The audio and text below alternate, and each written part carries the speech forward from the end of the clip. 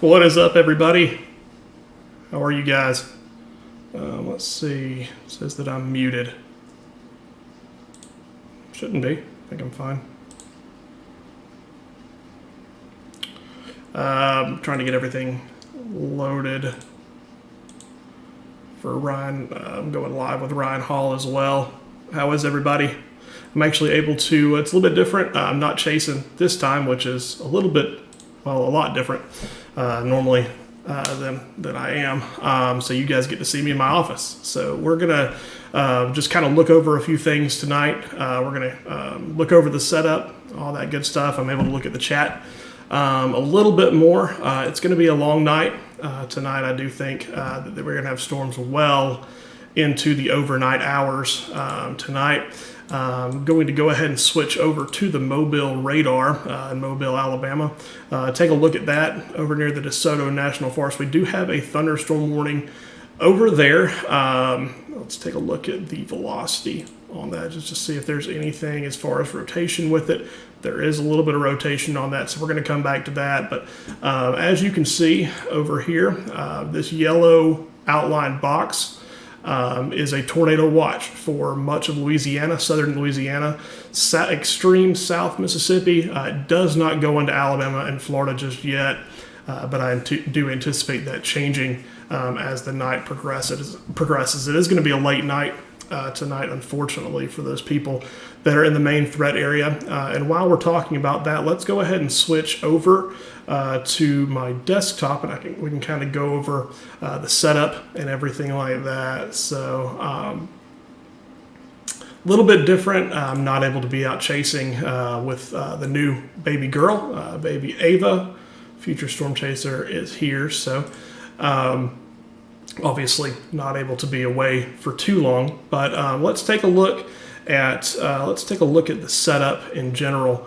So first off, let's take a look at this. I'm going to pull this up. So what I'm going to look at first is actually the SPC day one convective outlook. And as you can see right here, you've got an enhanced risk running from Louisiana all the way up into Mississippi, pretty much outlining that tornado watch area all the way down into Alabama and overnight in Alabama and the panhandle of Florida. You've got a slight risk that goes up south central Alabama, south central Mississippi, and then a marginal risk that goes all the way up into almost central Alabama. The reason for that is because the instability is not going to get too far north, and we'll go over that here in just 1 second. But you can see, as well as the tornado parameters, this was just updated a few minutes ago. The tornado parameters, it never did go moderate risk. I know people were talking about that on social media, thinking that it may go moderate. It did not. It stayed enhanced. Tomorrow is enhanced as well, I believe, with 10% tornado probabilities. We'll talk about tomorrow after today, though. So 10% hatched area, that means the chance of significant tornadoes in this 10% area. Does that mean that you can have a significant tornado in the 5% area? Yes, you still can. Those tornadoes do not care about what color or what line. Whatever's going to happen is going to happen. So anybody in this 5% and 2% area, you can see that it's a sharp cutoff because of that instability. But anybody in that area needs to keep alert throughout the night. I do know that it's going to be an overnight event, so people are going to be sleeping through this. We don't like to see that. Hopefully people leave their phones on, get those alerts so they can take these storms seriously. But in that 10% hatched area, that's going to be our main focus throughout the stream tonight. As far as significant severe weather with tornadoes, significant wind, it's interesting. I say that, we'll bring that up real quick. Pretty much over the same area for tornadoes and wind, all the way actually down into the Gulf of Mexico. So if anybody wanted to go chase and go rent a Sea-Doo or pontoon boat, go ahead. You could. I was looking at radar earlier this afternoon, and it's actually there was a huge. It looked like a very, very large tornado, waterspout over the Gulf of Mexico, south of the Louisiana coast. So thankfully, that stayed away from land. But we will go ahead and talk a little bit about some limiting factors that we're seeing so far. So first off, let's talk about instability. So you remember what I was talking about, how it's a sharp cutoff from where the slight risk is, marginal risk, enhanced risk.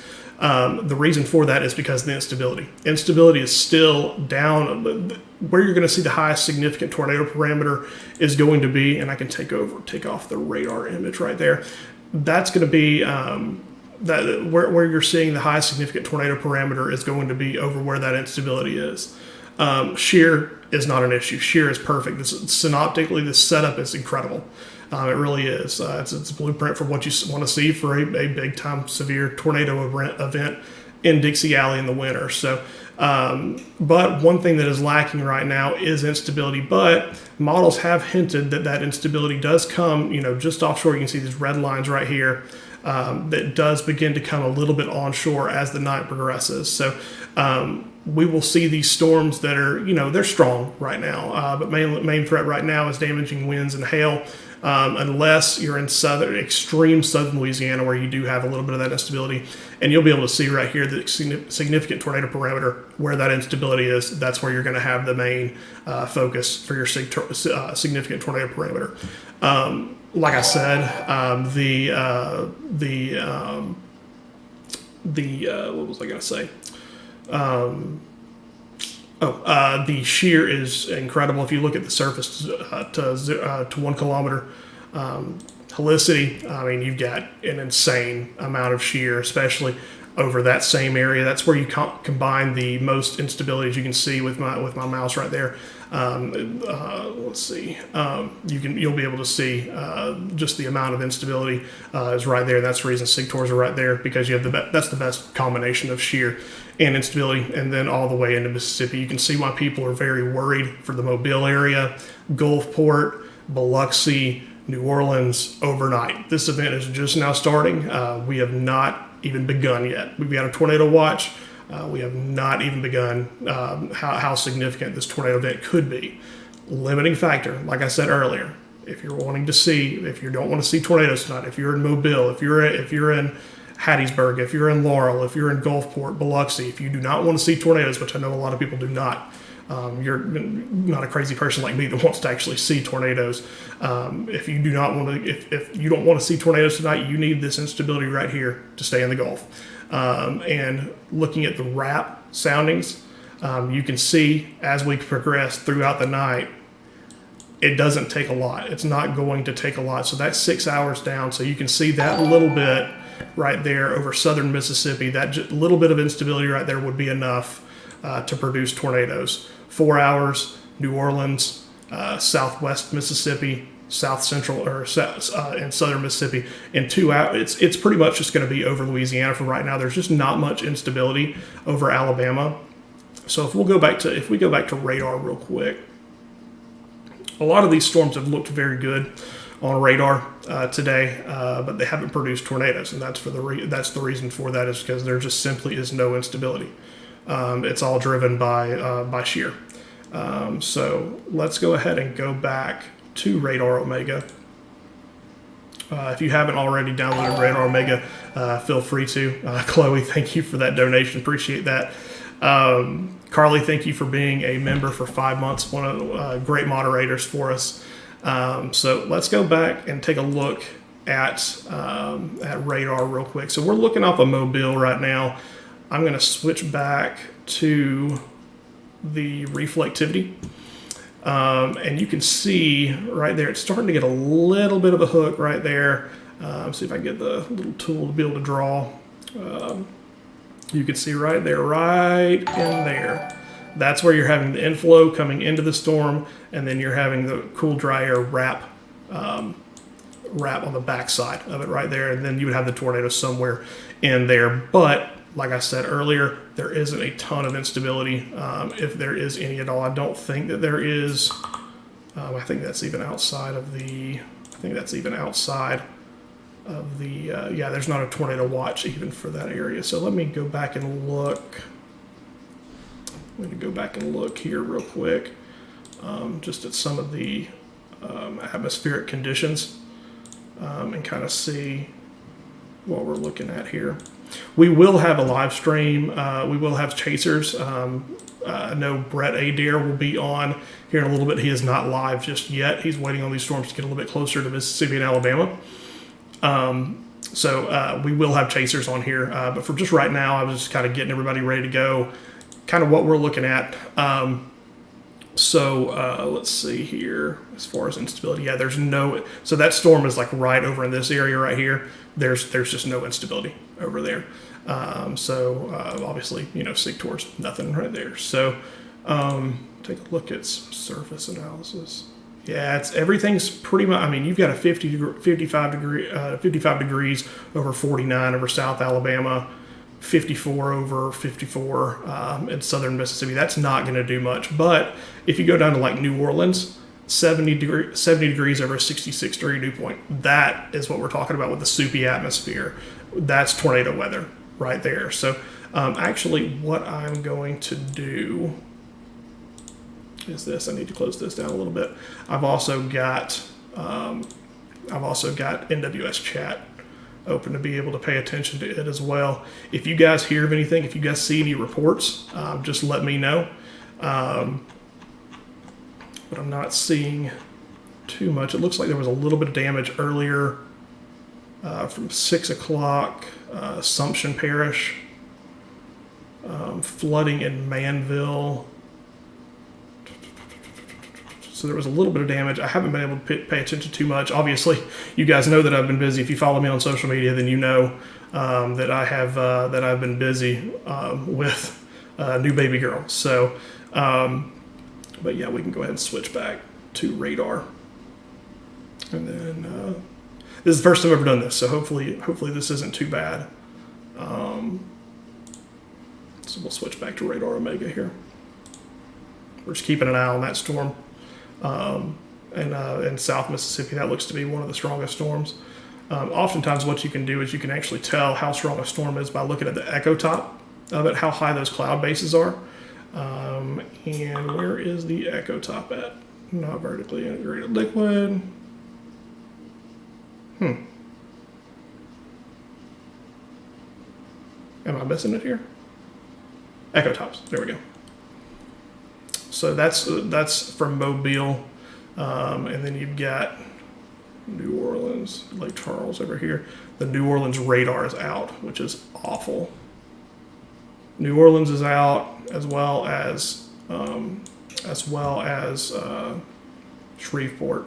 So that's going to make things pretty difficult. Just taking a look here real quick. We have a severe thunderstorm warning. I think that's just southeast of Alexandria. I'm gonna pull that up real quick. I can go ahead and turn off the watch box. You guys can see that. Obviously, the yellow shaded area right there is a tornado watch. Let's see here. I'm still trying to learn a little bit about radar Omega. So we'll go ahead and turn these off. We don't need watches on. We're worried about warnings today. So you've got that storm over here that's near Alexandria. Take a look at it. It's got a good echo top on it. It's just within this line right here. So you can see this big old squall line right here. All this jumble, as Ryan Carty would say, one of my chase partners, a big old conglomeration of cells. There is a chance of some embedded tornadoes within this. Obviously, there's so much shear that anywhere there's a storm, as long as there's even just a little bit of instability, there could be a tornado tonight. But what we're really looking out for is this right here. If you'll notice right here, this little storm right here, something that pops out in front of it near Crowley, Louisiana. Something like that, something like this. That's really what we're looking for that significant tornado potential. Another thing to mention is associated with this line, there's going to be extreme wind, especially as that instability does continue to come further north from the Gulf Coast. Let's see here.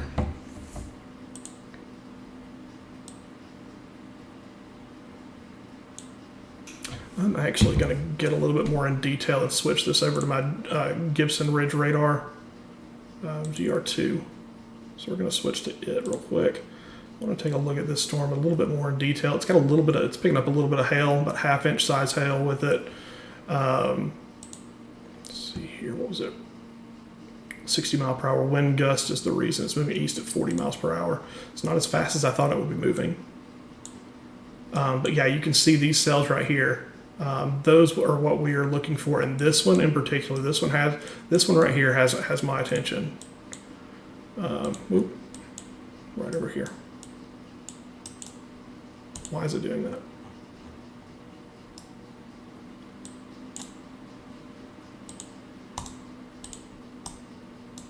Come on now, work for me.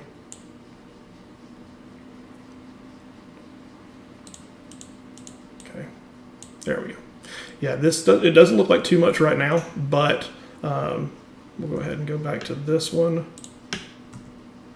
and then go to echo tops. It's starting to get a little bit of an echo top on it. It's up to 36,000 feet. You can see how high it is if you look on the bottom right here where it says ND. That's how you can tell how big the cloud top is. So 35,000 feet.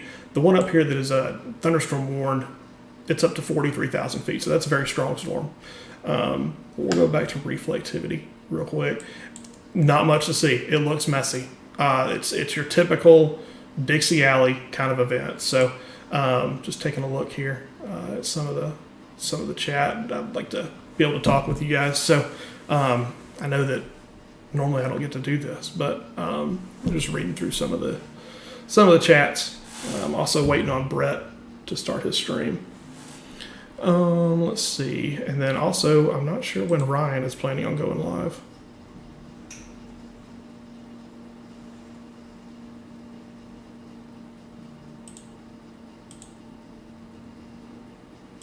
Why is it not letting me share my video? Weird. Okay. All right, let's take a look at some of these comments. Is this the real Brad? Yes, it's the real Brad. The one and only, the Storm Chaser, Brad Arnold. It's kind of weird being behind a desk and not out in front of it. Kind of weird being not out in front of it. That's the reason why I didn't go to school for this, because I didn't want to be, I didn't want to be the person that was forecasting it. I want to be the person that was out there actually experiencing it. So he looks different, not in the car under a storm. Yeah, I clean up pretty nice. Let's see, up to a foot in some areas. So I see your question about GR2 analyst versus Radar Omega. They both are great products. Both Radar Omega and GR2 are great.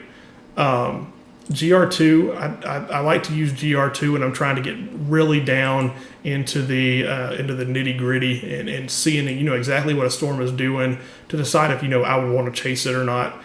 The bad thing about GR2 is that it uses so much data that it slows everything else down. So everything on your computer is powered to that. So it takes away from stream. It takes away from if you're on a web browser, things like that. Radar Omega has a ton of stuff. As far as like a actual radar app that's out there, there's nothing that beats it. I mean, it's got so much stuff in it. It really is incredible. Let's see here. Why is it looking like this though? I don't know. Let's see. Looking through some of the comments.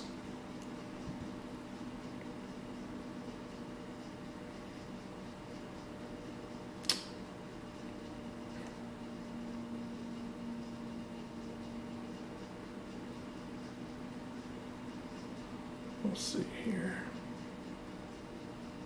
Yeah, let's give it up for our moderators too. By the way, they do a great job. I know they've been itching to try to be able to get me to get back out and chase. Check Discord. Why am I checking Discord?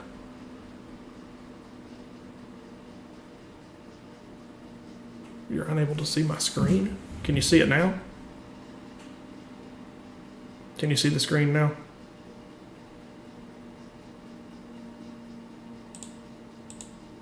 Pull up YouTube real quick. We're working through some kinks here, so.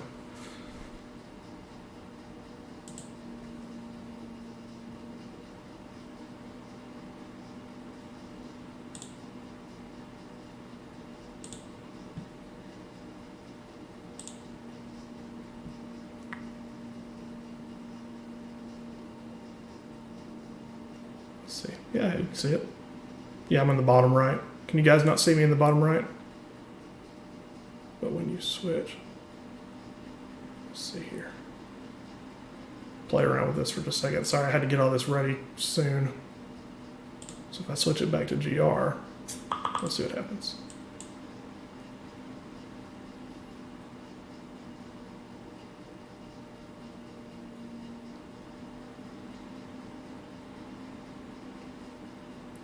Velocity. Yeah, I'm showing up right there.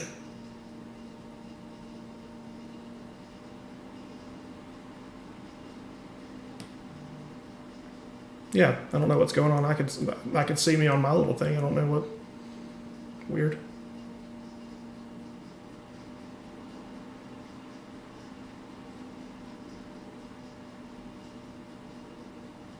Okay. All right. So everything's good then. Okay. All right. So let's jump into this a little bit more. I'm going to look at GR. Still got that severe thunderstorm warning. There's only one severe thunderstorm warning right now. It's over in Louisiana, over there north of Turkey Creek, moving northeast. So anybody in that general area, Bunkie over to Cottonport, need to watch out for that. That's a pretty strong storm with damaging wind gusts. Just some of these storms are just having a hard time really getting going.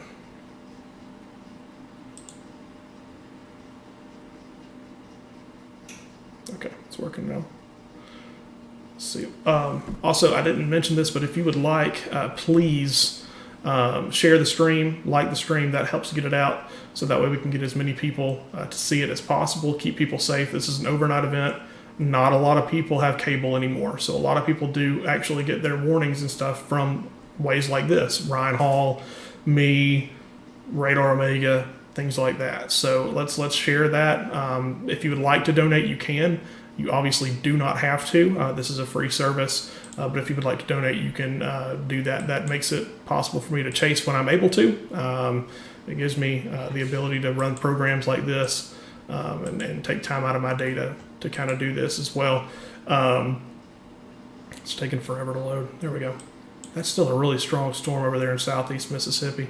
But yeah, if you would like to donate, all that will go. I keep a separate account for for expenses and things like that. That's what it goes for. So obviously we love members as well.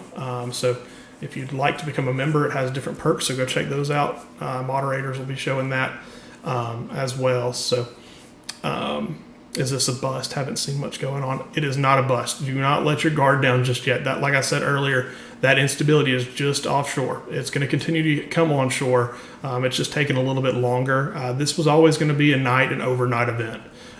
So do not let your guard down, please. Definitely do not let your guard down because once that instability does come onshore, we're going to see it. We're going to see those storms really light up, and that's when your tornado potential is going to be maximized.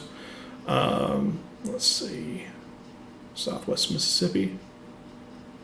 Yes, I will be on Ryan's stream as well, so feel free to watch that. I'm not sure when he is starting, but I'm already in there on the Zoom. Doesn't look like he has already started yet, so I'm not sure. Somebody in the chat try to. Why is my video not working though? Hey Trish, thank you for that. Appreciate that. Yeah. Also, another thing, if you guys want to, if you guys want me to for sure see a comment that you leave, as this event starts to get going and more people start watching it, it's going to be harder and harder for me to be able to keep up with it. You can do a little super chat. That way I get a notification saying that somebody sent that, and then I'm able to keep an eye on it a little bit better. But appreciate that, Trish. I know I've seen your name a ton. Appreciate your loyalty to watching us. Definitely goes a long way. He just got pushed back to 10 p.m. now. Good Lord. Well, we're going to keep going until... dang, that's going to be a late night for me.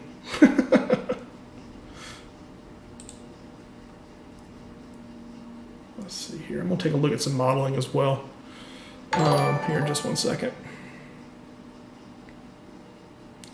Is that 11 p.m. at 10 p.m. or 11 p.m. Eastern or Central Time?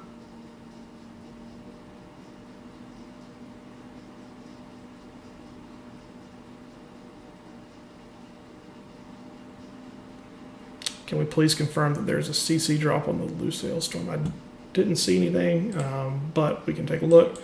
It does have a little bit. Let me switch that over. Okay, so that one is good. So go get off studio mode right there. Let's try to zoom into that. Let's get down to there.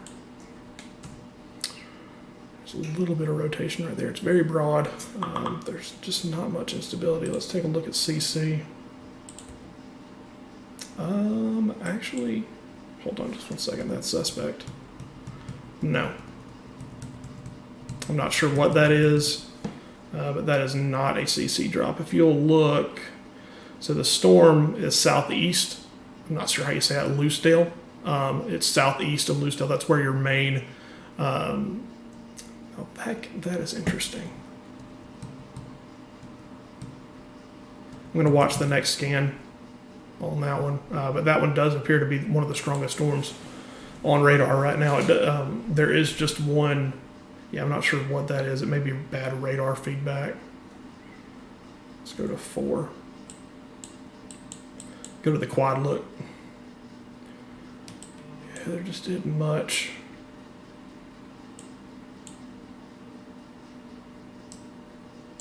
If there is any rotation, it would be right in this area right here. Right in that area. But it's just not, I'm not seeing too much right there. I know that the CC drop on that bottom right quadrant,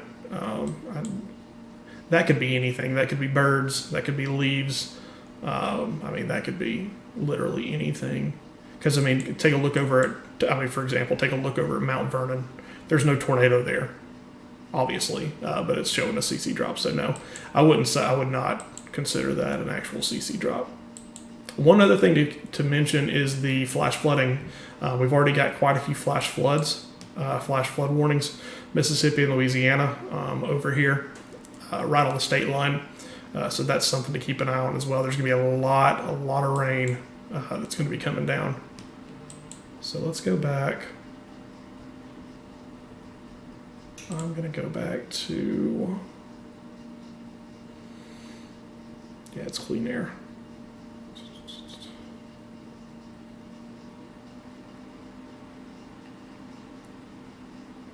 Hey Casey, everything is going great with the family. The baby girl is doing great. She cries a lot and changing a lot of diapers, so typical baby life. But wife is doing good. Life is good. Just wish I could be in 2 places at one time to be able to be out there and chasing this event. But you know, sometimes priorities. So we're gonna switch back to Radar Omega actually. And stop using so much data. Okay. All right, so we're going to go back there. And I'm going to pull up modeling as well. Still watching these storms right here. The ones that are out in front. That one right there. You got this one right here. This whole line. Something to keep an eye on. But so far everything is playing nicely. So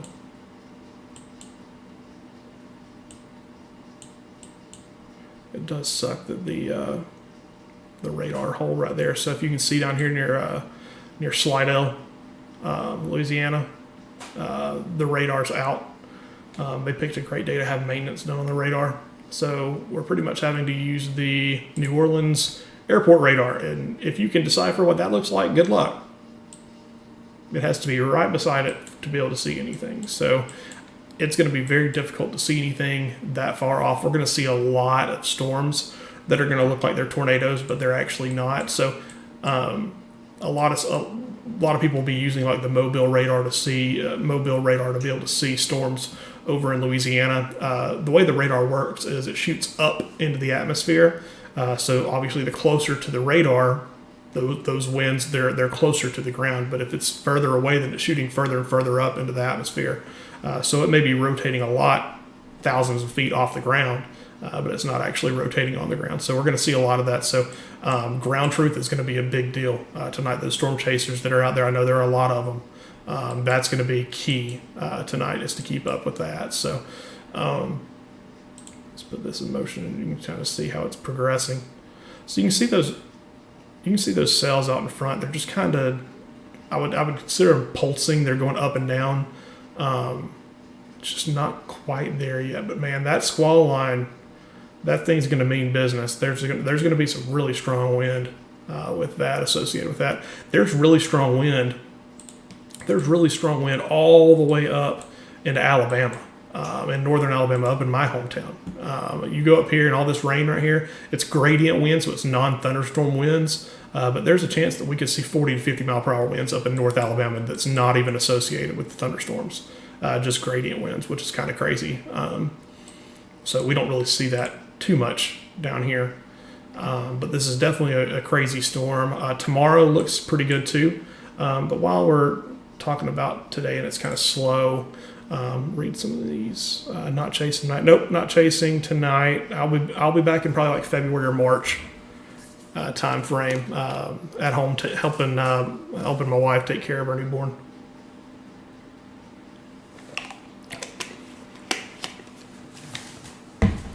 Our sails disorganized, losing tornado potential. It's just taking longer for things to get going. There will be very, very strong storms tonight. I have no doubt about that.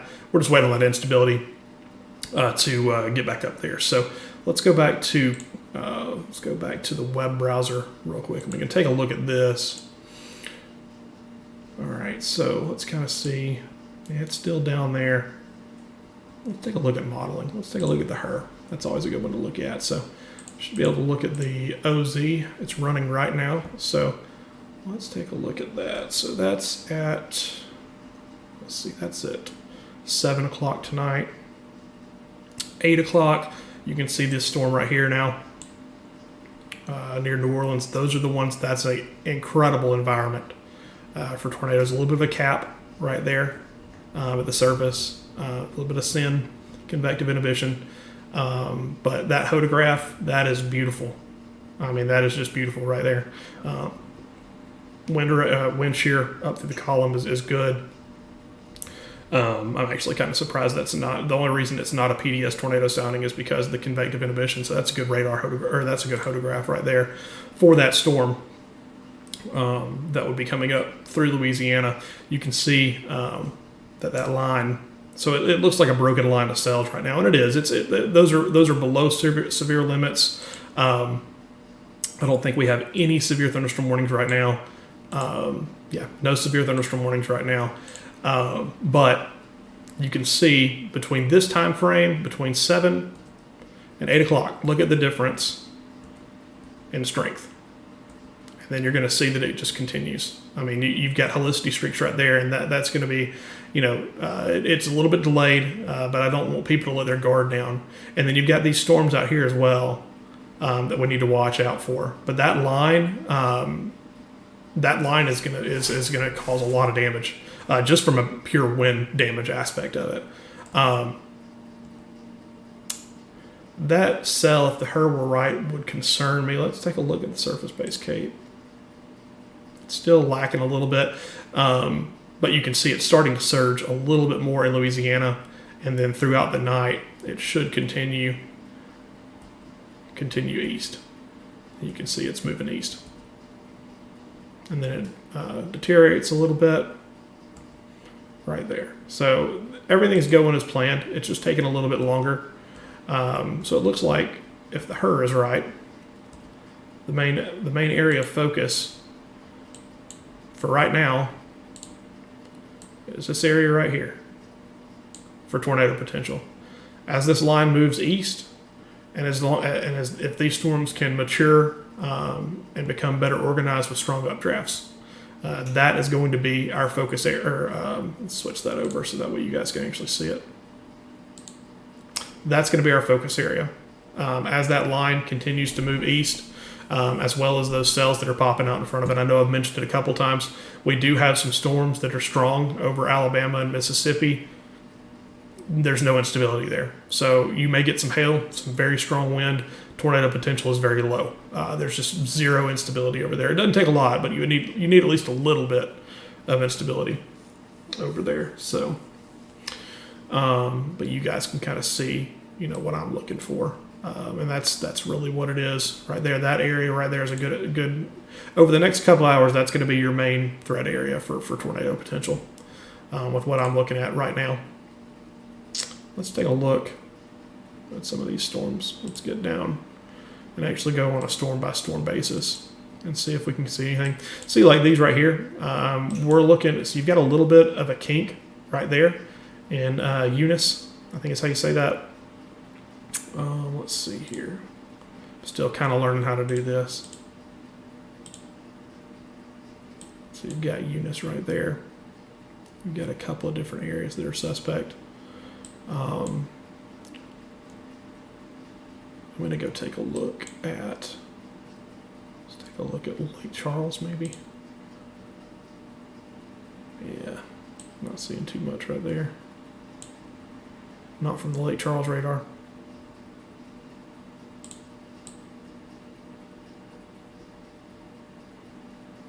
Yeah. Not seeing too much. I think that was just a bad radar reading because right there, that would look a little bit south of Eunice, but I don't believe that. I think we're just looking at bad radar right there. It's a little bit further away. Take a look at one of the live streams. Cajun Broadband in Broussard, Louisiana.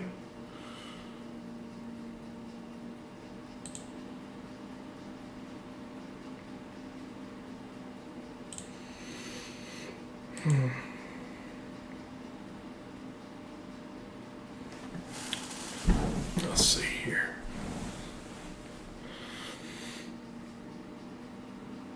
Once the storms do become better organized, we will have Brett Adair will be chasing with us tonight, so we'll be able to use him.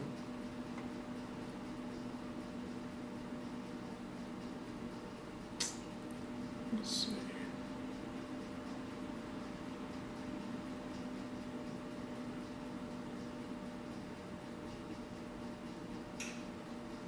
Yeah, good job, Dylan.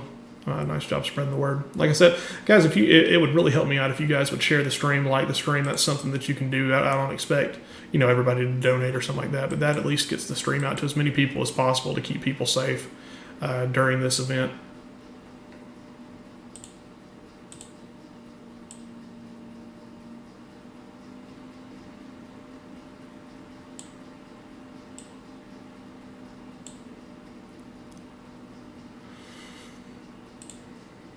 Take a look at some things. I'm not chasing because my wife and I just had a baby, so I'm at home helping out. I actually just fed her right before I started the stream. So Richard, thanks for subscribing, man. Appreciate that. We'll be back out chasing before you know it, though. It is a little bit different. I would much rather be actually out in the field, but sometimes things happen. So, but I wouldn't trade this for anything. It's been a fun time.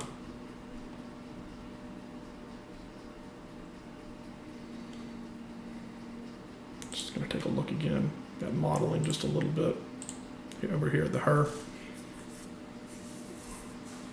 just to show you guys how much shear there is. I mean, it's maxed out.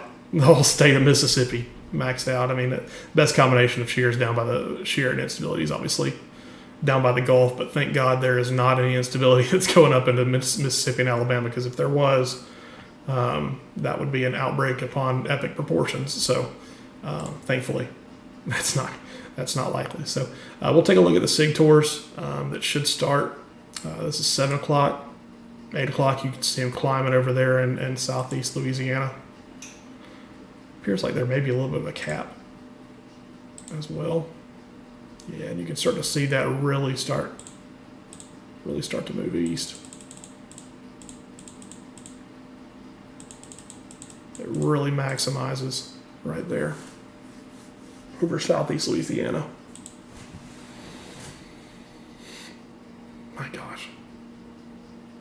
Jeez.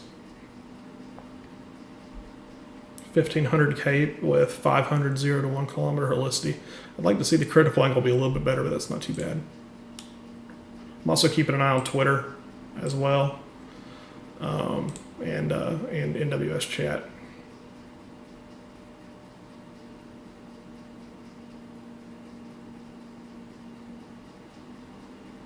Lots of reports of flooding. Lots of reports of flooding.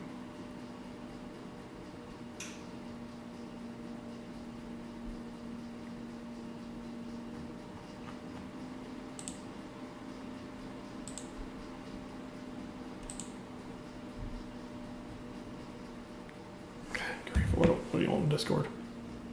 Possible quick spin up and touchdown where?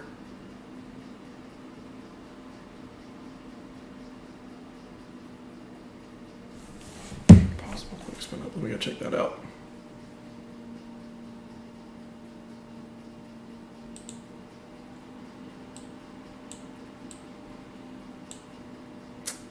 That one was the Loosedale storm.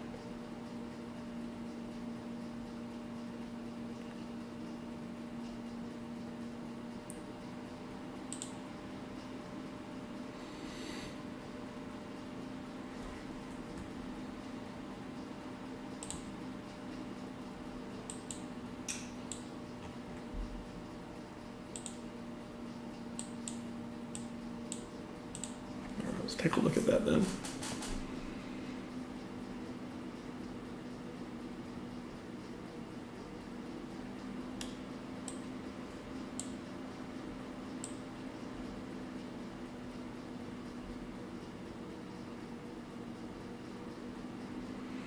Yeah, down, I mean, you got an appendage right there. The tornado would always be right there, but let's take a look at CC.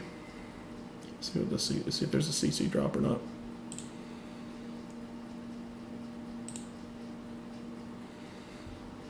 Let's zoom into it.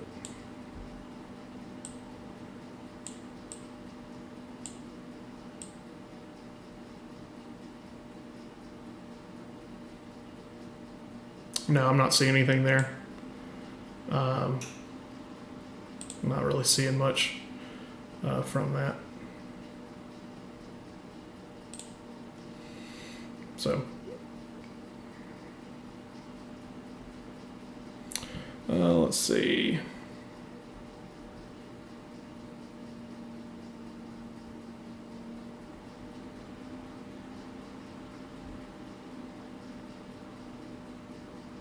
It was 2 scans, then gone.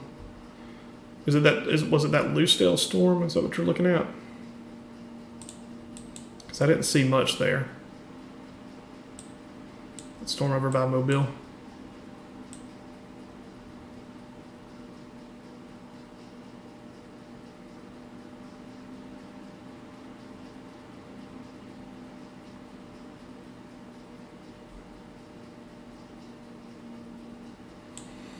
Not seeing anything there.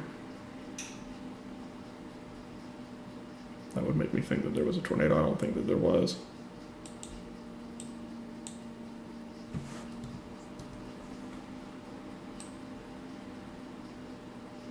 Yeah, that's, so if you're looking at this right here, that is not a valid CC drop, if that's what you're looking at.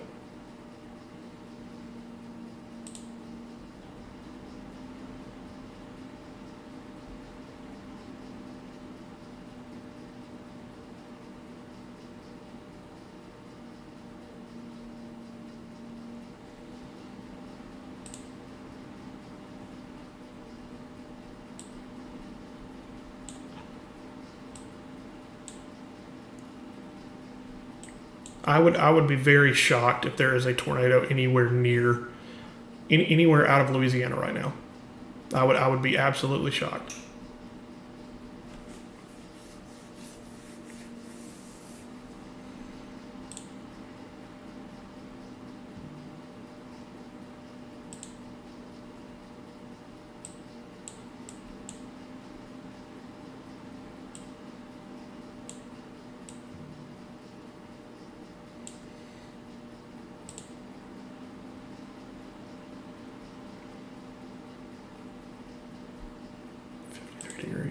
there a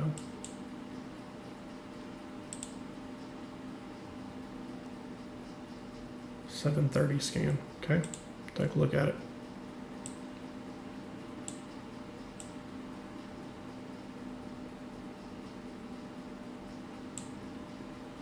Near 98.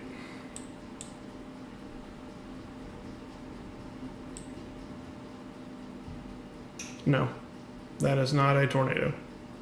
If you'll notice the CC, it doesn't go with the storm. The CC is actually going northwest. Yeah, that's not a tornado. Just a bad CC read. Notice all those pop up and they move northwest as the storm is moving northeast. So, no. Nope, no CC right there. Like I said, I'd be really shocked if there's a tornado in that area.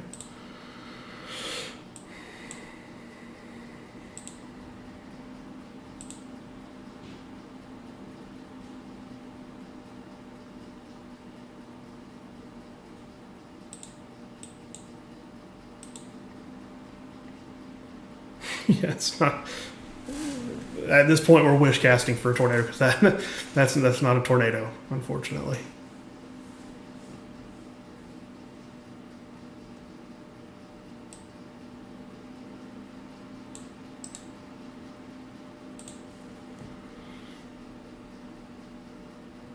Valdosta, what are you wanting about Valdosta? Are you wanting an update on Valdosta?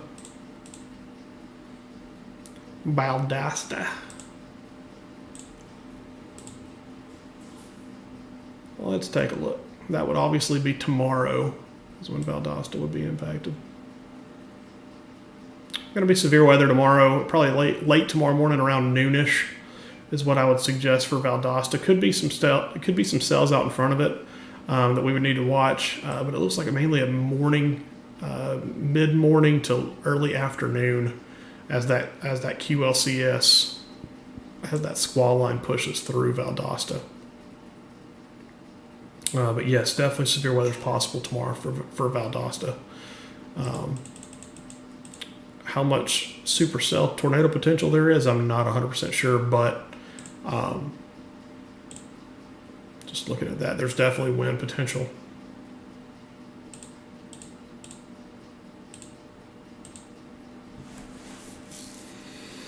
I'm going to try to jump into the models a little bit more.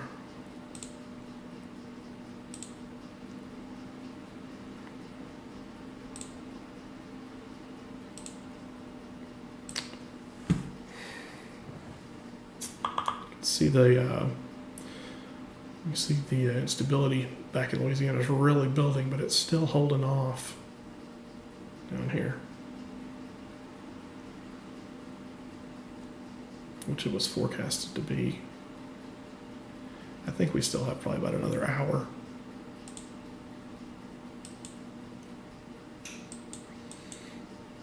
Like I said, anything that's going to happen, I do believe is going to be happening back in Louisiana. That's where the better atmosphere is. Could there be severe weather in southern Mississippi, South Alabama in the near term? Yes. Do I think it's likely? No. I don't think it's likely right now, but as that instability does continue to come on shore, I think that it will be more. Well, we also have a winter storm as well.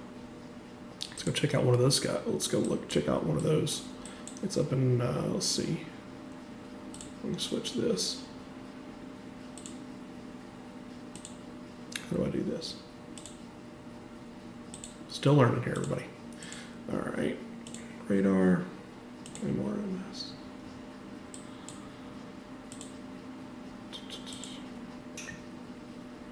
Let's see if we've got any cameras up here. No, the first one we have over there is that one in Burlington.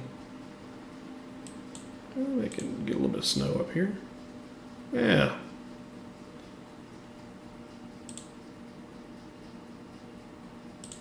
See a few snowflakes up here. Where's that at? Northwest Iowa. A couple of flakes coming down. 30 degrees up there. Don't forget, if you want to be able to watch Radar Mega, you can. Just download the app. Pretty cool.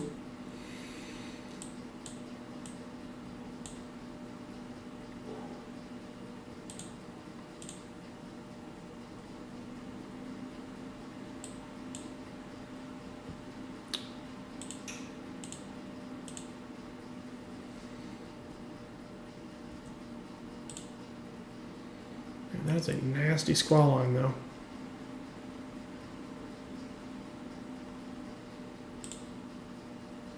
Just gonna look at velocity again. Make sure we're not missing anything.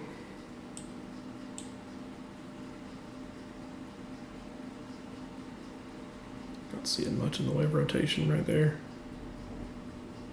Man, I don't know if you guys can hear it, but the wind at my house is absolutely whipping outside. There's probably 30 to 40 mile per hour wind outside my front door.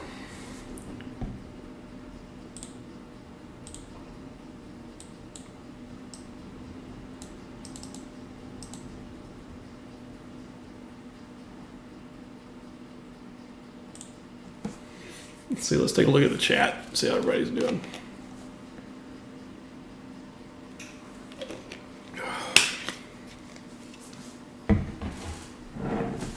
It's a little, enjoy it while it lasts, because the severe weather is going to pick up for sure here in a little bit. So just taking a look at the chat.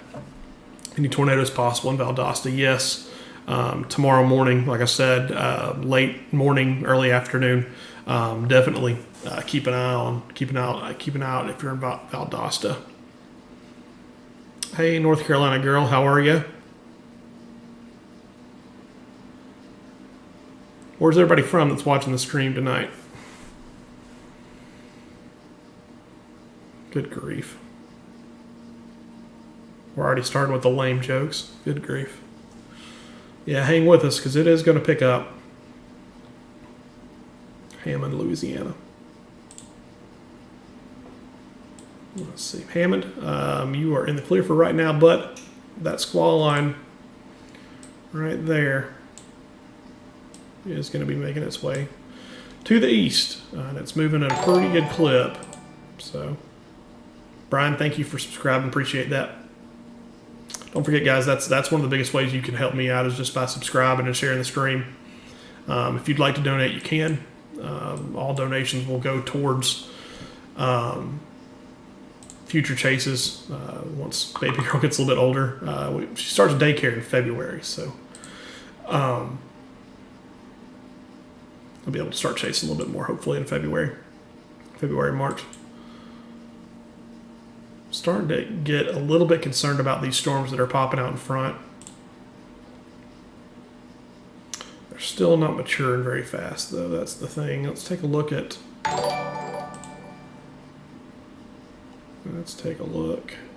those echo tops again. Typically, this is my cheat code. All right, so this one does have a good echo top on it. It's up to 42,000 feet, so that's a good looking storm. Let's take a look at that one, and then obviously you have this one east of Eunice, I think is how you say that. So that one and that one, those are the ones we're going to pay attention to. That one right there, and then this embedded supercell right here. Those are the ones we're going to watch. And then we're going to watch the east to the southwest of that storm as well to see if they can really get going.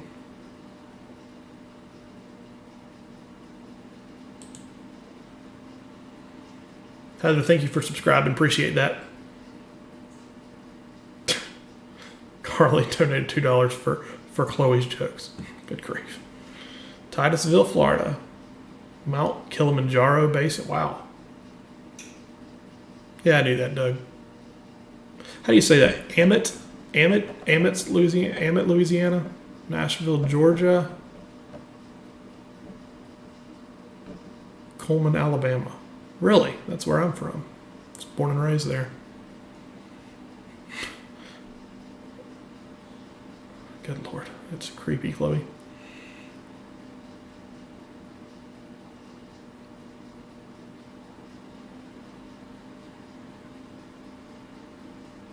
A lot of the same people that are here. I see a lot of names that I normally do. Rhode Island, that's cold up there. Good grief, Linda. Peoria, Illinois. How much snow are you guys supposed to be getting up there?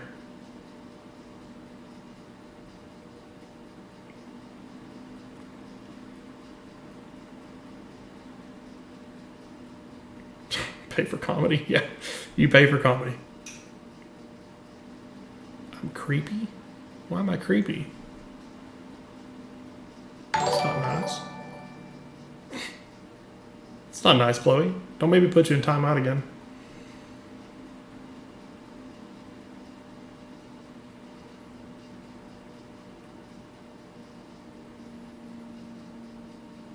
Let me go take a look at NWS chat. Kind of see what they're saying.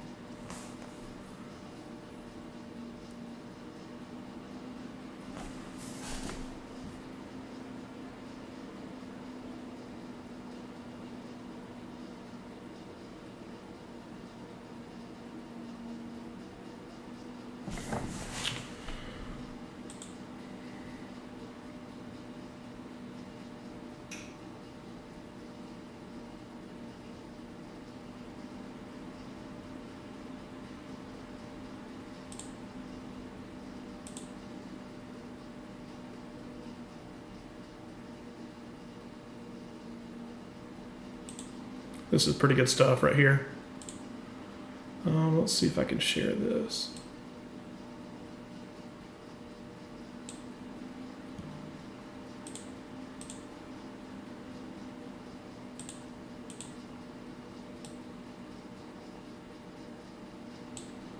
Okay, so this is kind of what they're looking at right here. As far as the setup goes, they're monitoring cells that are ahead of the line. This is National Weather Service New Orleans. Obviously, seeing the main squall line back there, round 2 approaching from the west. This is mainly going to be a damaging wind threat, but there are going to be embedded tornadoes in that as well. Indicate area that storms that cause flash flooding have exhibited in the east. We are close to monitoring the potential of cells developing along and north of I-10. Hazards tonight, damaging winds, a few tornadoes, some strong additional flash flooding. Okay.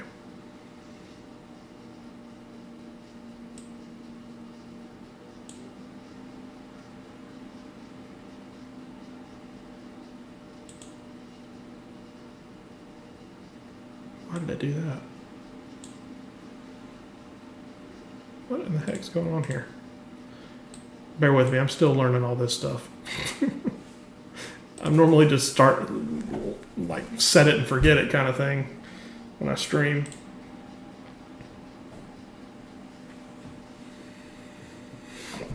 Let's see. Look at chat again. Houston. You guys probably got a lot of rain today. Thankfully, it looked like the severe weather kind of bypassed you guys. Tuscaloosa, Alabama. Roll Tide. Bless you. Cedar Rapids. Yeah, Dylan, the events April 27th, 2011 and May 99 are days that will go down in the record books for sure. Okay. Taking a look back here. I'm going to take this off. I don't want any more smoothing.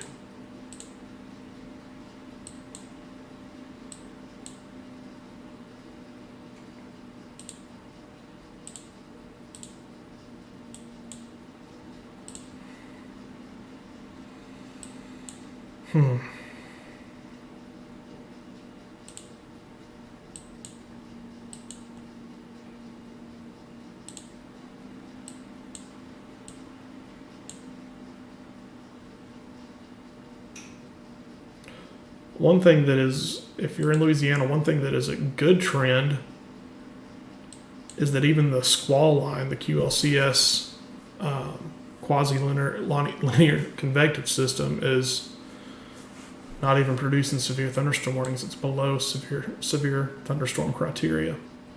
Picking up some areas of a little bit of hail in it, but overall,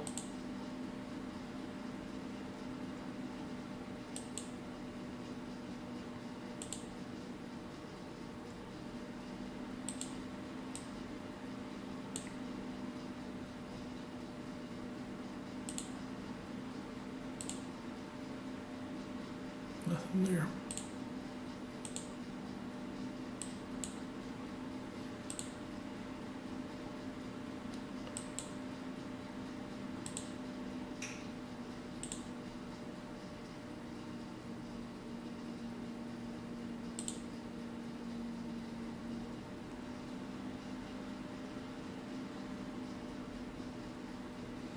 Panama City, Florida. That'll be overnight tonight. Let's see. Move my keyboard and stuff up here.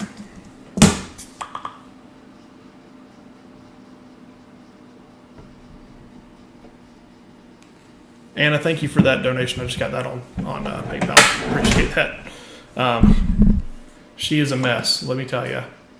She is a mess. She has messed up our sleep schedules, that's for sure. Transylvania County. Oh my gosh. Nacogdoches again.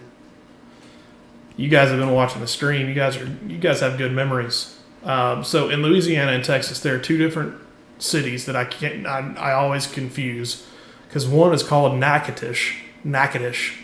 The other one is called Nacogdoches. And I never can remember, which one is which. You guys have good memories, though. Tough crowd. Let's see here.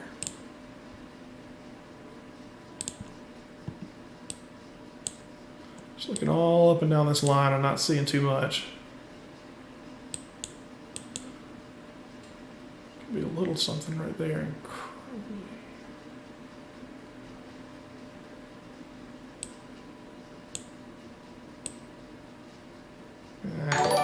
Maybe not.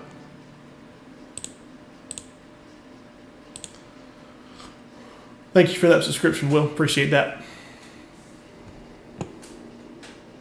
Griffin, Georgia. Kind of the same thing as Panama City. It'll be overnight, early morning hours.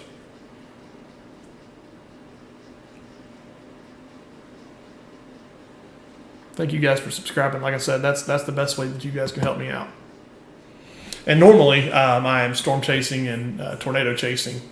This is a little bit different what we're doing tonight since I'm having to be from home. I'm working from my home office. So you guys get to see my face, which you never do. Normally it's just the camera in the open road.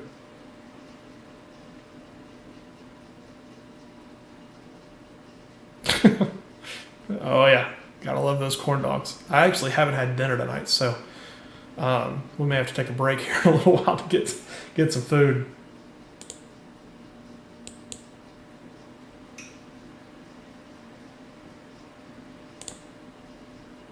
Zoom out a little bit. Still just kind of keeping an eye on these storms right here. Just kind of, like I said earlier. Nope, that's too thick.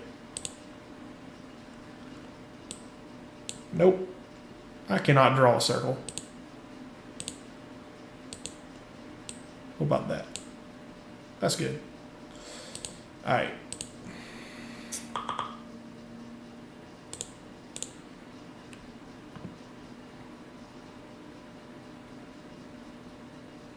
So it looks like New Orleans is going to extend the tornado watch past 10 o'clock p.m. Obviously, that needs to be done. Yeah, so far I would say this is a bust, but it's still early. We really just need. Let's go back and check to see where that instability's at. Appreciate that subscription. Thank you. Let's go back and take a look and see where that instability is at. So it's still down here in Louisiana. It's a cap there. There's a cap in place, which is probably the reason why.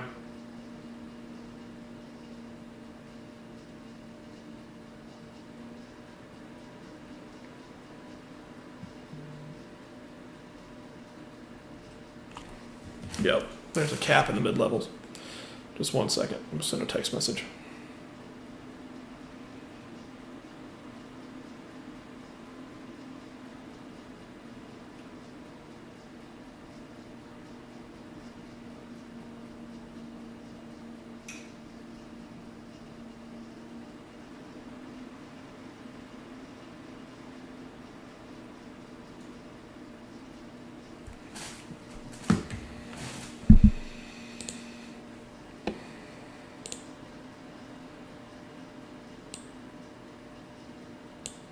I can look at it through here. We can look at models through here.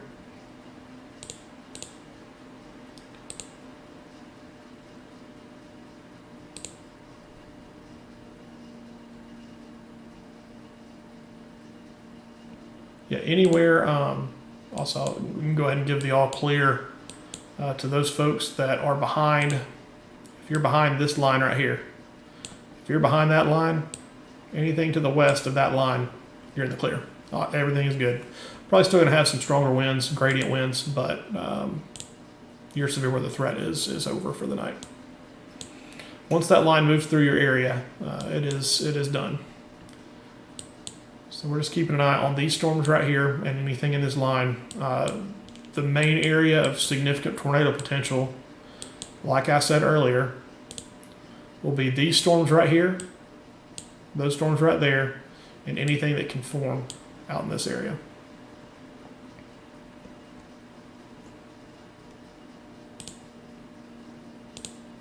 Or, crap, I'm just talking here and didn't even switch it over. What I was saying is, go back to here and I can draw it for you. Anybody that is behind this line right here, anybody that's to the west of this, wow, that is an awful arrow. Good grief. Anybody that's to the west of this line right here is in the clear, you're good. Still may have some stronger winds from gradient winds, but it's not going to be anything severe. Once again, what we are watching for main tornado development, these storms right here, and any storms that can form in this area over the next couple of hours. This area will shift east as this line gets closer, and we're going to start looking at for more from isolated supercell potential as this system continues to push east. But right now, this looks like the main area of concern right there. Delete some of that.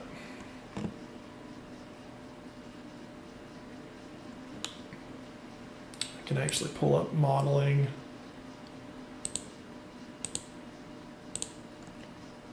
From this.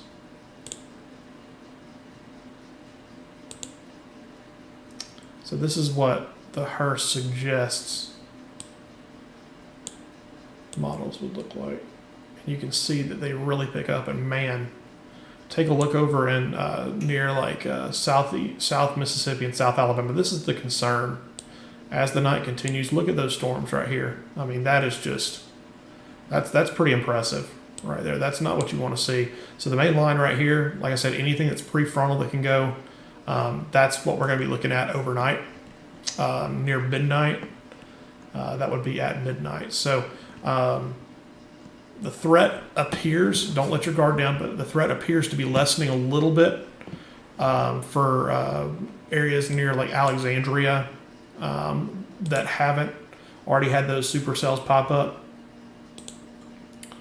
But once again, don't let your guard down. I'll switch back to radar real quick.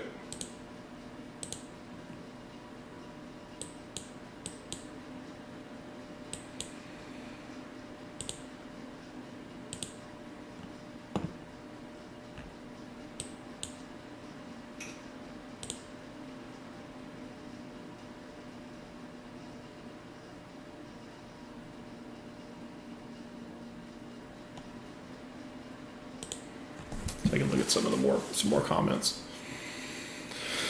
Is Florida going to be bad? It's too early to say.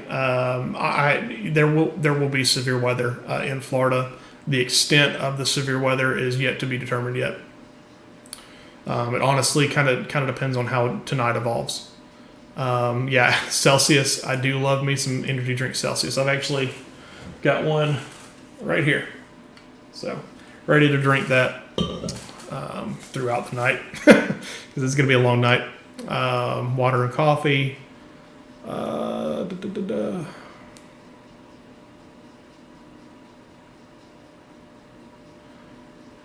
another statement out about overnight. I'll have to go take a look at that. When you suspect Slidell to get really stormy, that's going to be in the next few hours.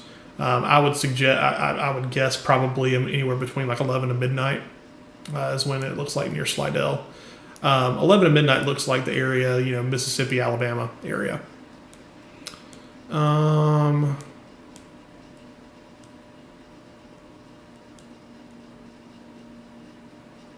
Giving you some drawing lessons. Yeah, my arrows are. Hopefully, you guys didn't get to see that. I think I didn't. I don't think I switched the screen yet. So hopefully, you guys didn't have to see that. Yeah, and also don't forget. I know I talked about sharing and subscribing to the channel. Please do that. But also, you can join our Discord. That's where you can catch up with other weather weenies and folks like that. That like to just talk about weather, even when there isn't a huge event going on. How's tomorrow's look? Is it going to bust? Is that a bust also potentially? You know, any type of setup can bust, but there will be severe weather. Will it be a large-scale tornado outbreak? That's impossible to say until you wake up in the morning and you look at the mesoscale features and things like that. That's really what makes tornado outbreaks happen, are those small mesoscale details. We won't know those until later on. So even then, I mean, it's within an hour or so of the storms coming into Louisiana, Mississippi, and we're not sure what's going to happen. I mean, will it decay? Will that instability, will it surge north?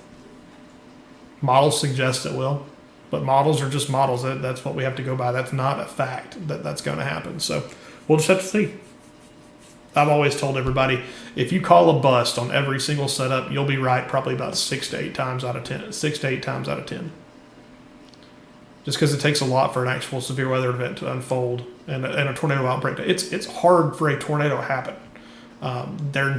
That's why people chase them. It's tough. Like it's the thrill of the hunt because it's not that likely. It's tough to make. You have to have the perfect conditions to happen to have a tornado. Sometimes it happens, sometimes it doesn't. All we can do is look at the models though and kind of see how they're evolving and stuff like that. Yeah, tornadoes at night are definitely more deadly because people aren't paying attention. People go to sleep. They think everything's fine. Like tonight, a lot of people are going to let their guard down because they see, you know, that the storms are, you know, they're just strong. They're not severe yet. So they're going to go to sleep thinking that everything's good. That's not true. That's why I'm trying to get the word out because at some point these storms are going to strengthen to severe limits. And when they do that, those people need to be able to have a way to get warnings.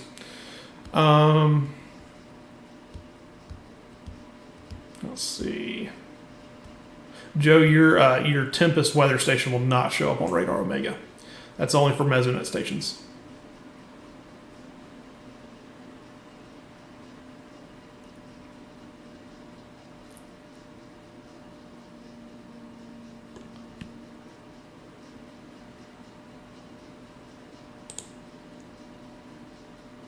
Take a look back at Mobile real quick.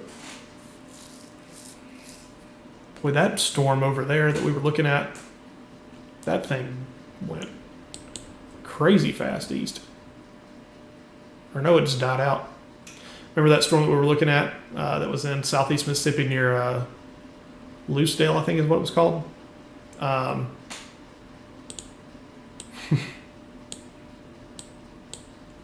This is how it started. You can see right there. This is how it ended. They just don't have any instability to work with over there. That's what I'm saying. In Mississippi and Alabama, I think you're good. For right now, at least. We got a pretty strong storm near Evergreen. It's working its way east. Let's take a look. Let's see if we've got any video from here. I don't think so. No. No cameras. No cameras over there. Let's zoom out and take a look at the whole thing. And you can see how big of a system it is.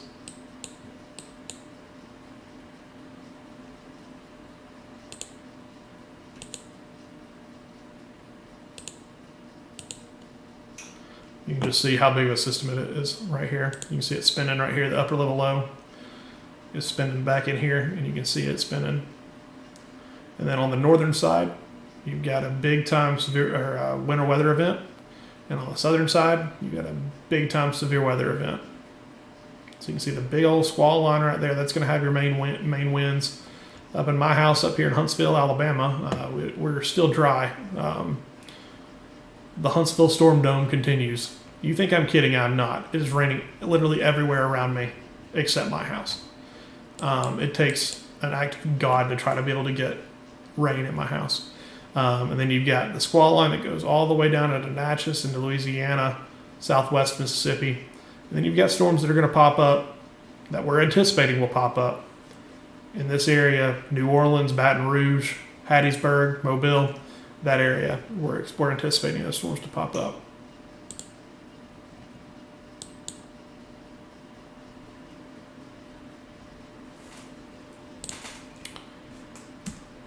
Let's switch back to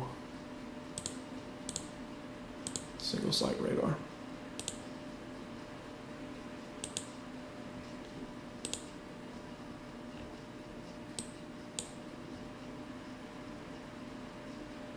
There are definitely some strong storms there. That line does appear to be intensifying. Let's see.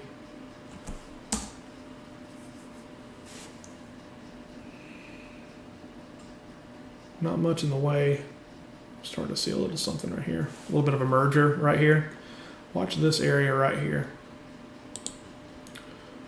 This area right into there. That is something that I would be watching for.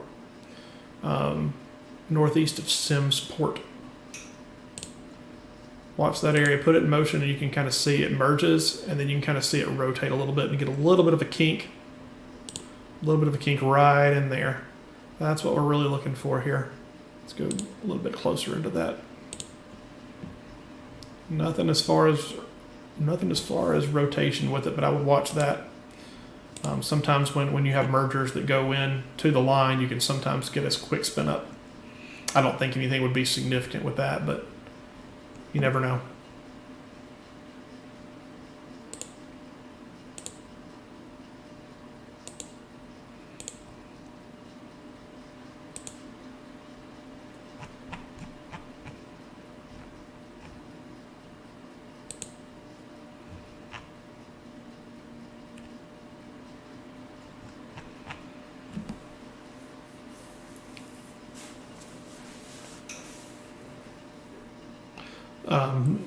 Just reading through National Weather Service chat from Mobile, they are still concerned, very concerned for a severe weather outbreak. So, like I said, this still has a long way to go. It's been a little bit of a slow start, slower than I anticipated, not going to lie with that. I anticipated that we would have thunderstorm warnings, severe thunderstorm warnings, tornado warnings going on right now.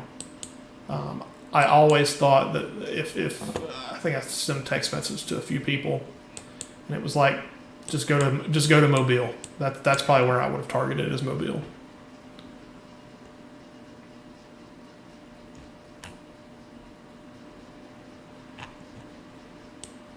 You got some of the chasers that are coming over from South Mississippi right here.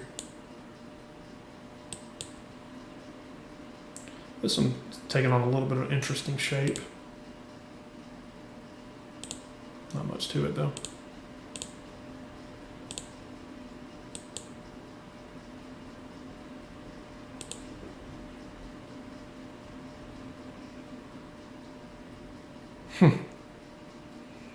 Yeah, that's very true. Anytime that there are storms in the south, it always seems like it's Hattiesburg and Laurel that are right in the crosshairs of it. For whatever reason, that's just kind of how it is.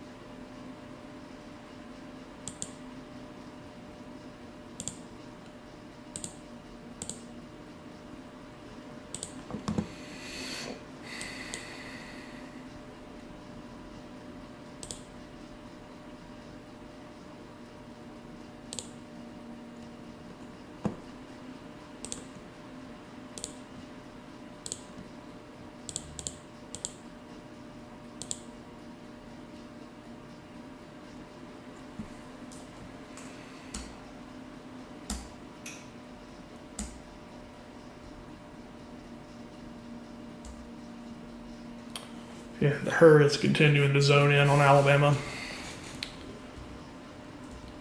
Right at about 11 o'clock. Yeah, this could be a late night.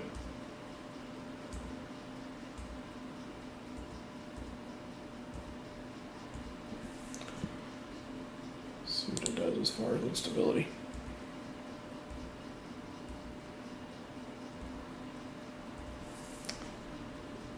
Compare that to the OZ, about the same.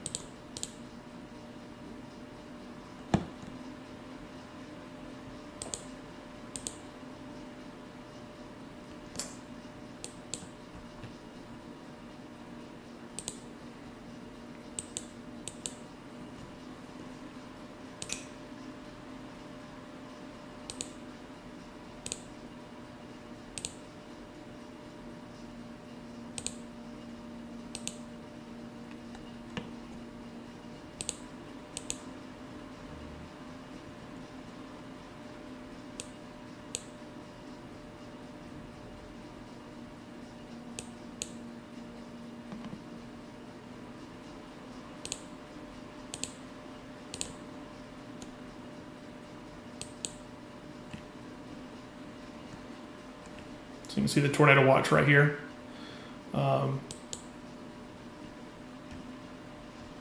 For most of extreme southern Mississippi and southeast Louisiana.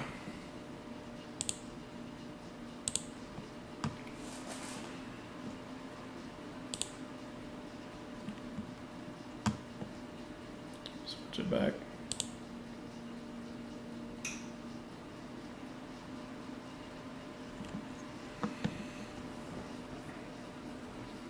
You bet, Aaron. I just wanted to be able to get on and help out where I could.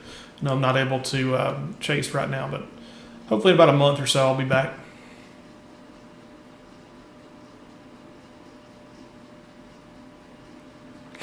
Brad, I get it. I'm still learning all this. I put this together in about an hour and a half, so hopefully it looks pretty good for you guys.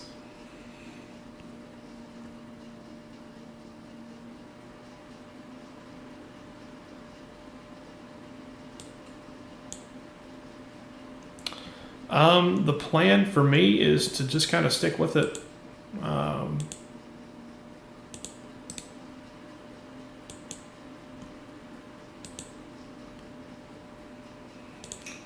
We're just going to stick with it, and we'll see if anything can happen with it or not.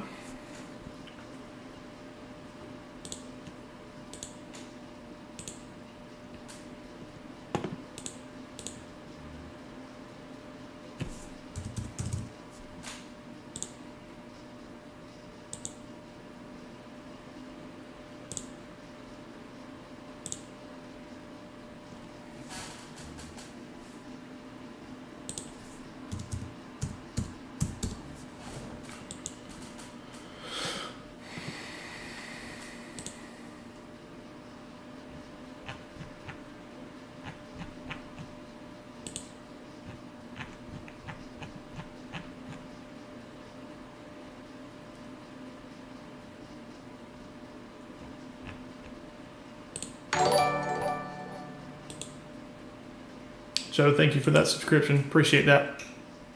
Also becoming becoming a slight risker. Appreciate that. Thank you very much. Yeah, if you guys want to, you can become a member. Enjoy those perks. They really get a lot better once we start actually storm chasing again. And like I said, that's going to be in like the February, March area. I'm at home right now with my family. That's where I need to be, helping take care of my new baby girl, and then we will be hitting the road again. What was I looking for? Ah.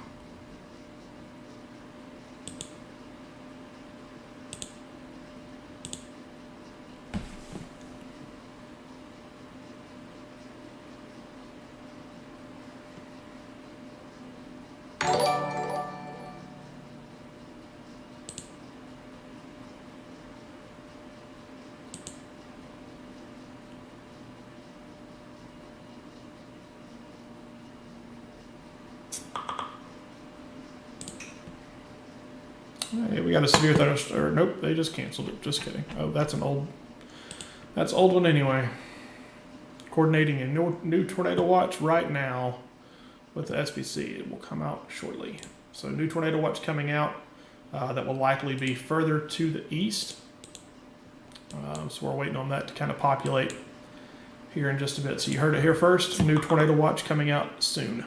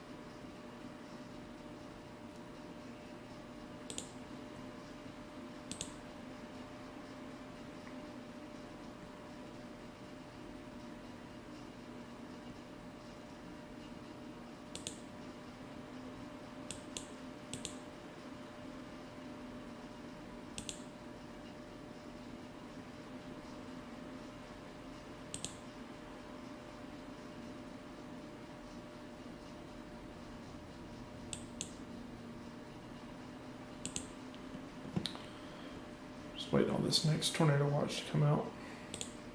Interested to see where they're going to be putting it.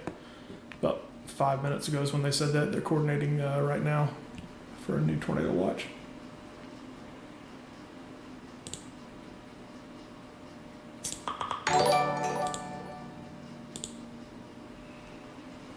Colin, thank you for that subscription. Appreciate that. Need to worry about more of the ice than do for tornadoes. Yeah, that's a big winter storm up there. I honestly, I'm from the south, so I don't really care that much about winter. I'm just being completely honest. I hate it. I hate cold weather. I know there are some people that are like me that hate it as well. I never got into it. I will cover winter weather occasionally, but I just never. It's not really my thing. I know a decent amount about it, but it's not really my thing. I mean, we can take a look at it. But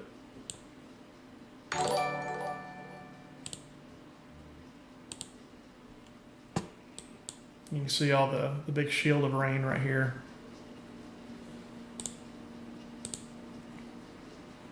And you can see the blue where there's snow, very heavy snow near Dodge City right now. They're probably getting blasted right now with snow. And then it quickly changes over to rain in Illinois, but that is going to change to snow as well. See if we can still see a few of the falling snowflakes.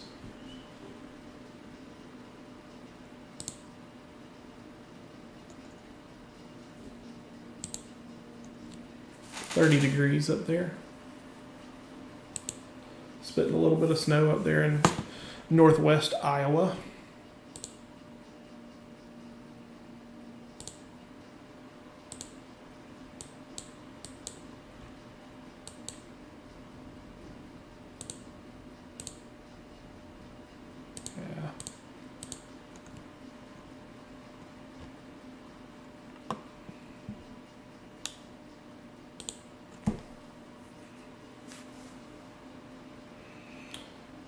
At the moment, none of these storms really concern me too much from a tornado perspective.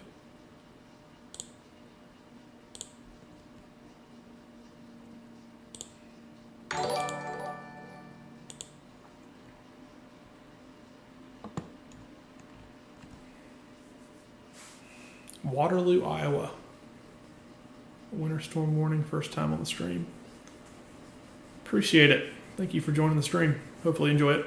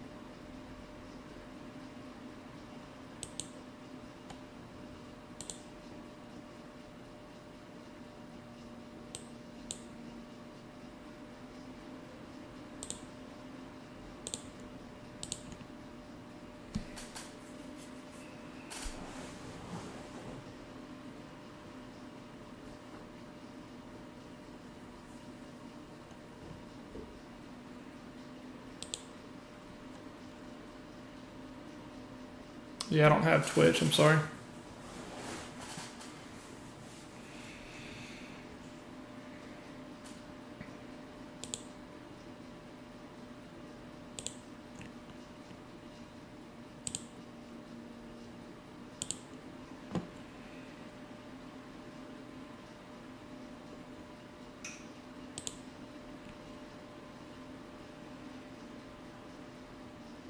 And if there could be a storm right there, there's just...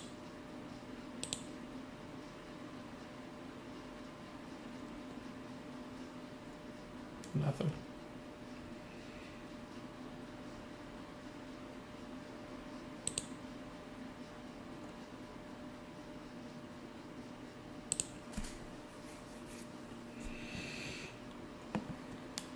See the low cloud deck right there. Another thing, if you're chasing, it's going to be really hard to see a tornado because it's going to look like the whole cloud's on the ground.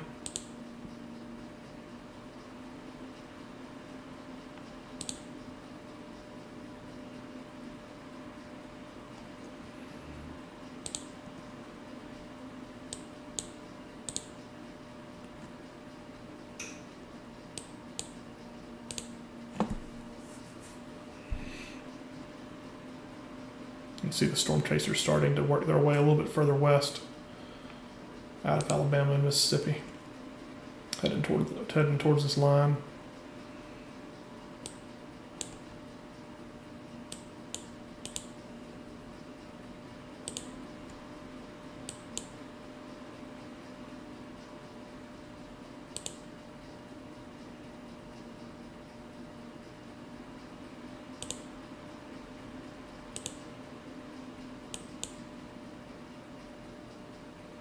Yeah, that new tornado watch that's going to come out,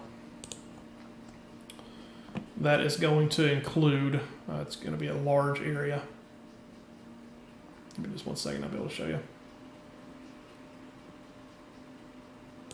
Let's see if I can pull it up on mesoanalysis and that way I can show you. Or not mesoanalysis, but mesoscale discussion. Let's see, where's that at?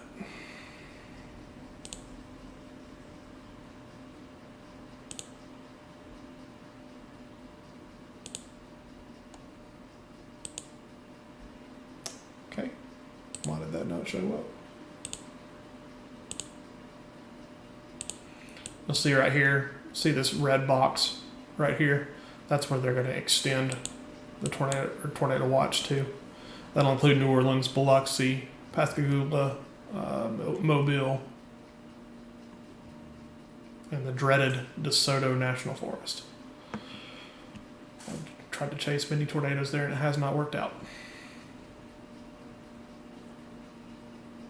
So clearly SPC and NWS are clearly on the same page, that they're thinking that as these continue to move east, you are going to have cells, once this cap weakens a little bit, you are going to have cells that are going to pop up in front of this line, as well as the main line that's going to have these embedded cells in it as well.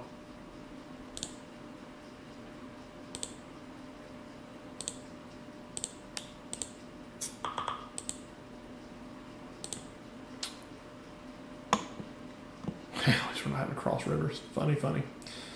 Let's see. All right, new tornado watch was just issued, so we'll see it. We should see it pop up here in just a little bit. Just released on NWS chat.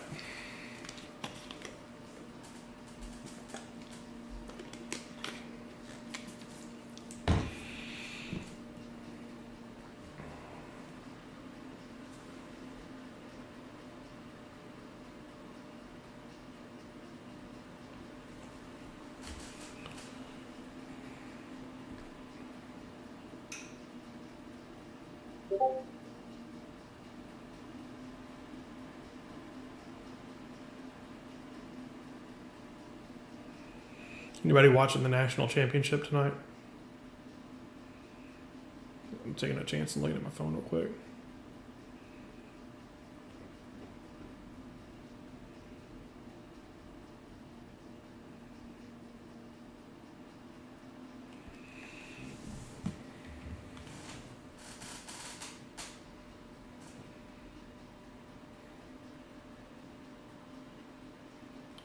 If we can pull this up and actually start to see a little bit of lightning.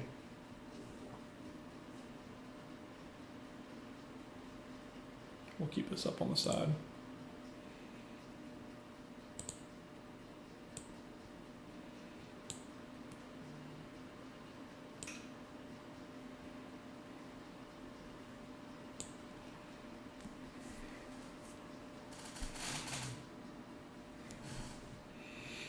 Flash flood warnings coming for these cells up here. This is definitely becoming the dominant cell north of Lafayette, Louisiana. Definitely becoming the dominant cell. We're starting to see a little bit of an increase in strength with that. You can definitely, yeah.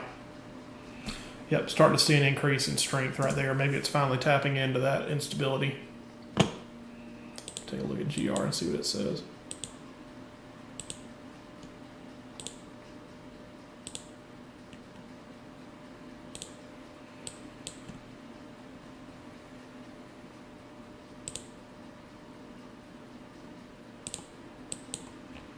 Yeah. That storm right there is looking pretty good.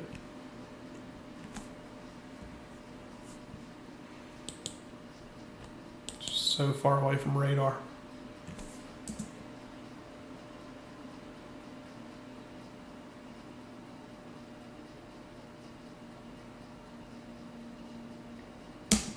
Definitely some very heavy rain and a lot of lightning. You can turn the lightning display on with it and you can obviously see lots of lightning up and down that line.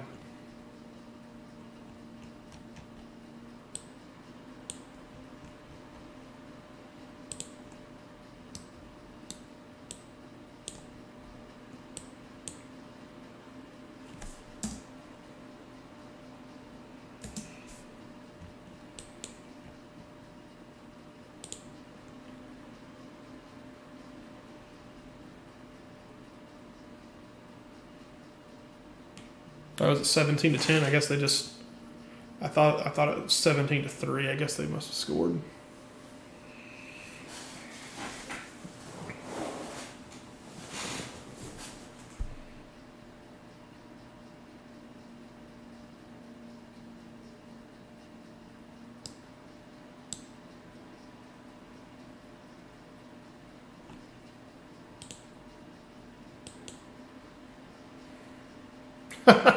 Crap. I didn't even know I was on that Zoom call yet, Andy.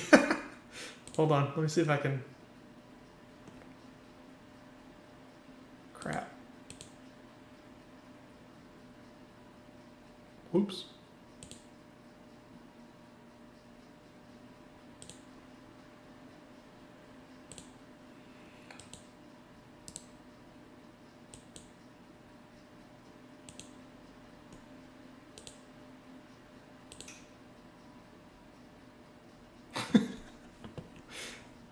My bad on that. Let's see if I can. I don't know why I did that.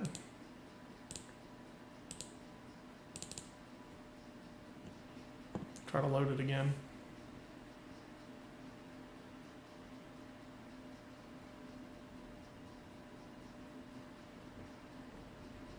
No wonder it wouldn't let me use my video. It hadn't updated. I wonder if that's the reason why.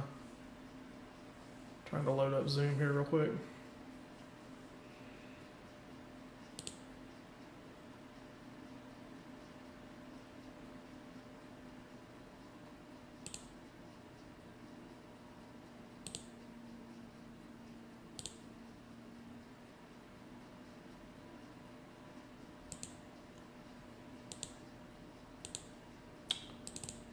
Just a second, everybody. We've been picking up a little bit of hail on that storm. Yeah, Ryan is going live. I think last I heard he was going live at like 11, 10 or 11. I think it's 10 Central Time.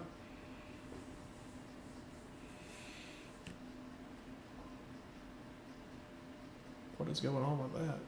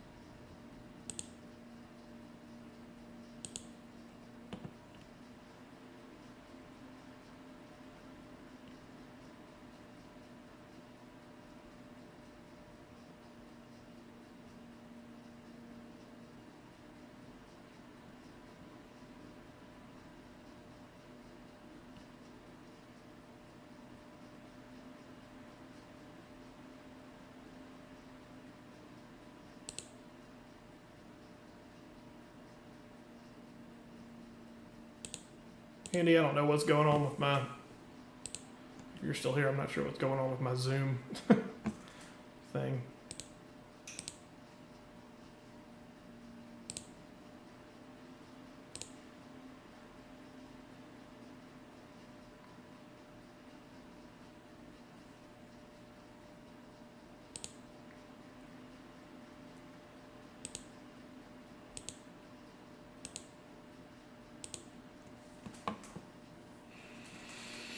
Starting to see even a little bit of hail in these storms.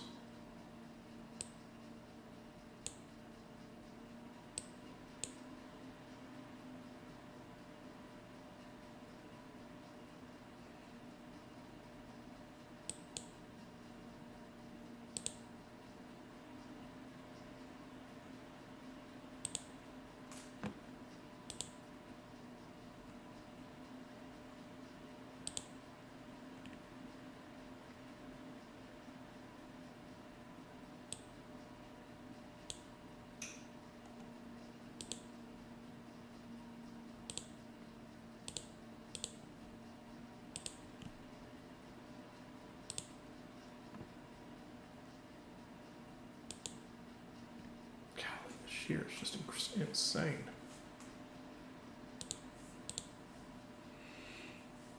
So right now the significant tornado parameter puts a bullseye over southeast Louisiana, but there's just nothing forming over there.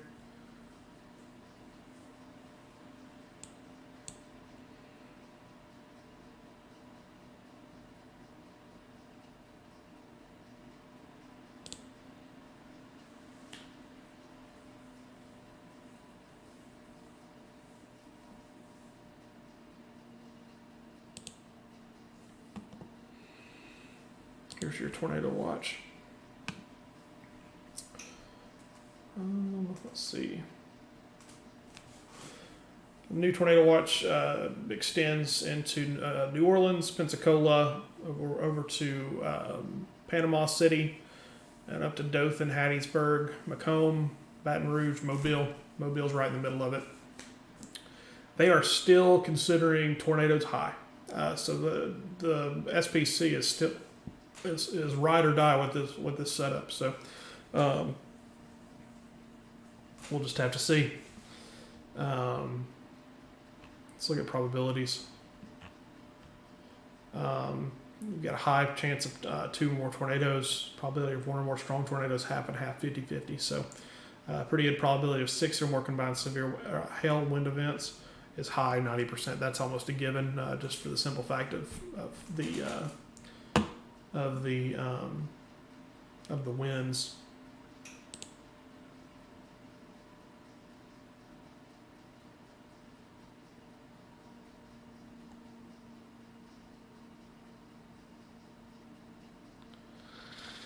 Oh my goodness.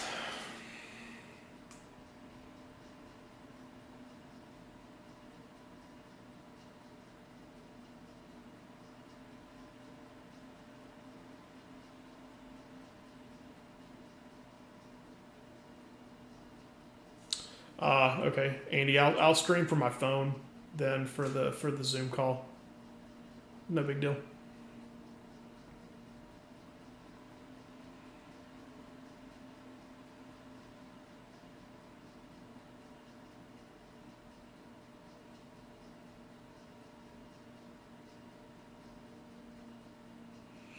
What was my tornado of the year last year? That's a good question. I was started out the year really good, and then the severe threat really calmed down after May and June were not as great as they normally are. Tornado of the year was probably the day that we got the Houston EF3. I think Deer Park, I think that's right, over there near Taylor Landing. We got that really close to intercept. And then obviously, like, you had Selma, that was earlier on in the year. But yeah, a lot of good tornadoes last year. They were just earlier on in the season, a lot of Dixie tornadoes. So the year before it was better for for like photogenic tornadoes. But last year, it started out really fast, but it didn't really didn't continue into May. So it goes until 7 a.m. Central Standard Time. Primary threats include several tornadoes, likely with a couple intense tornadoes possible. Scattered wind damage, likely with isolated significant gusts to 75 miles per hour. Scattered large hail events of 1.5 inches in diameter. A squall line is expected to strengthen while moving eastward overnight from Louisiana, southern Mississippi to southern Alabama, and western Florida Panhandle closer to sunrise. The storm environment will be favorable for rotating storms within and just ahead of the line, with the potential for a couple of strong tornadoes. Damaging wind gusts of 75 miles per hour. Yeah, so nothing we didn't know.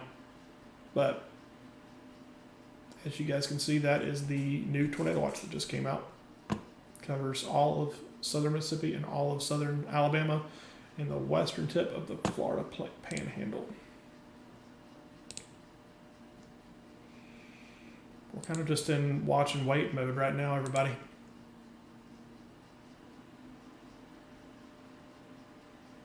Yeah, the Kyoto EF3 or EF4 tornado was incredible. I got a small little bird fart tornado in Illinois that day. I kind of was in between the high risks. I couldn't quite get to Iowa.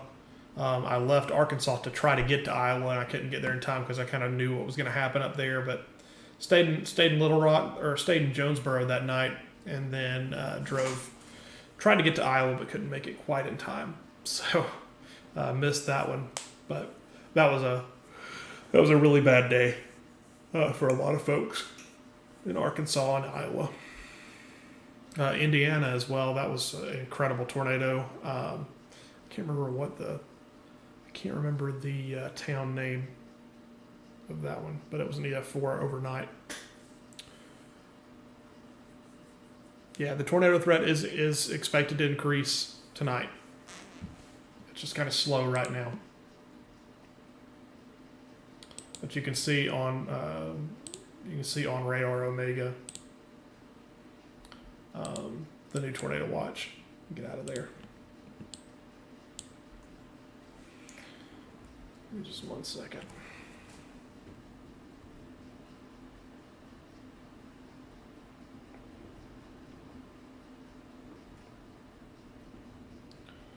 I'm going to try to pull up Zoom. I think I still have Zoom on my phone. Maybe I don't.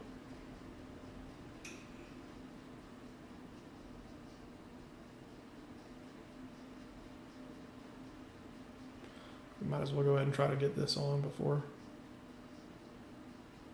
we start up with Ryan Hall here in just a little bit.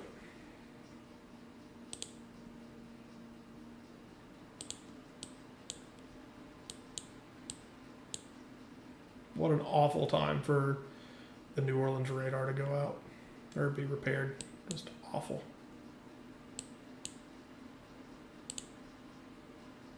Because it's literally like you can't see a thing. Brookhaven, like if there's a storm in Brookhaven, we can't see it. Literally. Cannot see it. Mobile, nothing. Literally nothing. So hopefully there's not a tornado there tonight. If there is, we're in big trouble.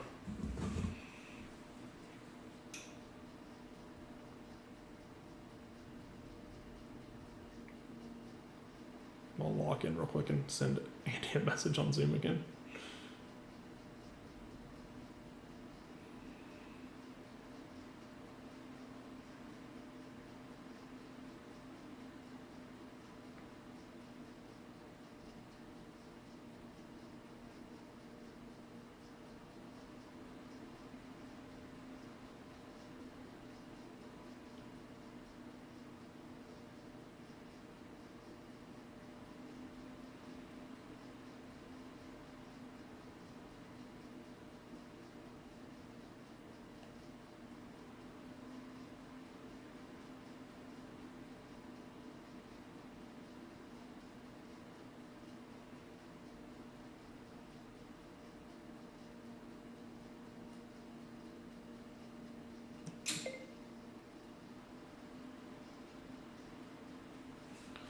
Okay, so that's ready then.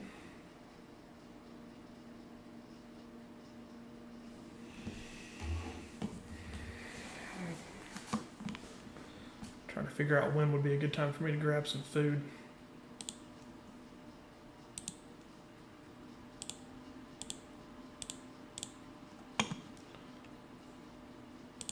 I'll get on social media real quick and see if I see anything. New flash flood warning just came out in Louisiana.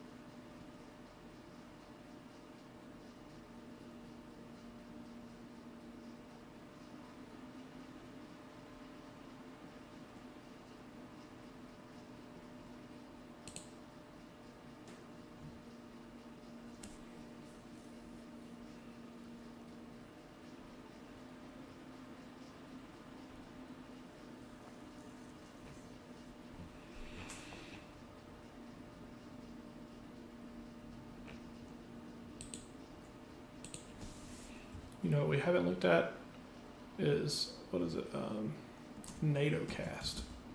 Do they have anything out? Some isolated spots. So,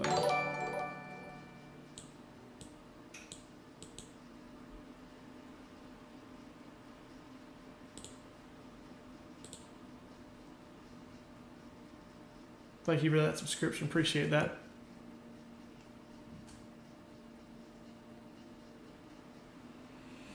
South Louisiana, Tampa area, New Orleans, prayers for Minnesota. Yeah, they're about to get a lot of snow, I think.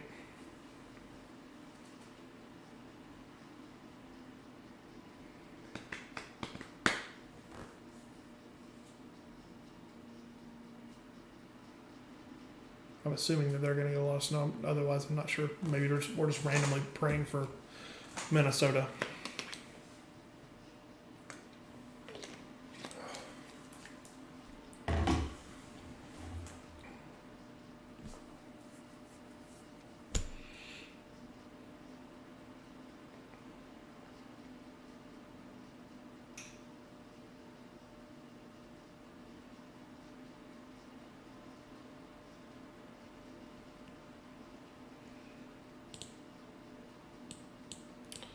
So one thing that we're not seeing is, if you notice, stop that right there.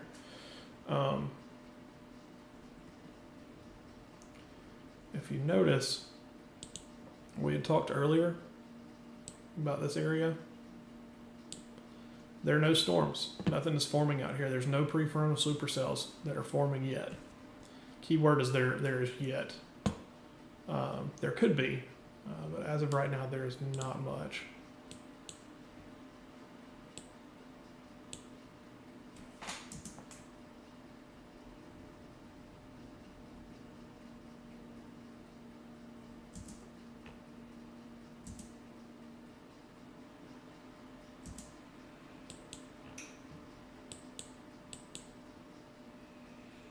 Still some strong storms, but yeah, it's not. Appears like the strongest storm right now is the one that is west of Jackson, St. Francisville, Louisiana.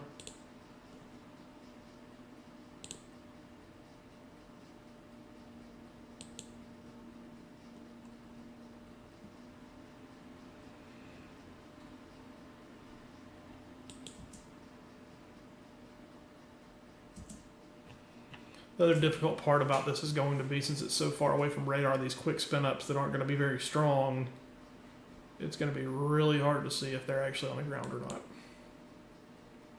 It's definitely a challenging night, that's for sure.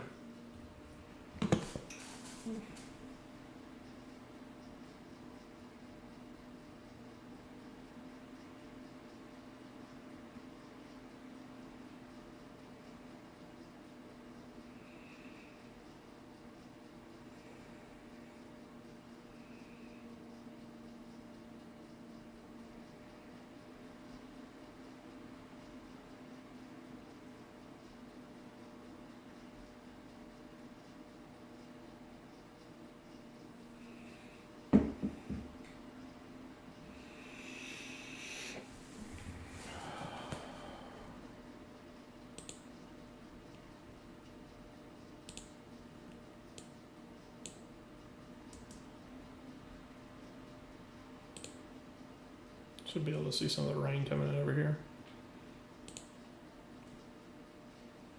You can see the road's a little bit wet down there. I'm trying to see if there's any lightning or anything.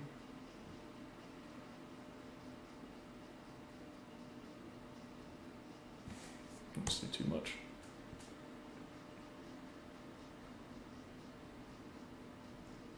Wind speeds 22 miles an hour. That's what I'm talking about. The wind is going to be up there. What's the highest gust?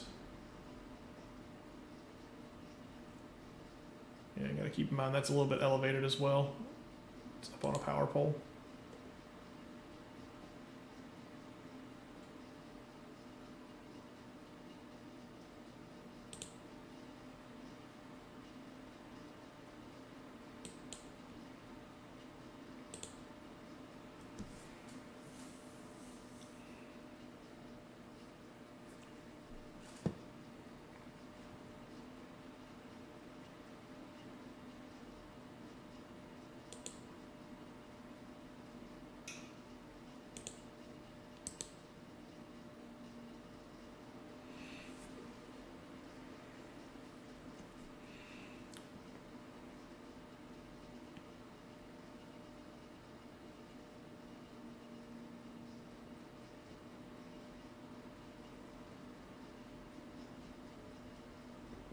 Ryan's now starting at 2 a.m. Eastern. Wow.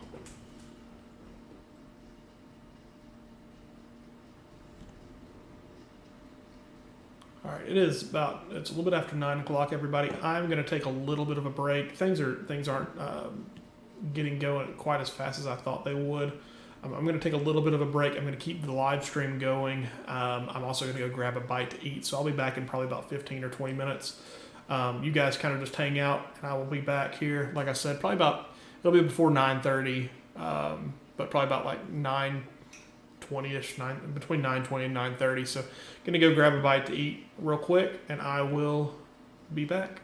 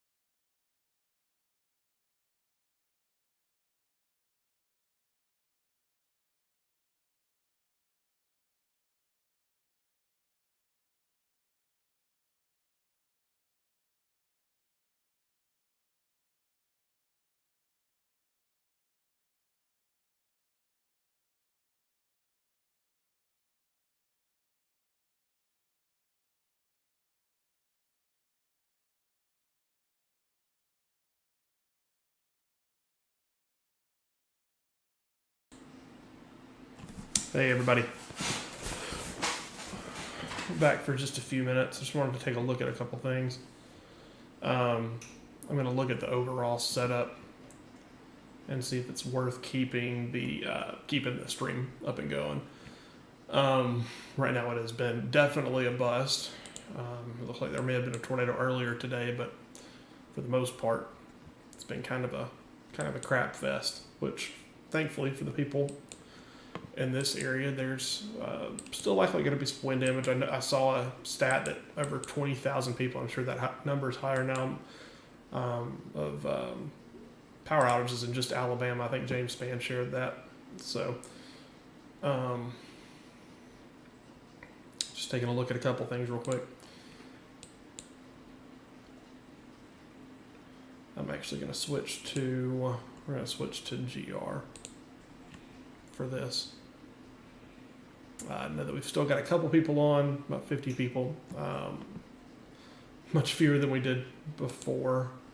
Took a break for about an hour, hour and a half.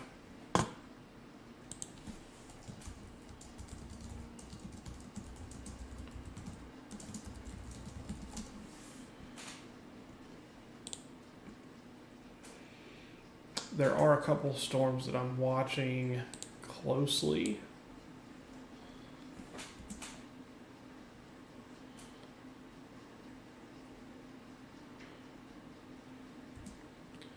I don't think that there's any back in there, but I can't.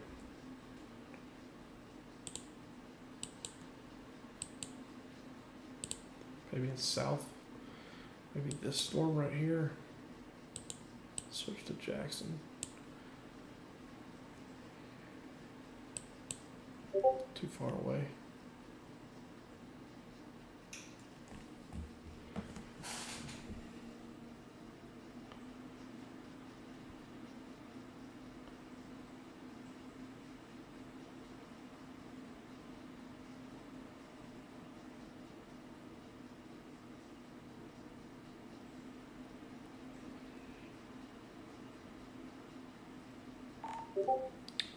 Hello, loser.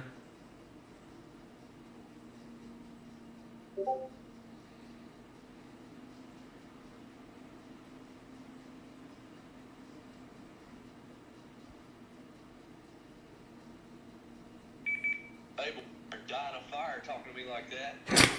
What are you doing?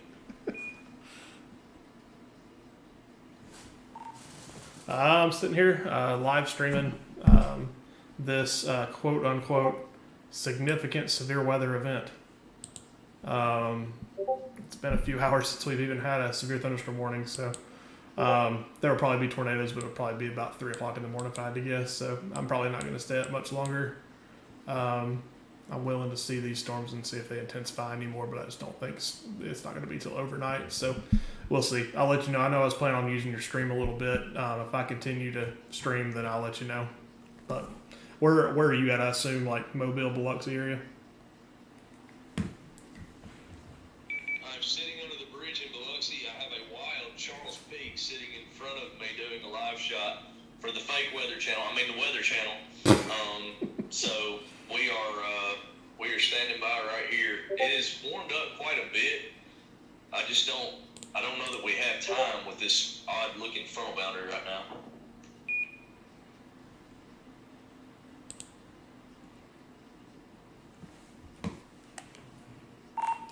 Yeah, the instability's finally come on shore a little bit. I mean, as you can see, like,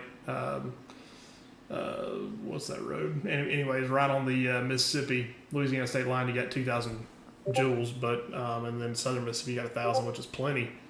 But I don't know. We'll see. If it comes down to just the QLCS, then that's not going to be much of an event. But I don't know. I'm gonna give it a few more minutes and see if something can get going. If something were to get going, I mean, I would stay on, but we'll just see.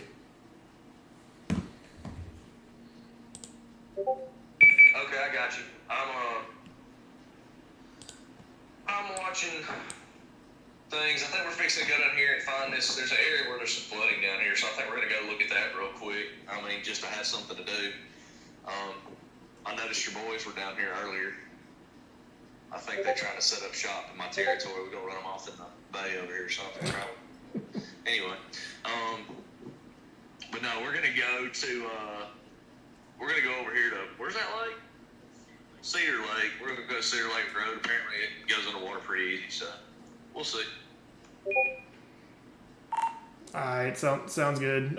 It does suck that you can't really get a good radar image with New Orleans being out, so that's kind of crappy, the timing on that.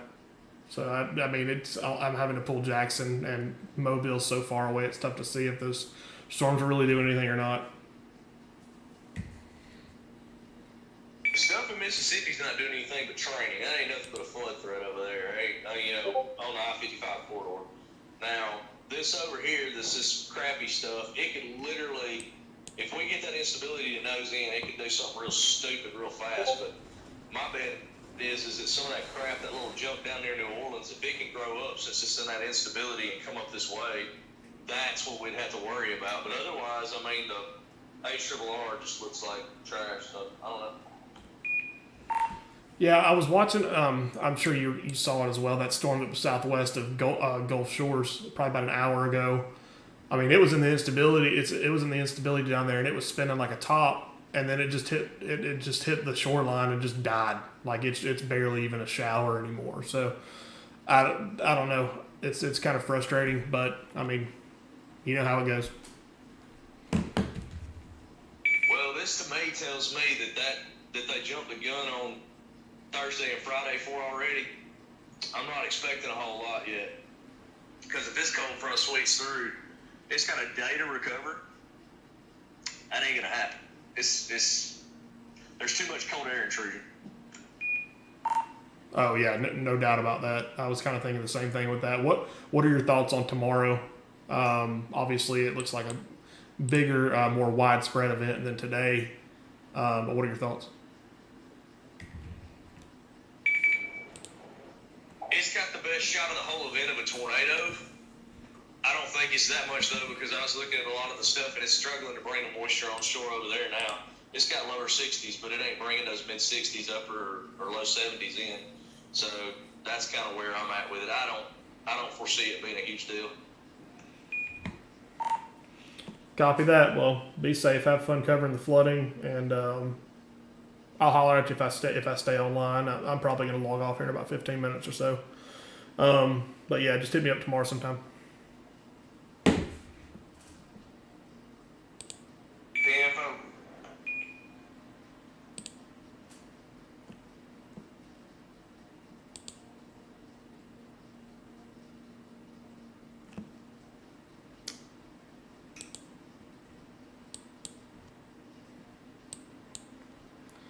Storms just can't get going, man.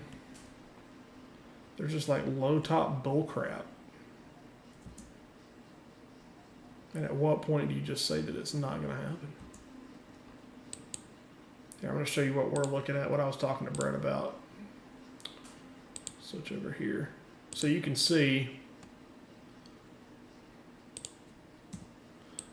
right here, these showers, well, this is what we're looking at. These showers right here across southwest Alabama and south Mississippi.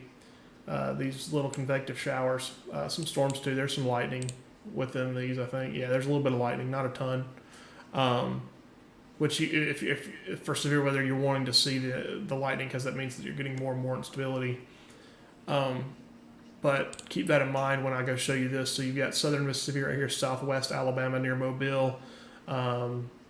You've got Wiggins, the same area we were looking at earlier today, for possibility of severe weather.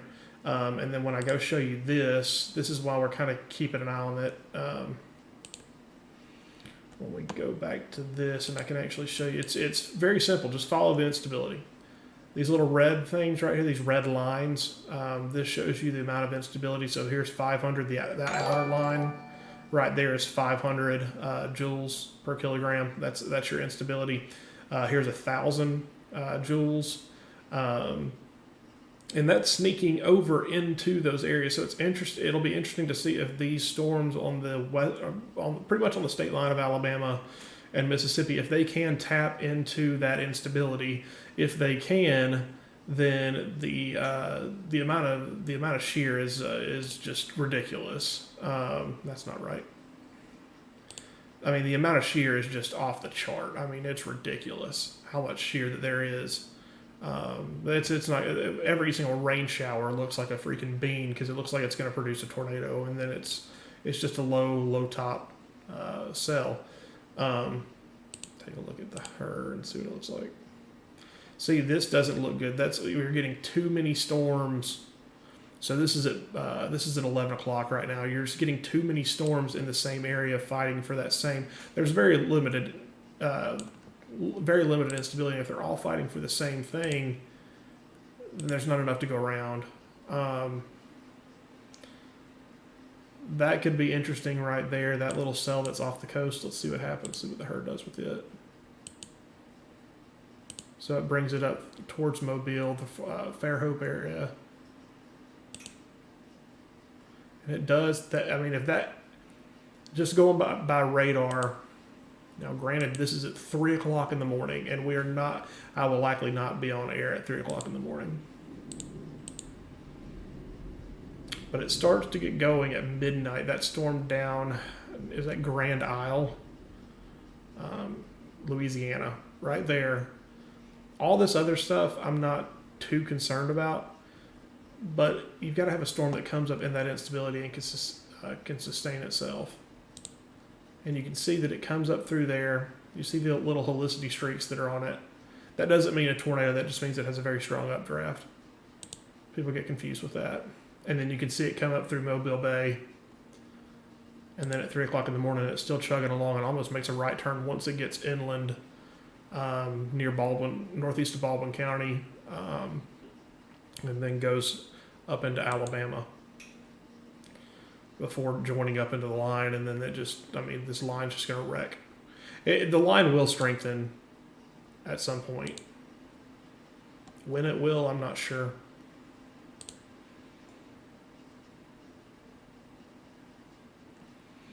But that's interesting to note. That's why I'm not giving up just yet. I'm trying to... And this is what's frustrating is when you go and check out radar. I'm going to turn these off actually. When you go and check out radar, you can't see anything down here. You see a little blip. Like, is that a storm? I'm not sure because the radar is all the way up here because we don't have New Orleans because New Orleans is under repair. So the best thing that we can do is we can go to the airport radar and see, but it doesn't go far out enough. So this is a bit of a concern for me because that could be a decent storm down there that the HER is picking up, and I think that's Grand Isle. I may be wrong. Yeah, Grand Isle's right there. Port Sulphur, all that stuff. And it's got this storm. You can draw a line. Just by moving it 50 miles an hour. We'll just do a quick sketch here real quick.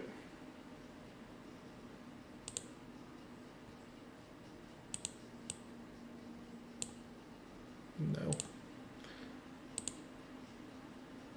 So we'll just draw that out. Essentially take it that way right there towards the Bay Minette Atmore area. And we'll just say that it's going at 50 miles an hour. So it would be in Pascagoula, near Pascagoula in 2 hours. So we've got time to watch it.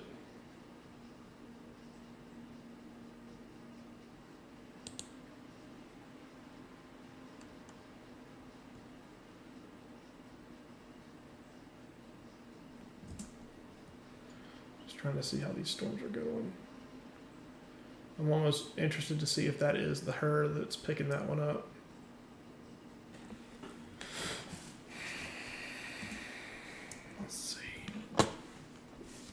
Let's see what more tricks I can play with.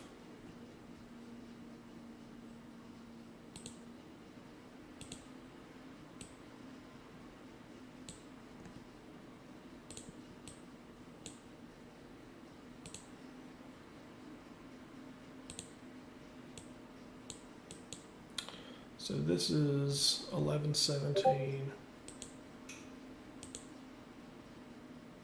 Hawaii tornado warning? No way. Are you kidding me? There's a tornado warning in Hawaii. Hey, we really missed it. We should be in Hawaii right now. There's a tornado warning.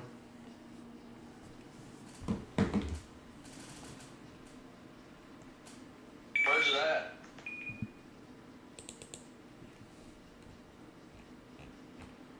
Where is it, Brent? Mauna Loa?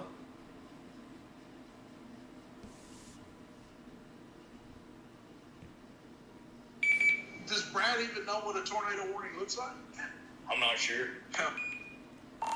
I don't think any of us know what a tornado warning looks like today.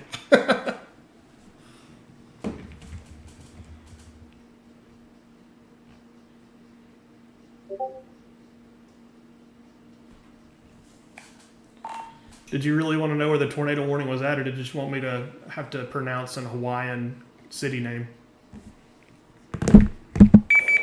Are you serious? A tornado warning in Hawaii?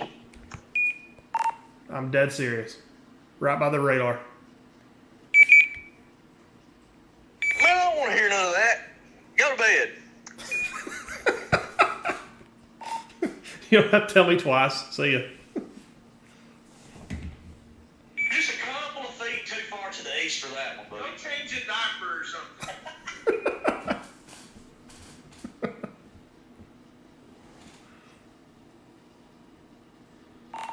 Charles, you're about old enough that you'll have to be changing your own diapers here in a few years, right? What'd you say? I'm sorry, I missed it. I said you're getting old enough that you might have to change your own diapers here in a little while. They said, no, he's got service for that already. I'll be Just giving him a hard time. Y'all be good.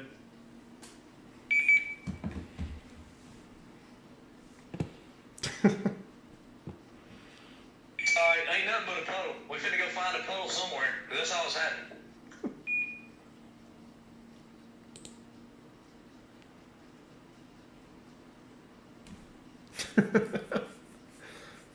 That's Charles Peak and Brett Adair.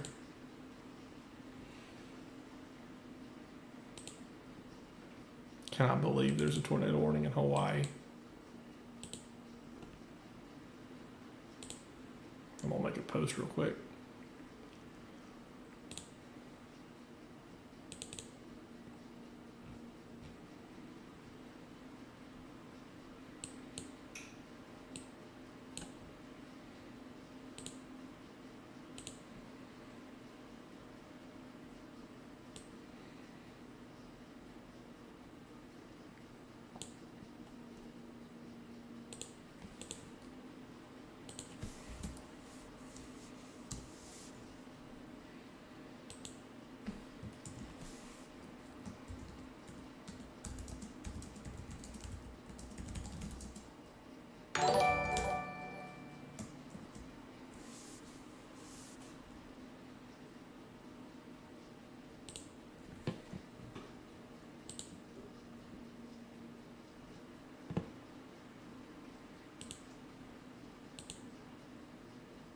Hey Matthew, thank you for that for the subscription. Appreciate that. Take a look at some of these storms again. It's just impossible to tell if the storm that's southeast of Port Sulphur, this one right here, this is the one that I've been looking at because that's the one that had the HER and it was going up that way. It's impossible to see if it's really that strong or not.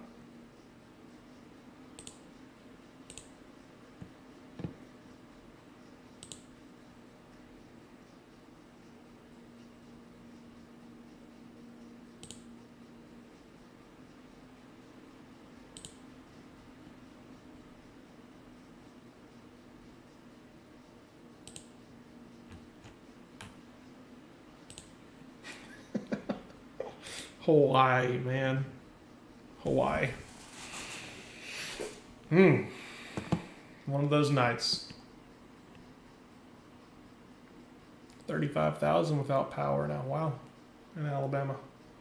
The house that I live in has power lines that are underground. So thankfully, Randy, thank you for subscribing. Appreciate that. Thankfully, it's pretty hard for us to lose power.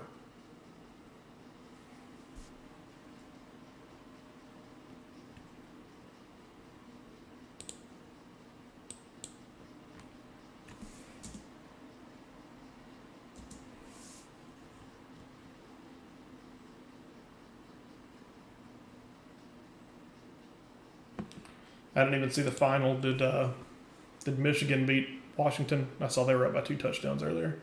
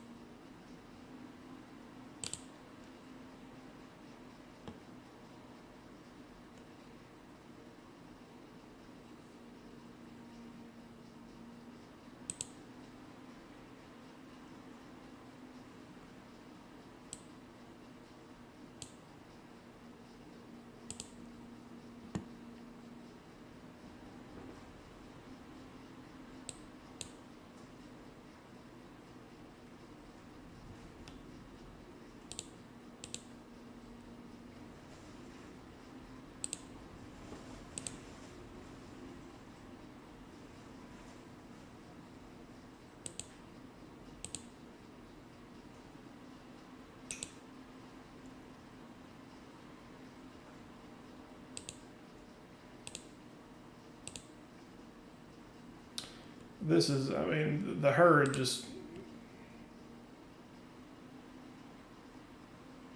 it has completely flipped on where it was.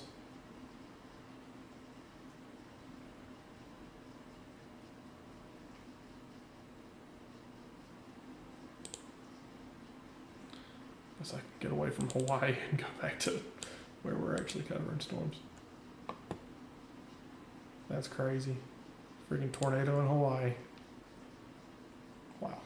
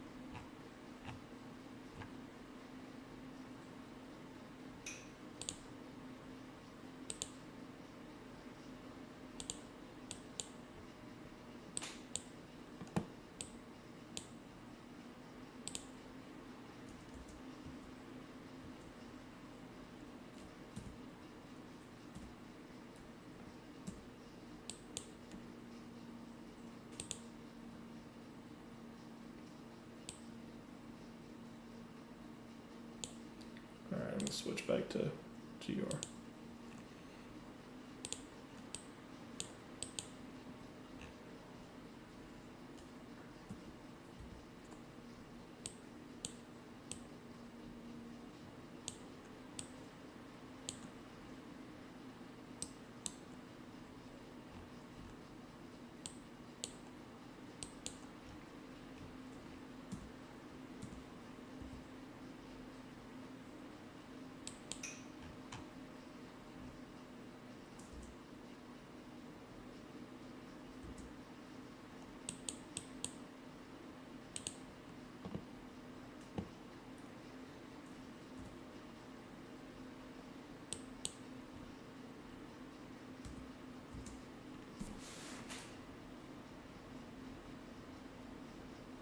May have a little something here in Collins.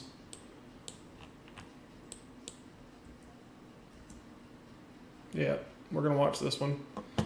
That one in Collins and Hot Coffee, south of Hot Coffee. That's an actual. Yeah, that's actual rotation right there. We finally have a rotation right there, southeast of Mount Olive. See if it's picking up on here.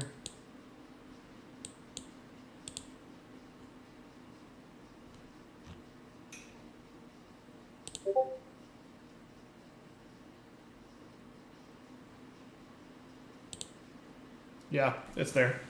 Might need to. We're gonna need to watch this one pretty close.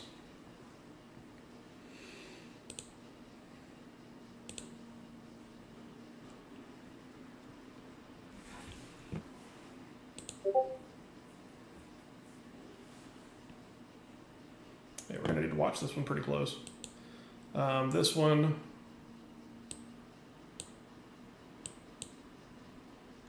Put it in motion just so you guys can see that it is actual rotation. This isn't bad radar feedback this time. Could have had a quick spin up right there. Do a quick CC real quick.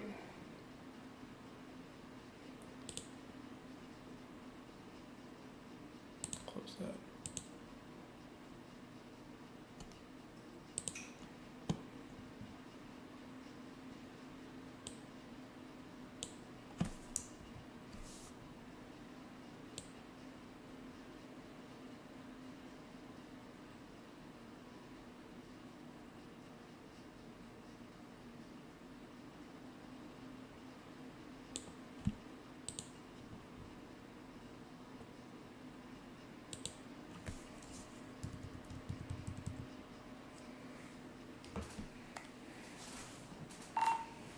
That storm near Collins is trying to do a quick spin up. That one that's in front of the main squall line. It's further north though. It's in an area with very little, no instability west of Laurel.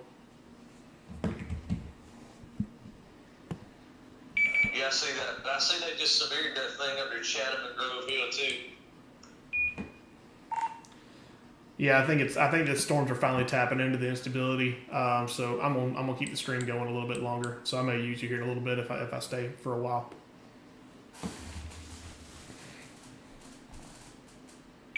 Boy, oh boy, that holy smokes! Look at that storm up near Chatham. It's got a nice little rotation off Mobile.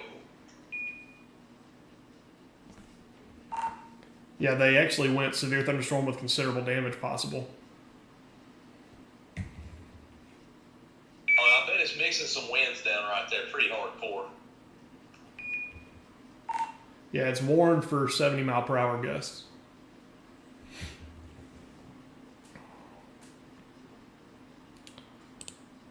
All right, so we're going to watch this one as well. That is still showing up right now.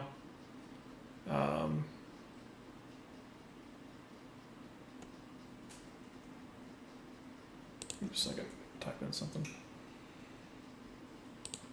That's why we sit here and watch these.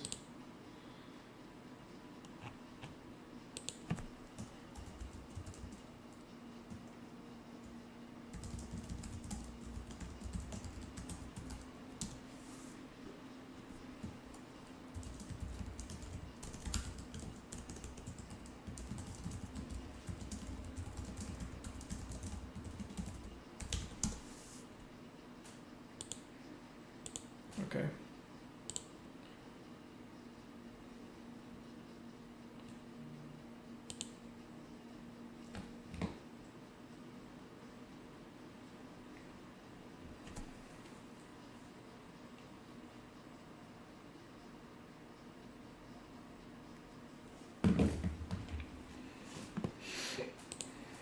Which one are we using? What radar are we on?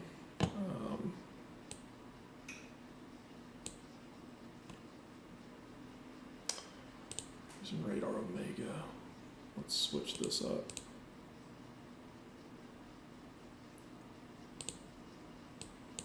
Still there, still a little bit of broad rotation right there.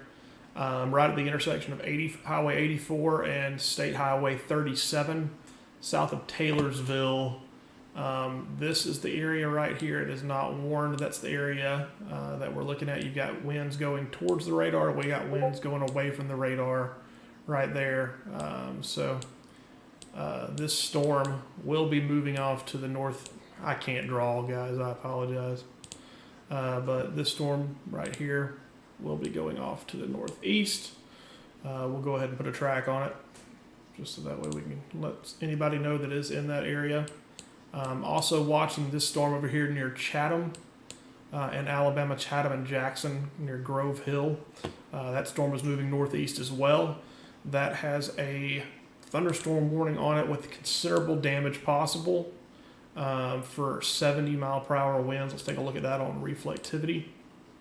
It doesn't look overly impressive. It's probably what's probably happening with that when you're having some winds mixed down from that low-level jet, which is screaming just off the surface. So that's a very, very strong storm, though. But things are finally starting to pick up here. So if you've stuck with us this long, I think things may finally be getting going. Yeah, that's a pretty big cloud topping. You got another one down here near Pascagoula that is going as well. That's another storm we need to watch. So we're really watching 3 storms right here. We've got this storm up west of Laurel. We've got this storm right here near Pascagoula. And then we've got this storm up here near Chatham. Those are really the 3 that we're watching right now that pose the biggest threat. Let's switch back to velocity. Go back here and check. It looks like I was using so I'm gonna have to go back to the Jackson radar for that one. That rotation is still there. It's not a bad rotation. I mean, it's not bad at all.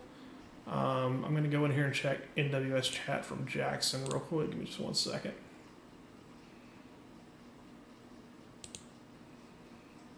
Jackson. Action Jackson.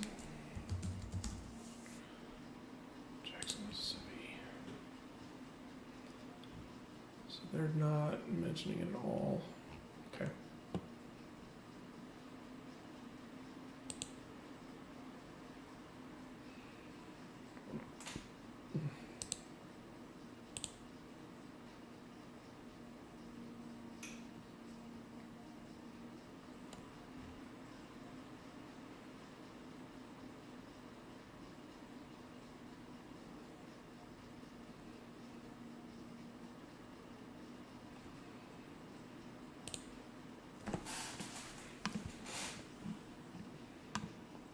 Yeah, this is going to keep me on for a little while until we start to see. If it calms down again, then I'll probably hop off. But maybe got me thinking that this may be starting up now. So it's going to be kind of a late night. You'll know if I go get an energy drink, then you'll know know that it's I'll be here for a little while. How does it look on reflectivity? It's still in front of that main line though. Which makes me concerned because it could produce a tornado.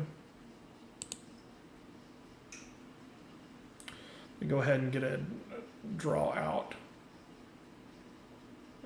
Switch back to velocity real quick. I'm gonna go ahead and take this out a little bit.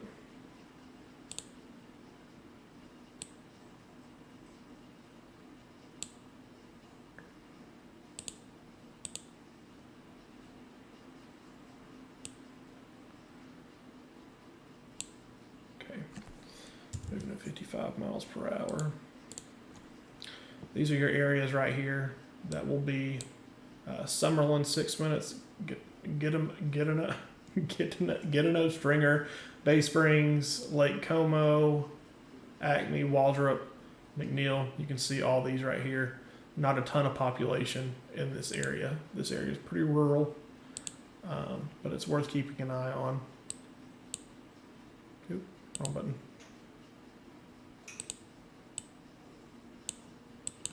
Switch back to Mobile real quick.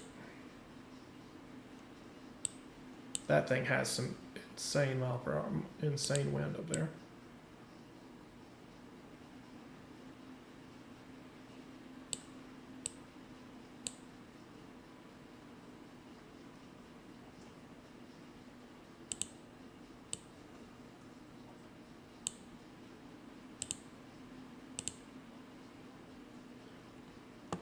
meters per second. Why is it in meter?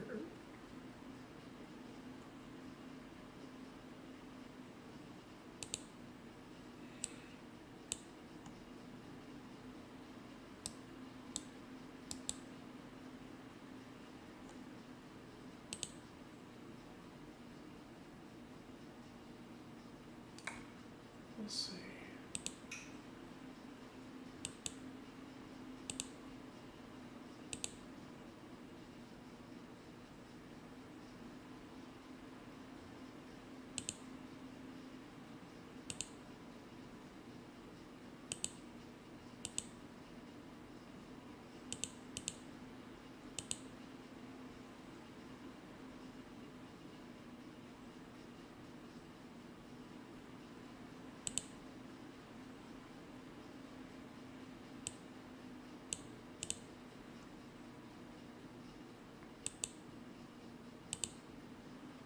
There we go.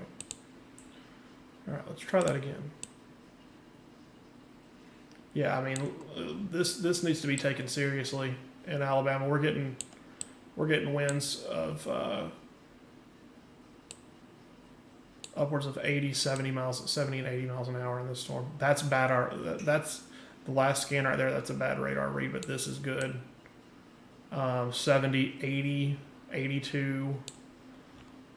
This needs to be taken seriously. Northwest of Jackson, headed towards Grove Hill. I'm going to put a track on this as well.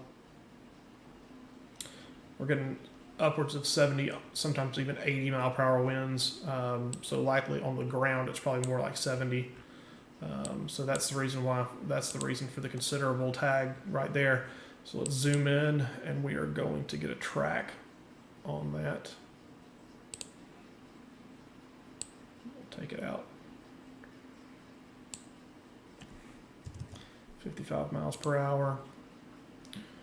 And you can see if your town is in this area. Once again, not many. Pebble, probably Camden is the nearest one. It should be there in about an hour. Grove Hill, let's check that one because I know it's a decent size. Grove Hill, it'll be there in 21 minutes, so you're gonna have really strong wind here in a little bit. So that one needs to be taken seriously. Anytime you see a severe thunderstorm warning with considerable tag, that means business.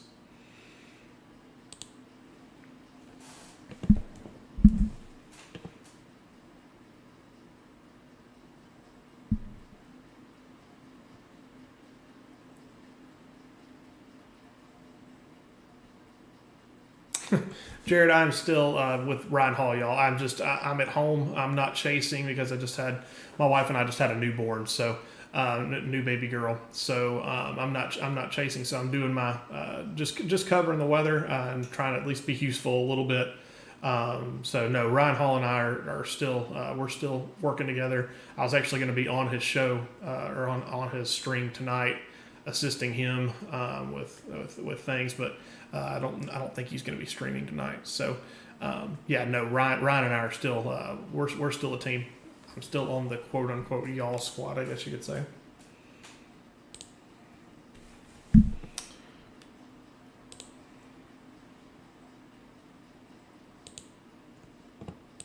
Go back over here and check this. Go back over to Jackson. Still showing a little bit of rotation right there. Near northeast of Taylorsville, right here, this area right here. That area right there. Keeping a close eye on that.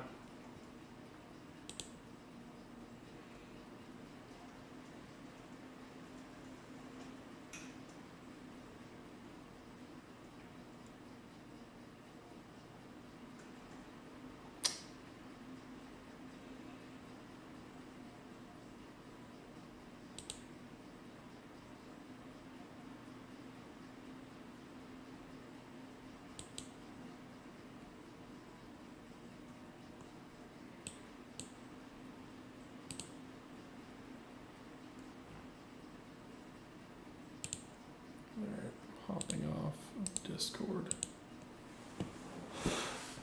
so it looks like the rotation is broadening a little bit.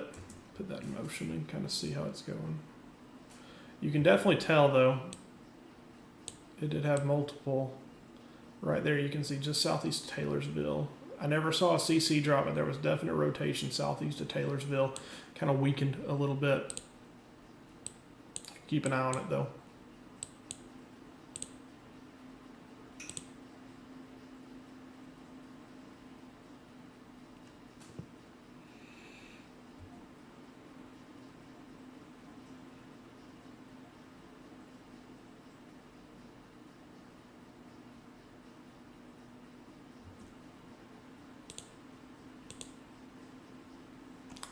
If you're wondering why all of a sudden these storms are getting going, here's the reason why, right here. You can tell there's your instability. It was down in here. It's now creeping up closer to the storm, so they're starting to feed off some of that instability, some of that juice in the atmosphere. It's finally come up off the coast just a little bit, but that's all it's going to take. And that's why we're probably going to, if I had to guess, there's probably a really high significant tornado parameter. There is a 4 over southern Mississippi, so that's going to be our main focus over the next hour or so. Is going to be this area right here. Well, yeah, our main focus, let's switch back to reflectivity. Our main focus is going to be this area right there. If you'll notice, that's where all the chasers are at, for good reason.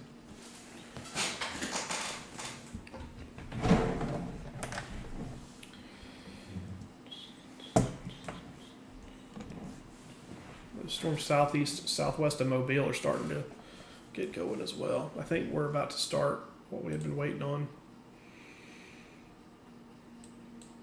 Switch back to Mobile.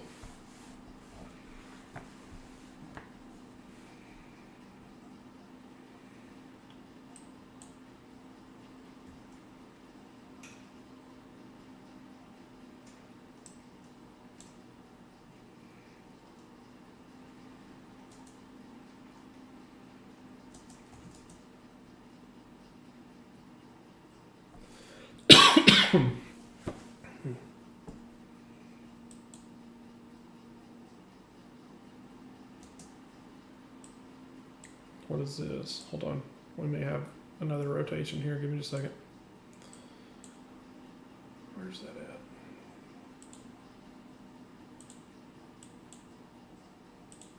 Right in the line here. That's maybe a little kink. That's a bad radar read. Switch over to GR. No, it's bad radar.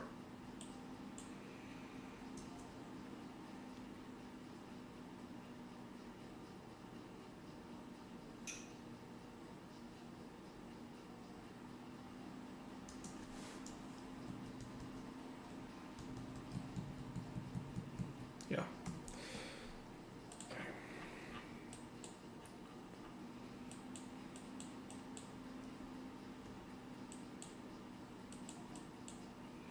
I'm actually going to switch back.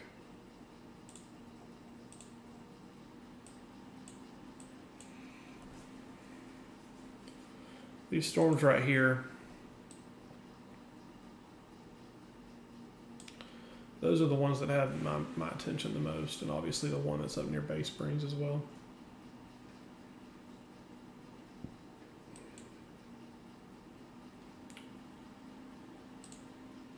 You can see I circled it. Those are the ones that I'm most concerned about right now.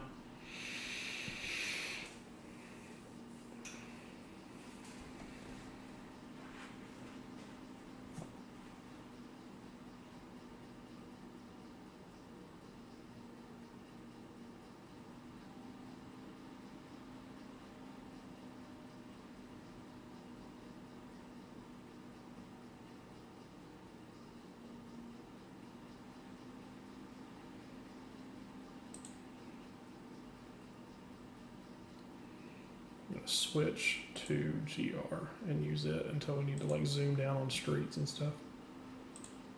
Yeah, that storm's starting to really get my attention. These two storms right here, these two supercells, those are starting to get my attention right there.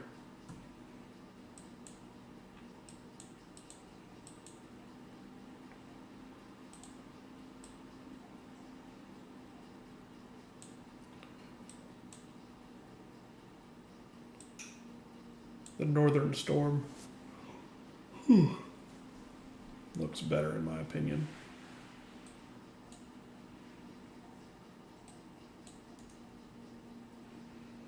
Heading straight to Loosedale, I think is how you say it.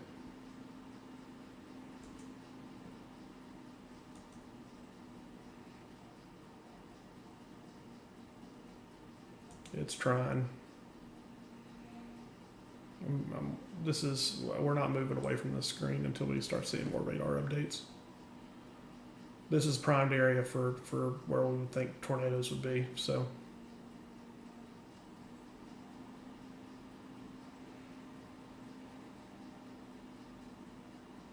Let's see if there's any storm chasers on that.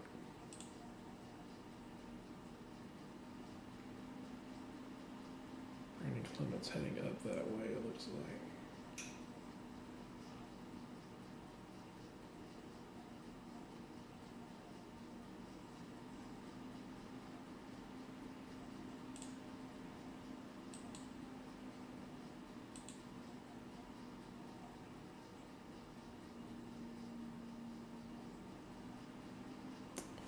Taking a look at some of the learn to switch scenes. Yeah, sorry, I've got like 5 billion tabs open right now. Yeah, this one's doing something, everybody.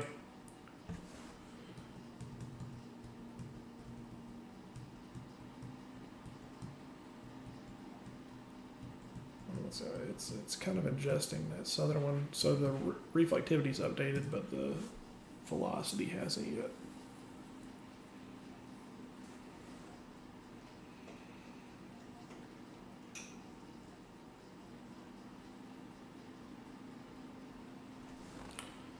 Still doesn't look very organized.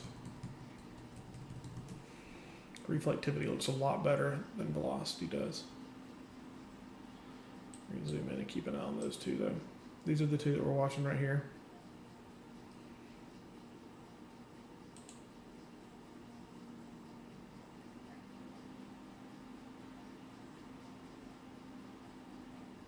Yeah, Mike, DeSoto is an absolute pain to chase in. I've unfortunately found myself in there a couple times. It seems like every year, and it just ruins my day.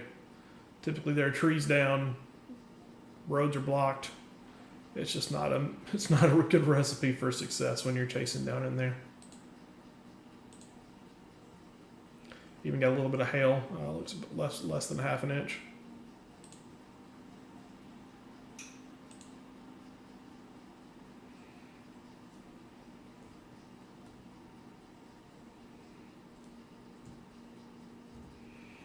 This is definitely the stronger of the storm. All you got to do is look at echo tops. 41,000 feet, 41,000 compared to the southern one, which is 35,000.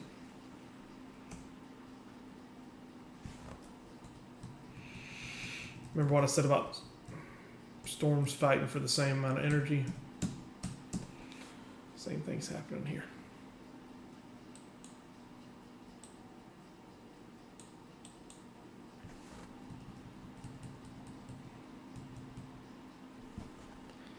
I'm getting a shear marker right here, but that's just, I think that's a bad radar scan.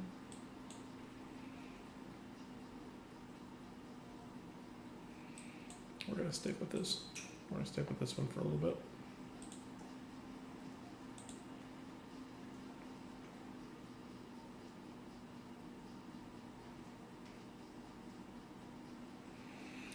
Northeast Mississippi is, there's no threat of severe weather northeast Mississippi. Probably some strong winds. I know I'm in North Alabama right now and I can hear the wind blowing outside, and it's raining pretty hard, but there's no instability up here, so no chance of severe weather up in this area. Probably a lot of power outages though from the saturated ground and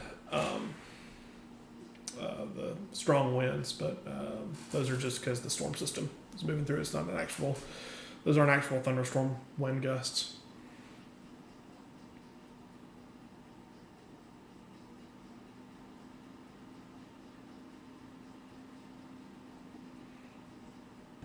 So we got new severe thunderstorm warning, maybe. Yep. So that line definitely means business over here.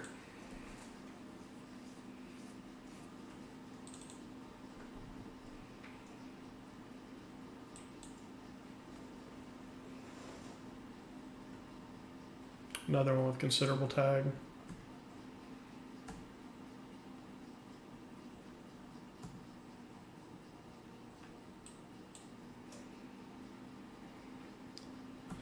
Tornado potential is very low with that. That's bowing out.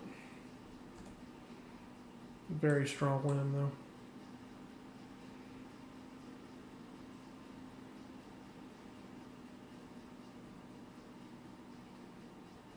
.60 to 70 mile per hour winds in this storm, and both these storms, Grove Hill and Monroeville. Monroeville in Alabama. Those definitely mean business. Still keeping an eye on this storm down here as well.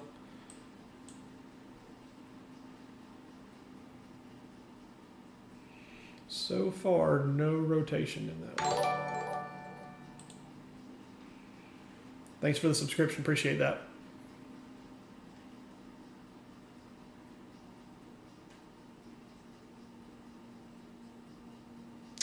Yeah, normally I don't. This is actually the first time that I've done this that you guys have actually seen my face. Normally I am. Normally you just see the road because I'm normally out chasing this. But with the Ryan and I decided to have babies at the same time, so we're both behind the screen. Possible offshore renegades coming inland soon. I'm not sure, but we can check. Yep, right down here.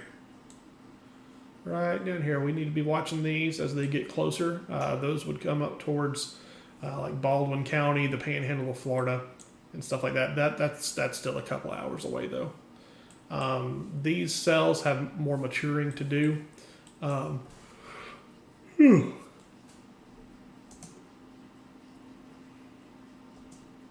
Would not be surprised if we get something come out of one of these two cells right here. Also, it looks like we may have a little bit of rotation starting back in this area, right in there. Something to keep an eye on. So we're watching a lot of things right now. This is kind of where I thought we would be a couple hours ago, but it just took a little while to get things going. Pull up NWS chat.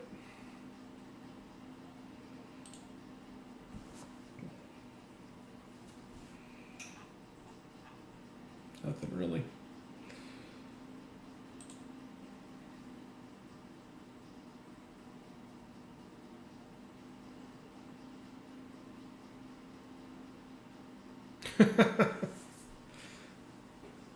I have not been getting much sleep with the new baby, so that is the reason that I am yawning. If we start seeing tornado warnings come out, then I may have to go get me an energy drink. Just want to. Thanks for that subscription. Appreciate that. Mountain Dow. Do what? Oh, got it. Got it. That's creative. Yeah, don't forget, that's one of the biggest ways that you guys can help me out. Doesn't cost a dime if you guys would just share the stream and subscribe. That helps me out a ton. If you would like to donate, you can, but you obviously do not have to. I say that to everybody.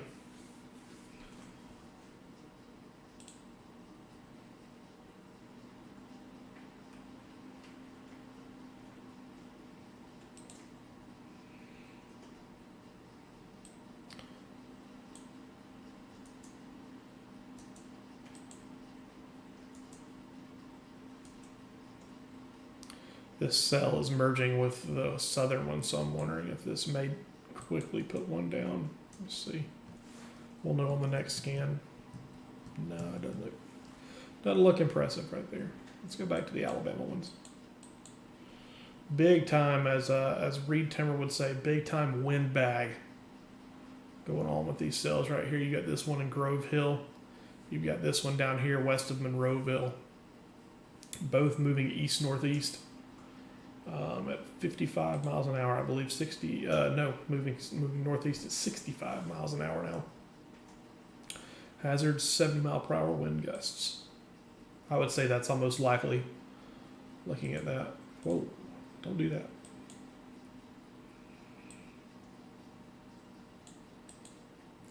Switch back to Jackson real quick. Make sure there's nothing going on back here, because this is actually where the main line is at. This is interesting.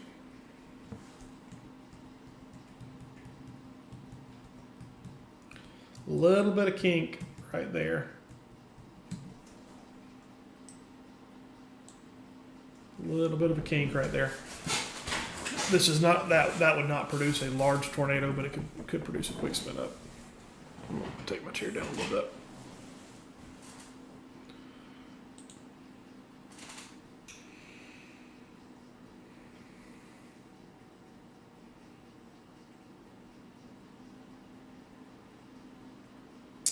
Later in Macon, Georgia. Yeah, absolutely. These storms will be making their way east. So anyone that's in Georgia and South Carolina, northern parts of Florida, even North Carolina tomorrow, you guys will be in the crosshairs of this tomorrow and overnight. So definitely have a way to get warnings.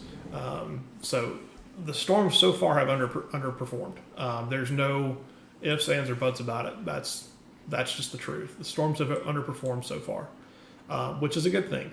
But that may not be how it ends. So definitely have a way to get warnings.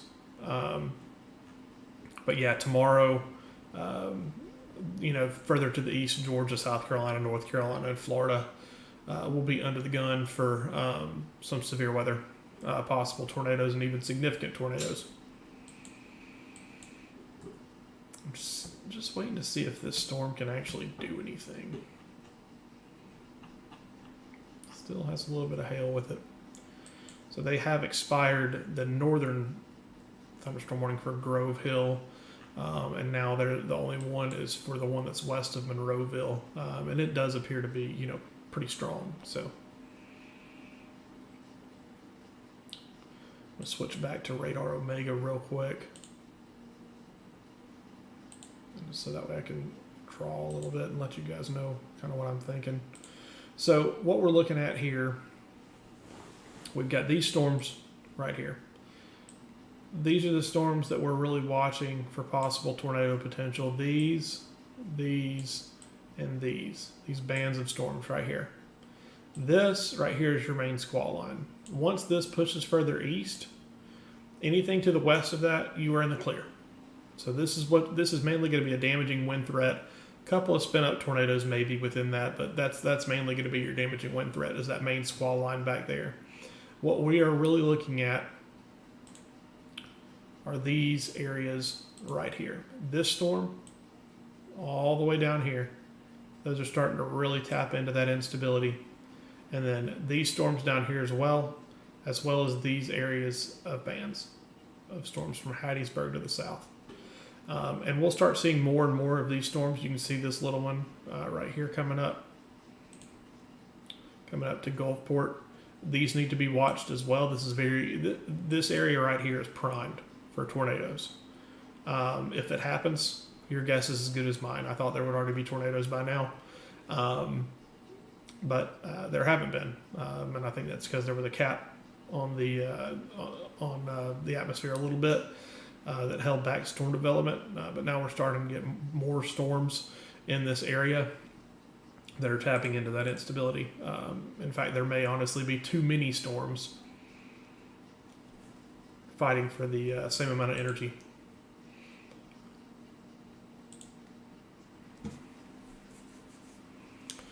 Let's see, new mesoscale discussion for tornado risk. Let's take a look at that. Mesoscale discussion. We'll just go to SBC.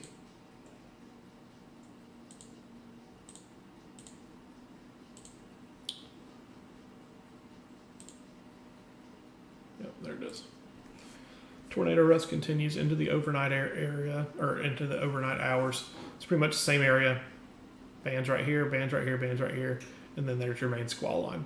And then all this back here is just a cold, cold rain. So, Louisiana, Mississippi, Alabama. We'll see if anything actually happens from it or not. TBD. But definitely have a way to get warnings in case there is anything that gets going.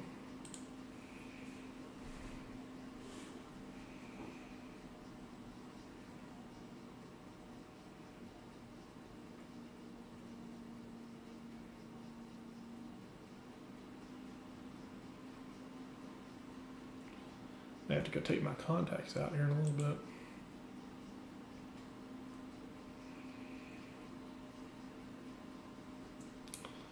Still.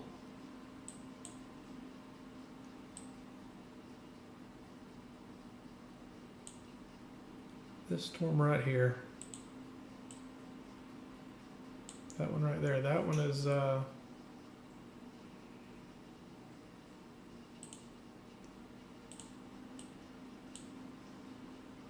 trying to change the color.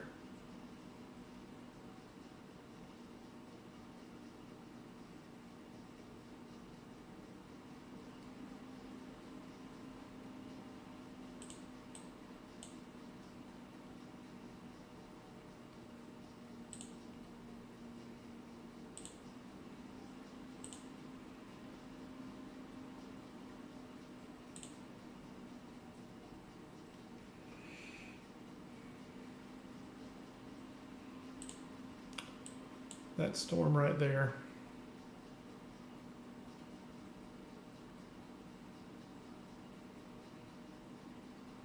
Is the one that I'm concerned about the most.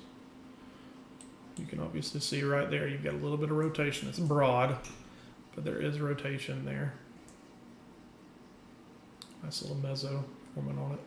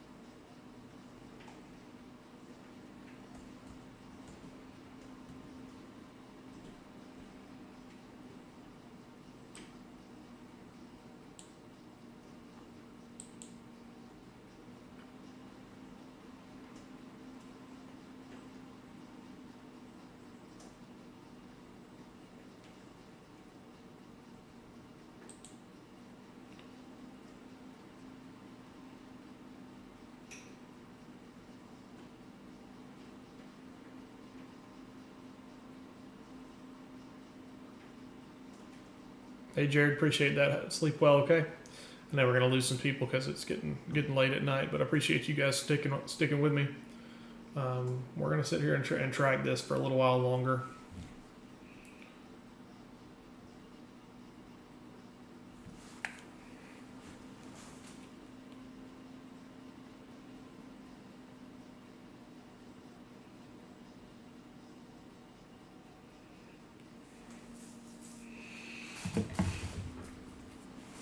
You can almost see right here in this storm right here, you can almost see how it's an embedded. It's not your isolated supercell, but what you can kind of notice is you got your inflow coming into here. This is your supercell right here. If you can draw your upside down C right there, and you can see the inflow coming in through there, and then the cool dry air coming in from the back of it, wrapping around from the back of it.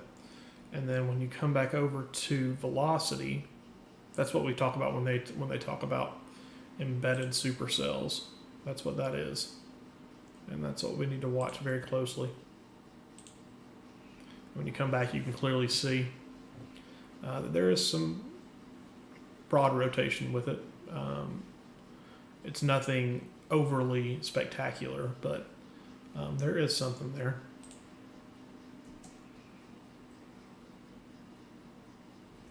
But I do think that it's trying to do something. so we're going to stick with it for a little while. I'm going to go to 2 screens, and we're going to switch this one to reflectivity. We're going to switch this one to velocity. And we're going to sit here and we're going to watch this cell right there. Last update was 2 minutes ago. Once again, if there is going to be a tornado, it would be in this area in southern Mississippi, South Alabama.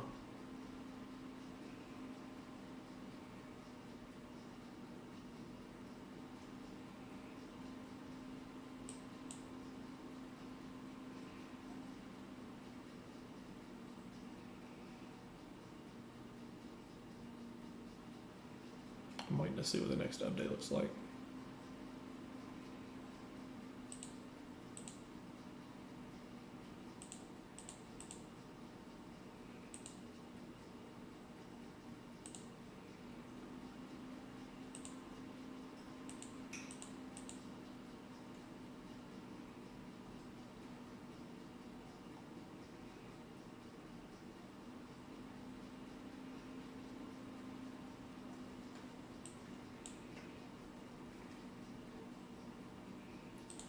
Six.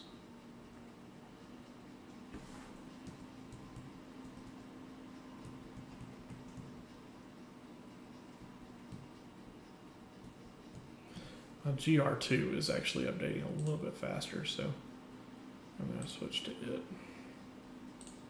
But I do not like how this one's going. I don't like how this looks. I do not like how this is looking right here. You can almost see, if you watch this cell right here, if you watch this cell right there, that one, you can almost see it spinning. You look at it and you can see it spinning and starting to hook around to the back.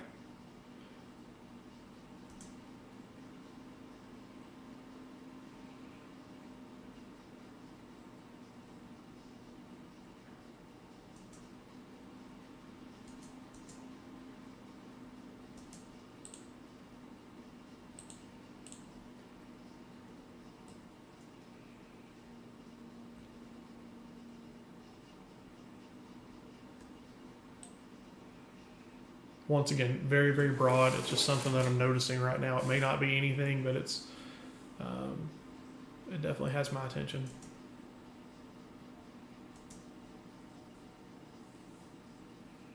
There's another area down here near McHenry that looks like a broad area of rotation as well.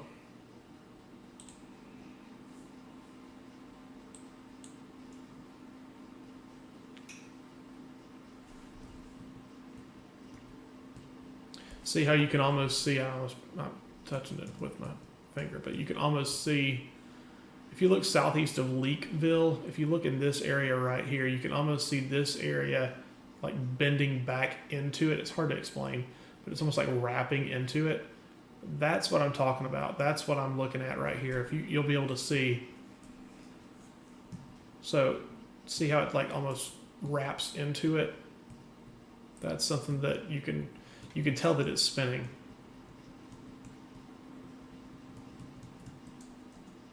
You watch it and you can just see it wrapping.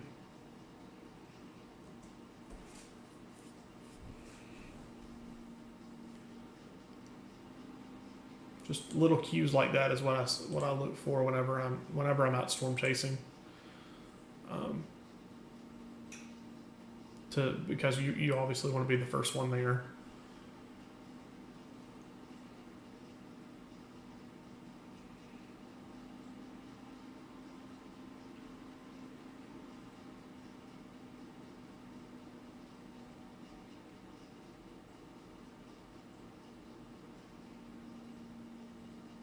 Yeah, I think things could still pop off. It'll be overnight. You can still see these storms right here. I mean, you've got cells lined up right here in McHenry. I don't know how to say that. North Gulfport, like these are going to be supercells. I'm watching this one right now just for the simple fact that it appears to be spinning like a top. If you go in the upper atmosphere, I bet it's spinning. Maybe not.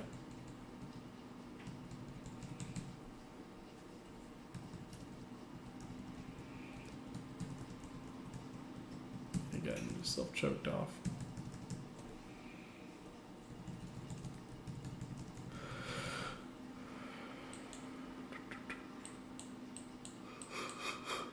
Ugh. Goodness. Just had a new thunderstorm warning come out. Switch over here.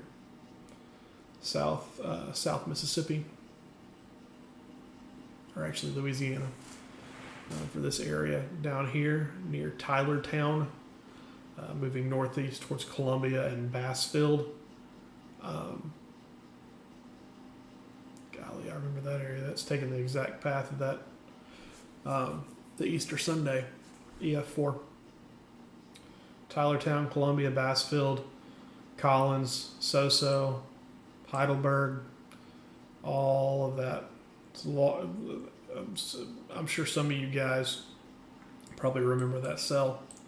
It was the second largest tornado ever recorded, 2.5 miles wide, I think. It may have been the second largest or largest, I can't remember.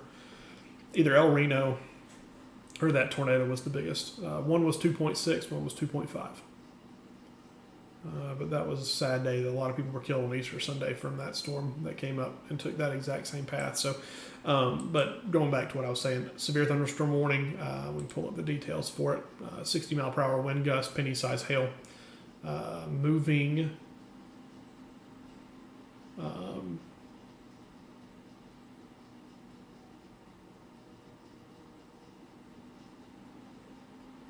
Moving northeast at 60 miles per hour. I was looking here.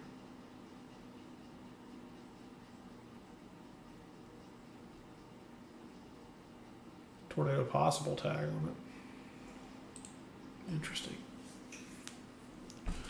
Interesting.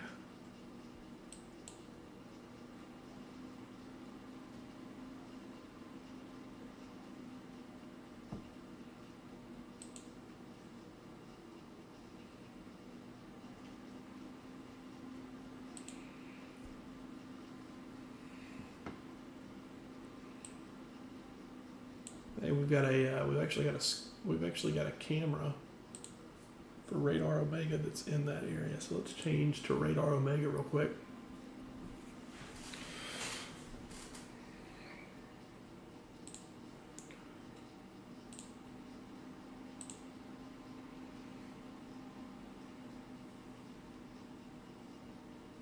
You can see the lightning up there.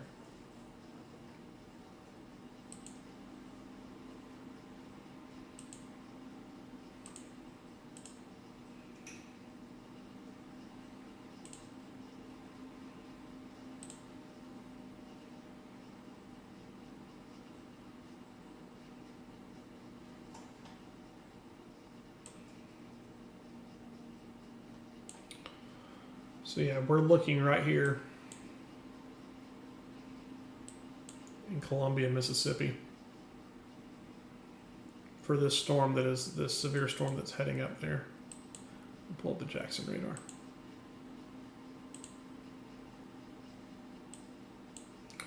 Tornado possible tag on it.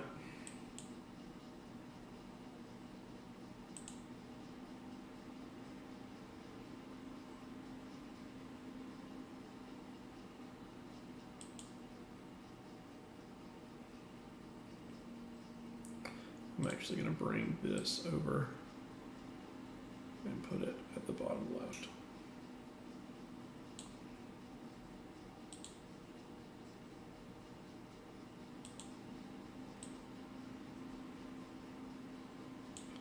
It's really tough to tell because it's so far away from radar, but I mean the atmosphere is primed right there. 71 degrees over 67 degree dew point. We're actually going to zoom into this. You can see the wind actually shaking the camera, and you'll be able to see lightning off in the distance as well. That severe thunderstorm warning is moving directly towards this camera. So we'll keep this active.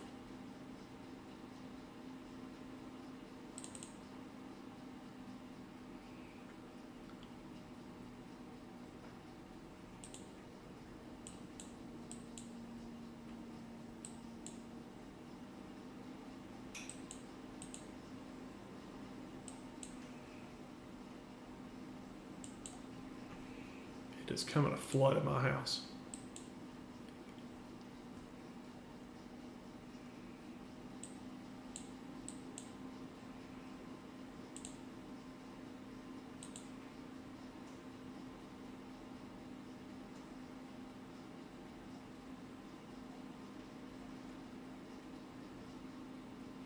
Yeah, anybody that's asking, until this line, this line in the back right here, until this line right here, until this line passes through, your threat of a tornado is still there. So do not let your guard down. There will be breaks. There will be numerous rounds. For example, Mobile is having a round of severe weather right now. They're going to get a break, and then another round, and then another one, and then another one. So it's going to be round after round. So don't let your guard down just because it rains one time. Your night is not done. Mobile, you still have a very, very long night ahead of you. So yeah, definitely take warnings seriously. If you are going to bed, make sure that you have a way to get warnings. Because it is going to be a long night, especially those east of this line right here. So that line that's just west of Laurel now, once this line passes, you are in the clear. I can give you the all clear, but until that line passes, you still have a chance at seeing damaging wind, hail, and tornadoes.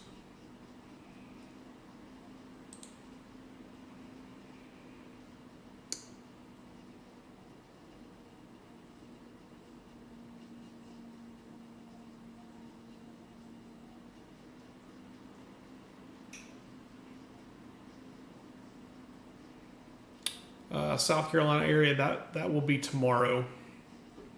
Your threat will be tomorrow. I'm actually going to zoom back into this camera. I'm interested to see kind of what it's looking like.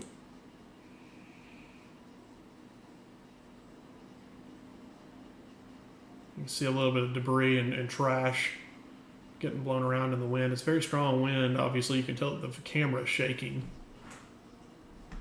So some napkins and stuff getting blown around right there. You'll see lightning and stuff like that. Yes, there's a big lightning strike right there.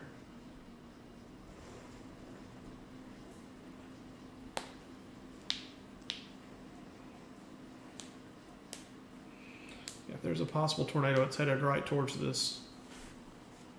It's a severe thunderstorm warning with a possible tornado tag on it. So if there is a tornado, it's headed directly towards that Skycam.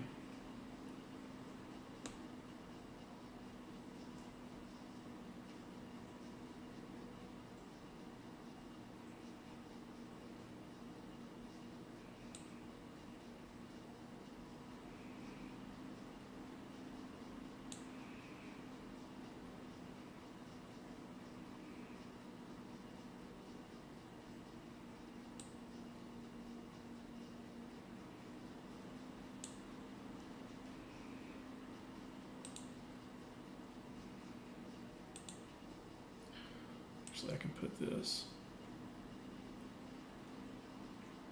over there.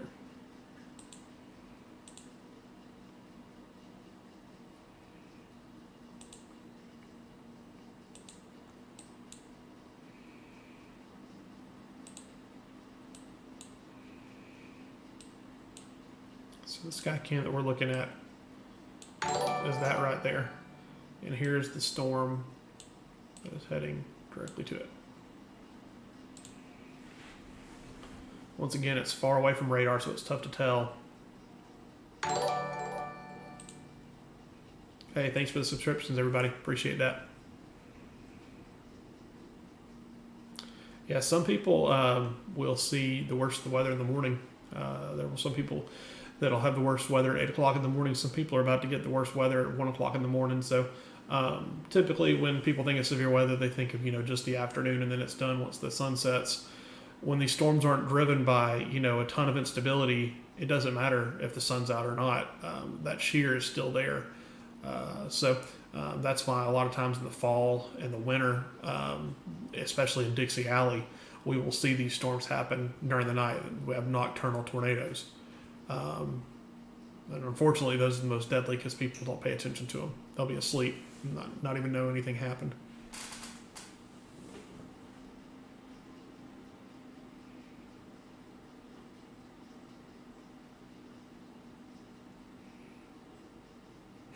Why can't we have a blizzard in Mississippi and Alabama?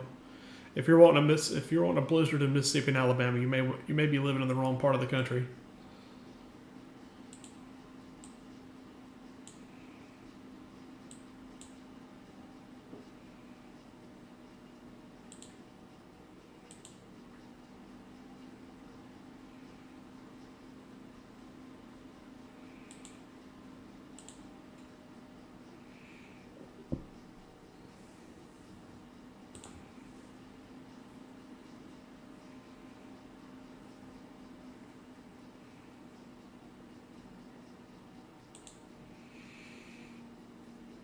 Here, I'm just going to time out the this severe thunderstorm warning, and we'll take it out to about there. 55 miles per hour. And you can see right here, if you're in these areas, that's when it should be at your doorstep, if anybody's watching. Good Lord. I don't know if you guys can hear, but the rain is just pounding on the window outside my house.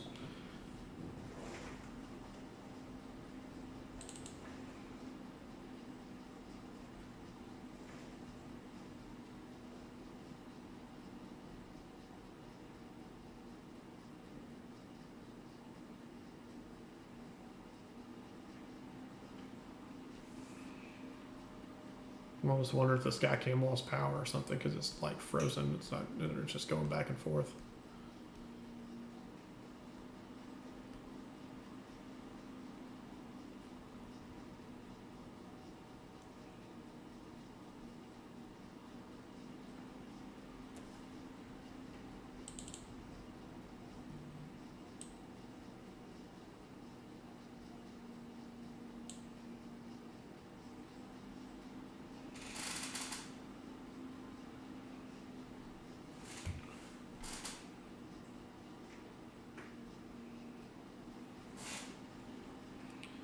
So I see your question, Q. There's no way on radar Omega to be able to take like a line and see, when it would be at a certain area. It's impossible. It's not impossible, but I would just say, a couple of hours. It's moving east-northeast, so it's not going to take too long. It looks like we got a little bit of rain now starting on that sky cam. It's back up. So we'll see here just how there's a little bit of lightning. I'm going to keep this up.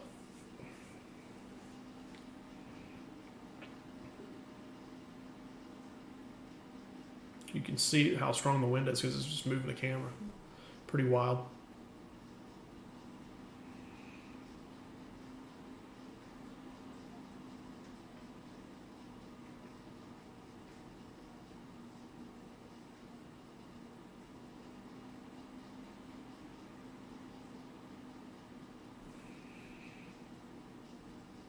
Not a ton of lightning. I would expect a little bit more lightning with this.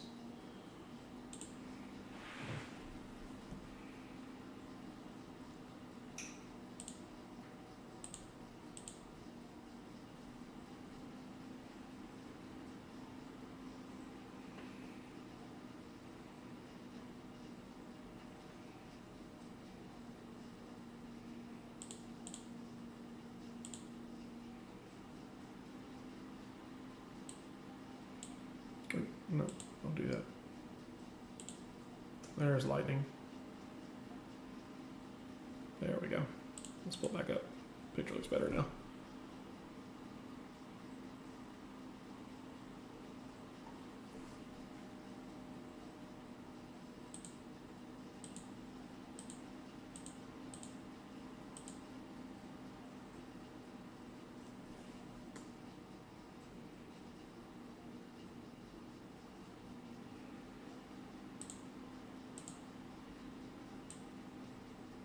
So they'll let that severe thunderstorm warning expire. So the only severe thunderstorm warnings that we have now are these over here in Alabama. or Mississippi, extreme eastern Mississippi and Alabama.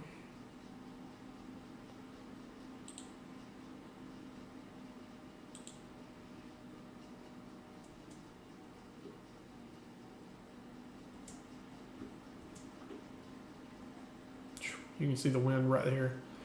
Take a look at that. You can see how it's like gusting out. Watch it move. There's a really strong wind right there.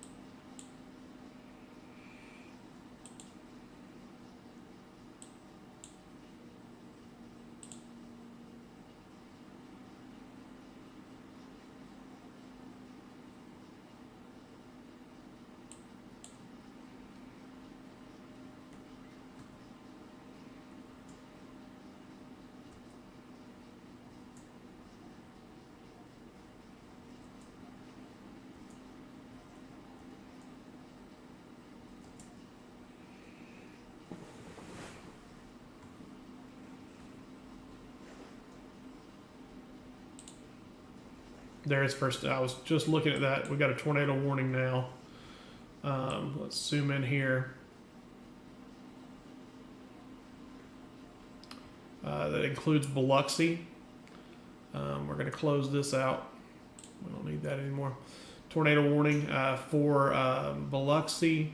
Let's see here. Velocity. Yep, you got it right here. I was literally just looking at that. You got winds going towards and away from radar. Right there. All right, let's see here.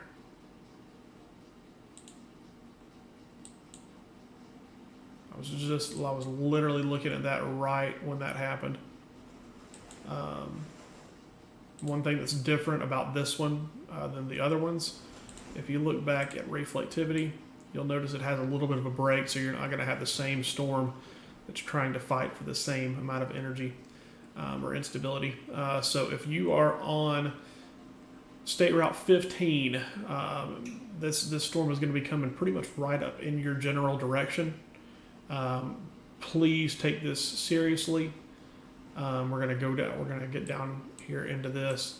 The main area of rotation is over Colville, Wool Market, to the west of Cedar Lake, south of White Plains. White Plains, I would go ahead and be in your safe place. This is heading directly towards you, all the way up into Old Biloxi Road, LaRue. This is going to be your path right here. Let's go ahead and time it out for everybody. Now that we have a tornado, so we'll go ahead and time it out. What was the miles per hour?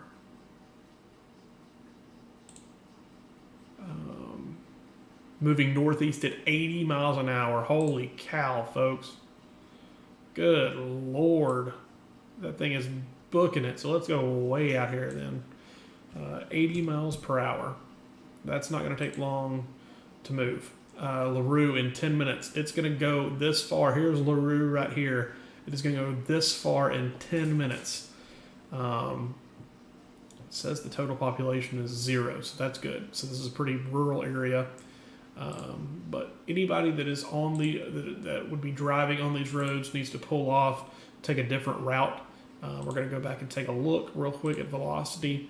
It really is starting to ramp up right here, right on Highway 67.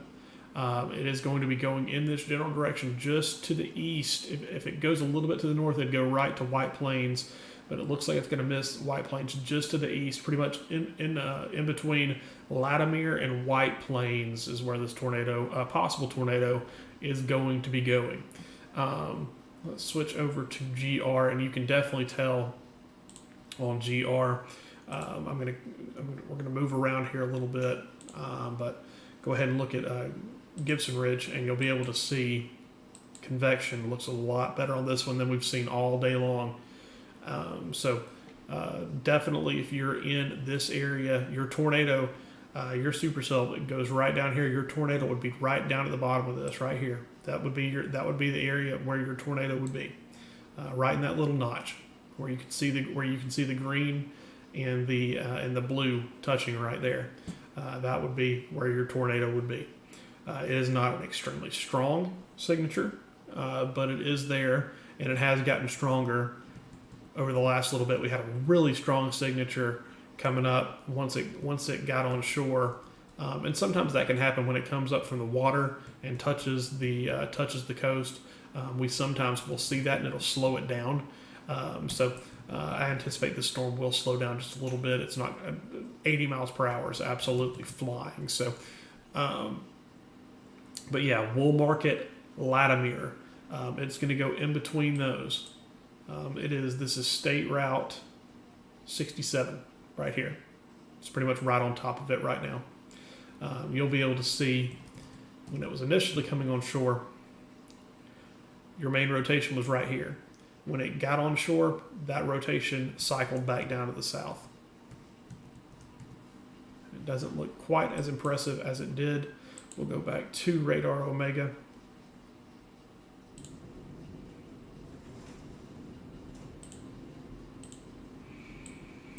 Doesn't look quite as impressive as it once did.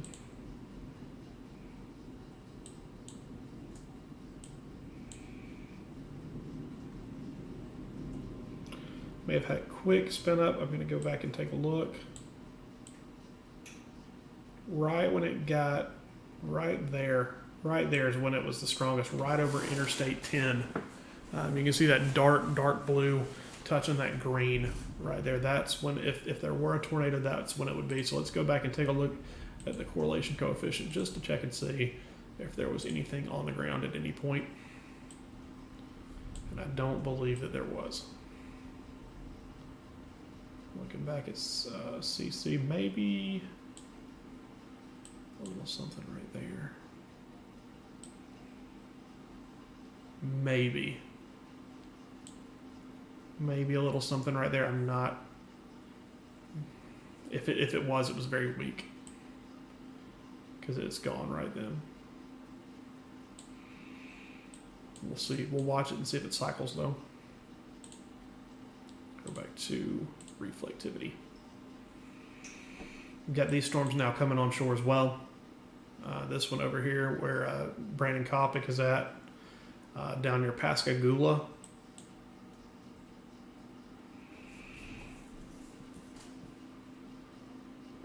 Keeping a very close eye on this one. Still got a tornado warning on it.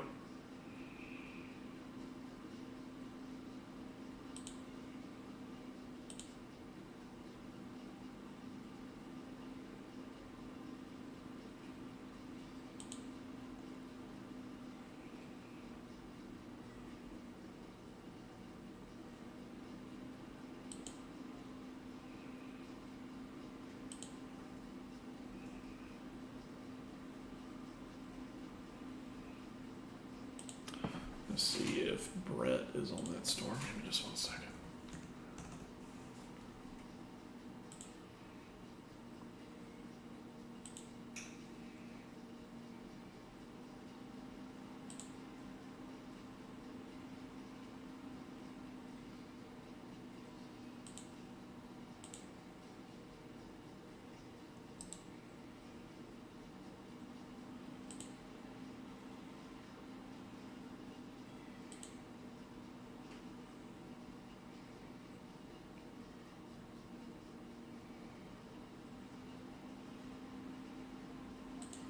He is. So what I'm going to do is I'm going to try to add this.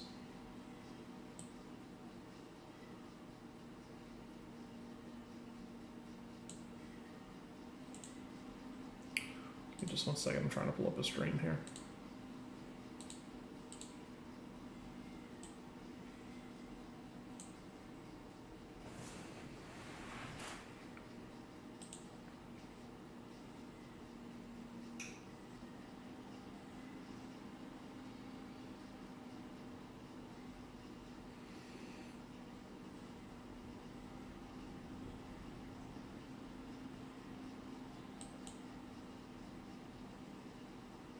Just a second, I'm trying to add this in here. Where's it at? Browser source. Add.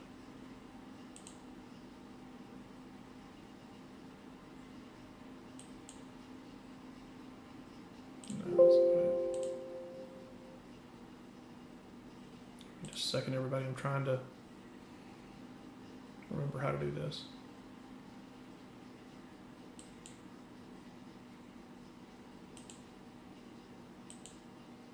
Nope, don't do that.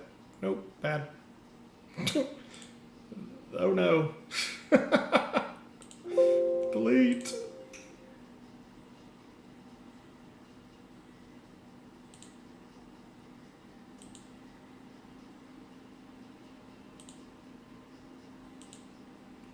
Windows capture, that's what it is.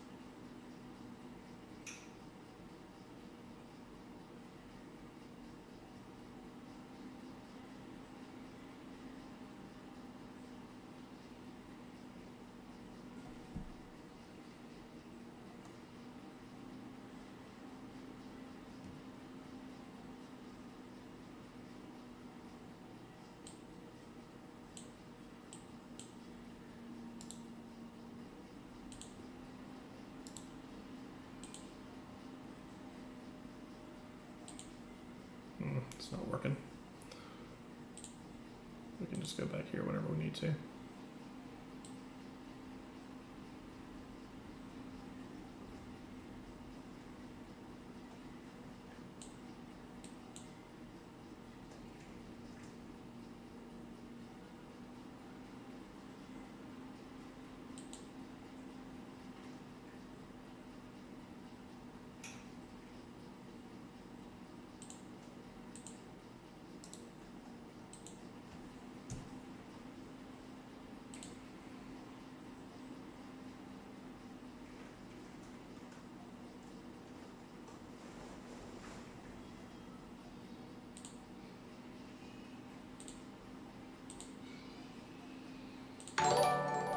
Just a second, everybody.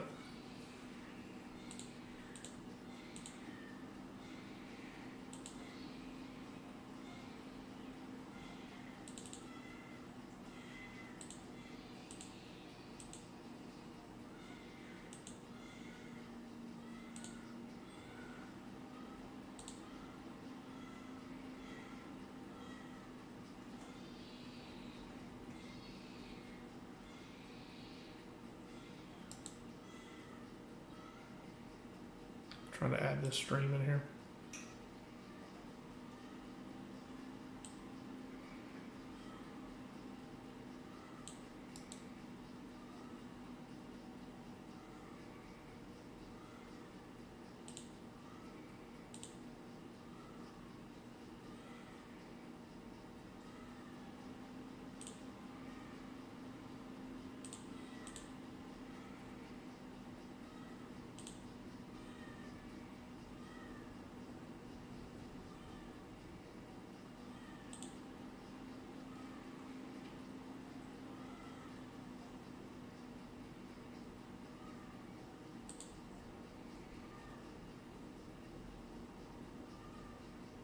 I'll have to worry about that later.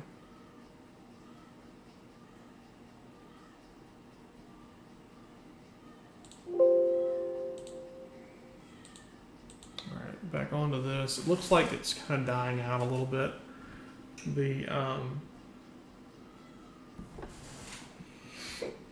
rotation definitely doesn't look as strong as it did.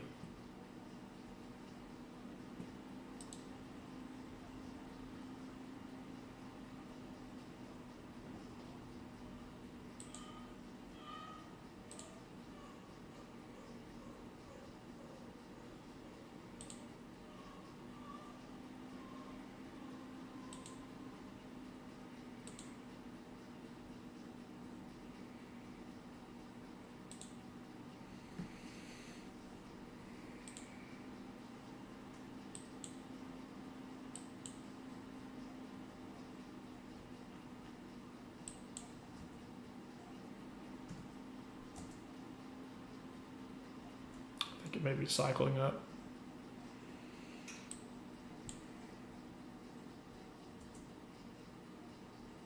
You can start to see a little bit again. It is still isolated, which is concerning. And you got a big ass supercell down here that's chugging through the Gulf of Mexico right now. That will be a problem for like Pensacola and stuff down the road.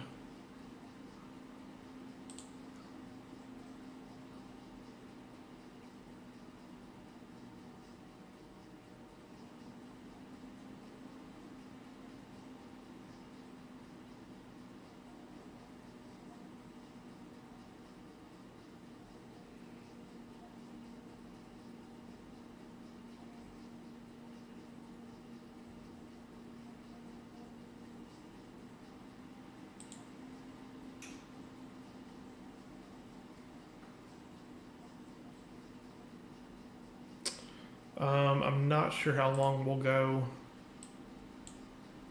Probably just,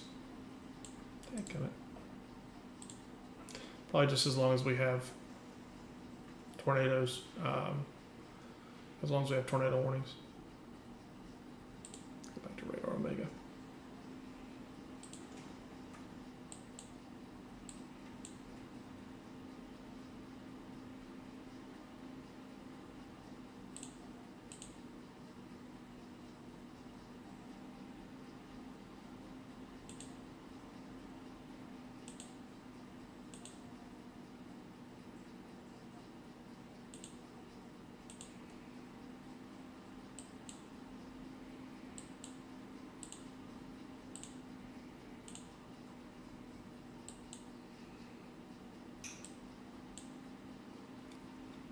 All right, it's starting to go again.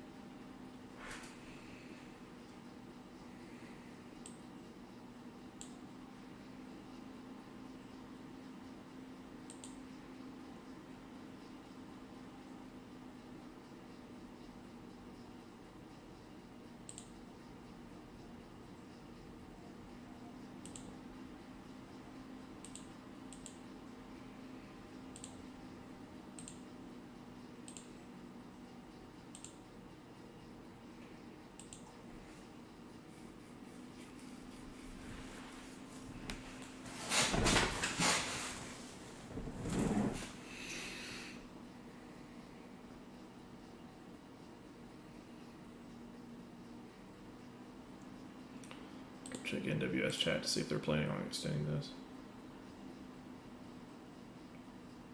Tornado warning is being issued near Laplace for a tight mesovort along the line heading east towards I-55 and I-10.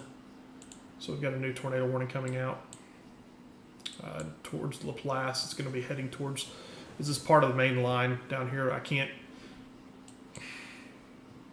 I knew this would happen, but the radar is down, but I think it's close enough to the airport we may be able to see it. Yeah. So let's zoom in here. Part of a mesovort. Base velocity. Yep, right there. Likely tornado on the ground near Laplace.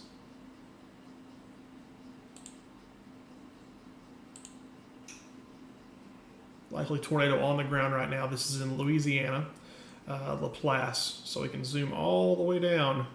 It is on West 5th Street near Jacobs world famous Andouille. It is moving east-northeast towards Lake Pontchartrain. So it's not going to be here long, but if you're on Interstate 10, Interstate 55, you need to pay attention to this storm. It may go straight through the city of Laplace.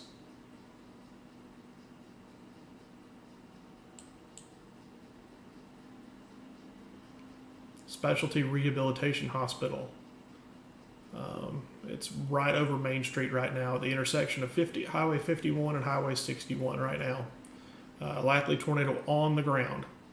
Tornado on the ground in Laplace, Louisiana. That is a decent sized population as well.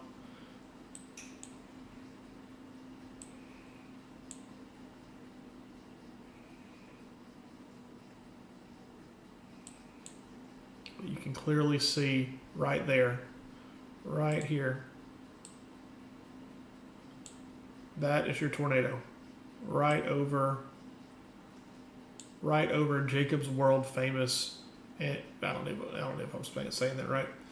Just to the east of Laplace Cinema, pretty much heading up right on Highway 51. Lake Pontchartrain Elementary School. If I'm saying those areas and you live in those areas, get to shelter now. Do not walk, run to shelter. This is a decently populated area. It is continuing to move. We just had a radar update. It does not look as good. I'm waiting to see.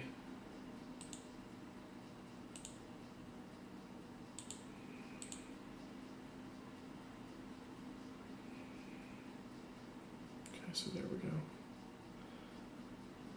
It's close. I mean, it's so close.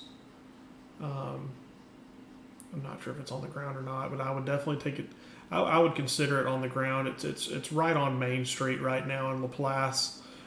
If you know where Highway 51 and Main Street is, it's headed directly towards the Hampton and Best Western, Cajun Pride Swamp Tours, all of that. Right there, it's headed directly in that general vicinity. It will be over Lake Pontchartrain shortly, but it could do some damage before it gets there. It's very, very close. We're also looking at an airport radar, so it's tough to it can be tough to tell. But if there is a tornado, it is going to be in this little kink right there.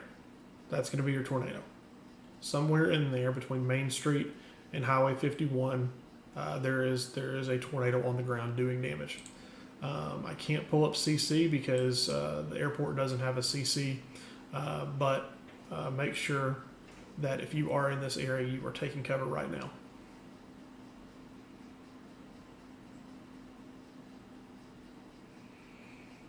Keep in mind, this is part of the line. This isn't even the supercells that are out in front.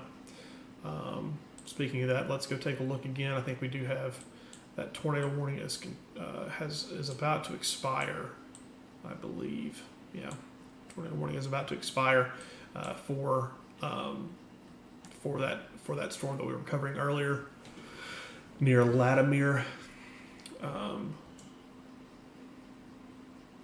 It should be. It's already out of the warning box because it is moving fast. But let's go back to that tornado warning that we do have right now for Laplace.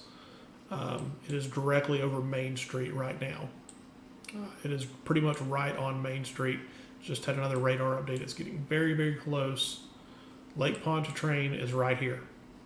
It is. So let's go here real quick. I'm going to do away with that. Need to get velocity back up.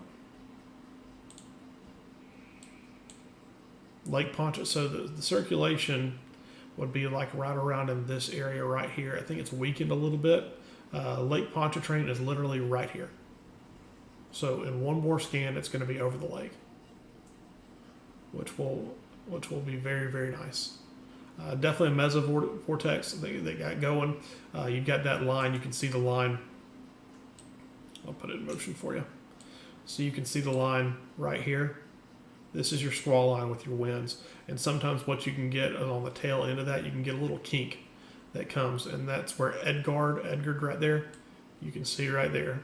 It just kicks up a little bit right at the Laplace. And that's what we call a quick spin up. It may, I doubt it's still on the ground, but definitely treat it like it is. If you're east of Laplace, if you are on Interstate 10, the intersection of Interstate 10 and Highway is that 51? 51 right there. I would park. I would not go any further. I would park, so find somewhere safe and pull off. I would wait on this to pass because it's going to be in Lake Pontchartrain very, very soon, and it likely will not continue once it gets to Lake Pontchartrain. This is the definition of what a quick spin up tornado does. Why is it doing that?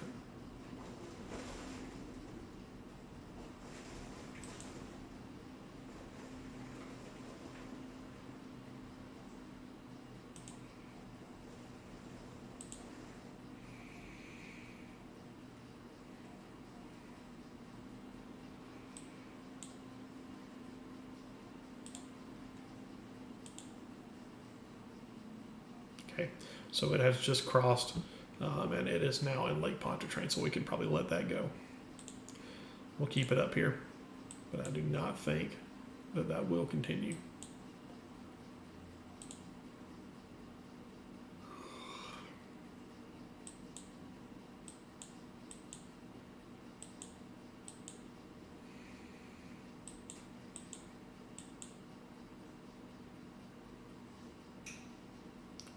So we do have 2 tornado warnings right now, one of which is in Louisiana that we were just covering, the one at Lake Pontchartrain, the one that's on Lake Pontchartrain that was going through Laplace. And then we have the other one that's up in Mississippi, but it should be allowed to expire very soon. And then I'm going to pull up Gibson Ridge here in just 1 second.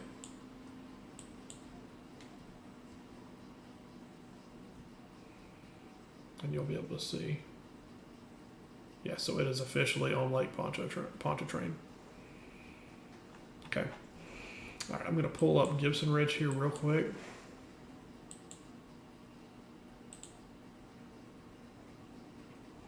Looks like we just had a wind gust at the Mobile airport of 68 miles an hour, I believe. Let me see if that's accurate.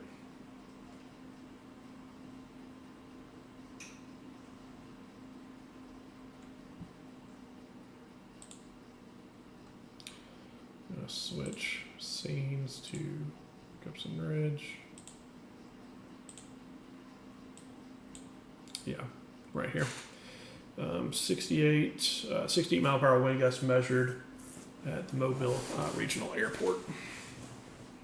Non-thunderstorm wind gust, so that's just a gradient style wind.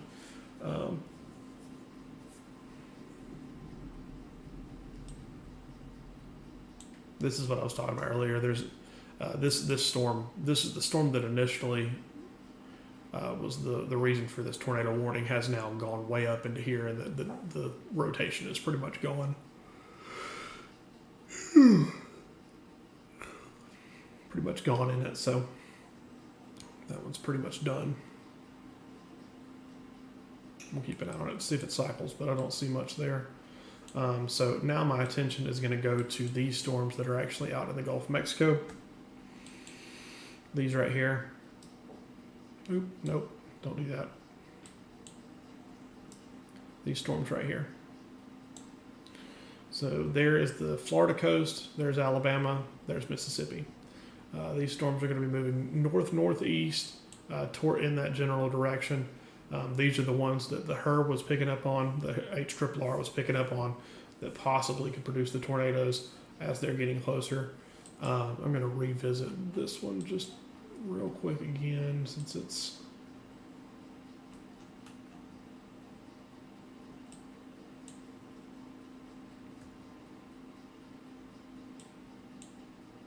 Yeah, there may be a tornado still on the ground, but it's over Lake Pontchartrain.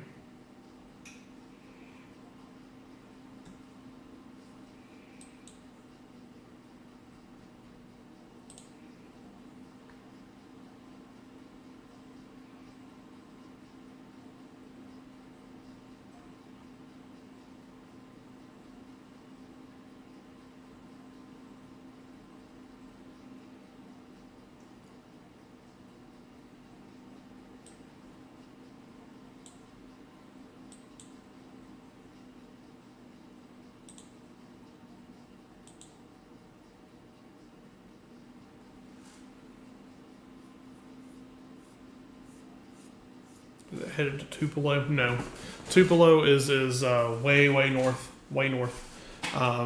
Pretty much just a cold rain I had a question about Northeast Alabama earlier, or Northeast Mississippi earlier. Same thing. I'm over in North Alabama at Huntsville right now. That's where I'm at right now. And you guys are pretty much just going to get the same thing that we're getting, just a cold, heavy rain with some strong winds, but those are non-thunderstorm winds. Might have some power. Might have some power line issues with the stronger winds, but as far as the really severe stuff, that's going to stay well to our south. Looking a little bit at the chat. Yeah, GR2, it's great. I love GR2. I like the fine detail that you can see.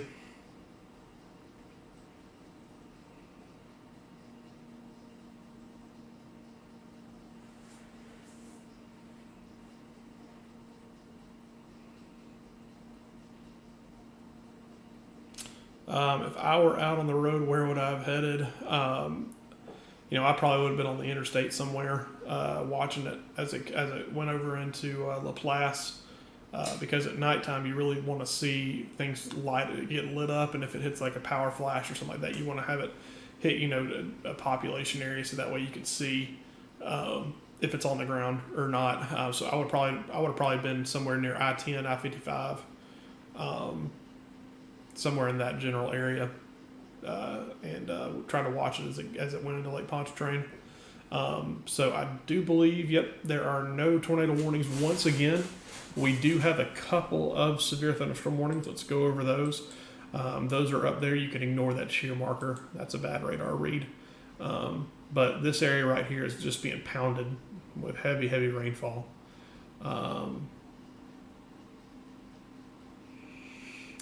Let's see here. Yeah, really, really strong wind with these storms. Really strong wind.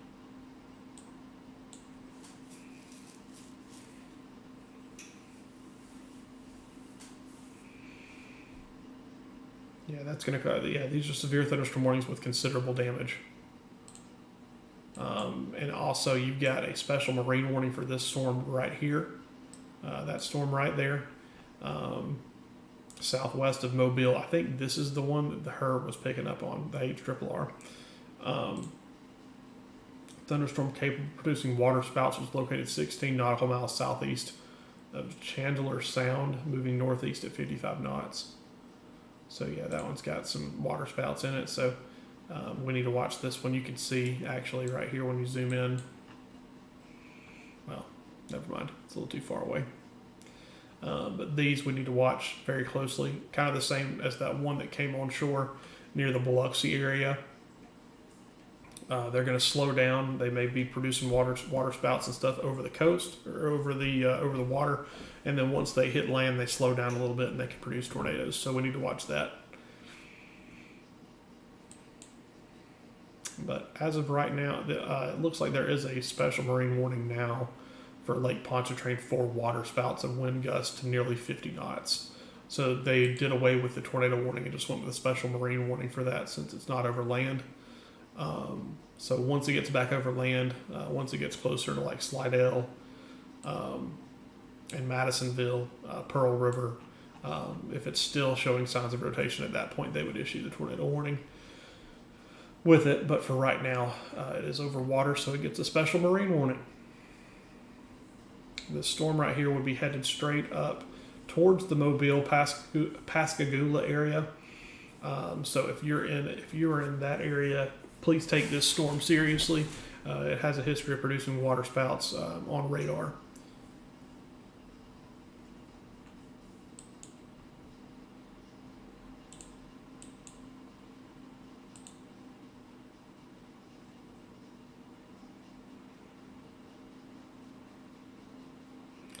Yeah, I was saying earlier, our power actually flickered here. I think we've only lost power one time, and that's when the temperature got down to like below 0 degrees, and they were having blackouts. But thankfully, our power lines are underground. Where I'm at, it's a newer development. So, but I know a lot of people across Alabama are without power right now. Not a good night for it because it's pretty chilly outside.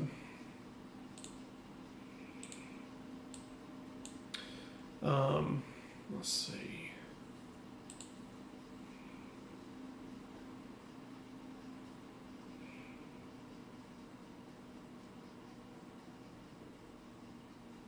contacts are messing up on me.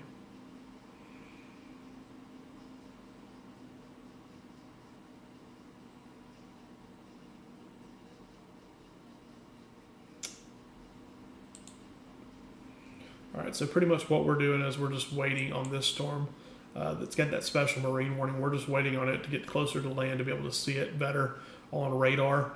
So what I'm going to do is I'm going to go take a quick break and get a drink of water to relieve my voice a little bit, and I'll be right back here in just a few minutes. I think I'm going to switch it back over to Radar Omega while I'm gone. That way you guys can watch these storms as they're getting closer to the Alabama Gulf Coast and the Mississippi Gulf Coast. So I will be right back. Give me about two or 3 minutes and I'll be back.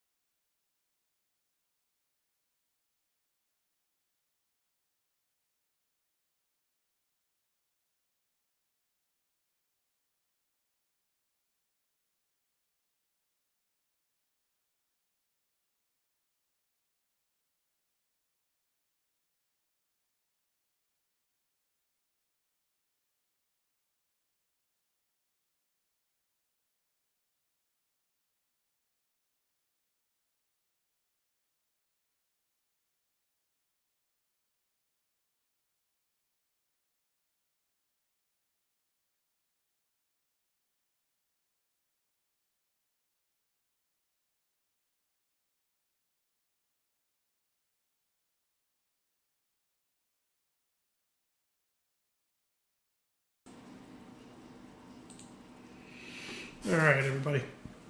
Sorry about that. I'm back. Had to go get a Coke Zero. A little bit of caffeine. Not too much, though. It's not a Red Bull night.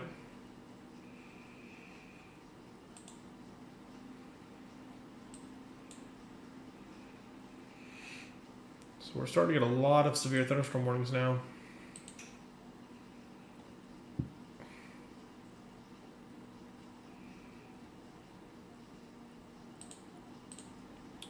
And a lot of these warnings are having tornado possible tags on them.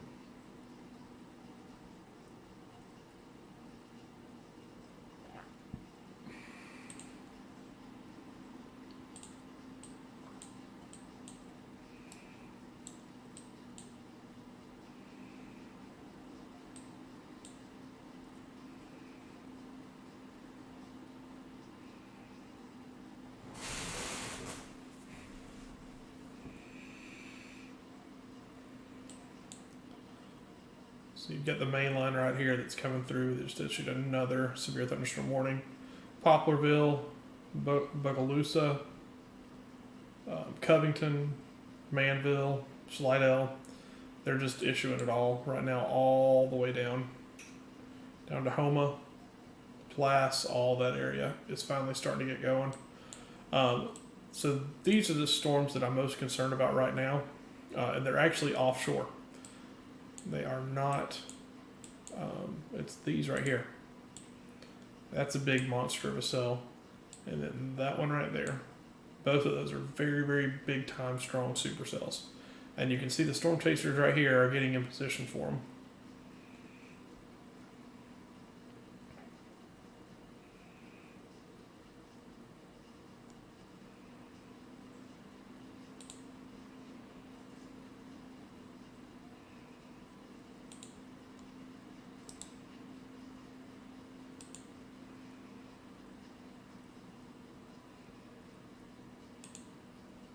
Oop.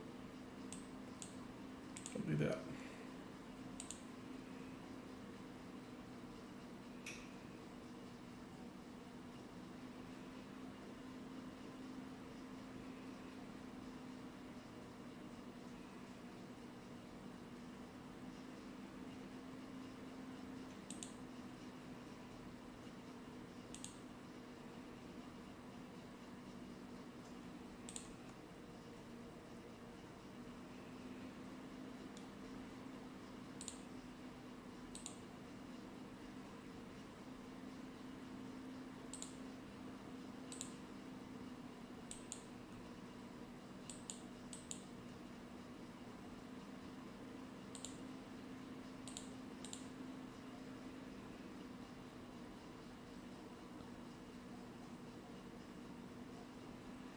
I'm going to go back to GR.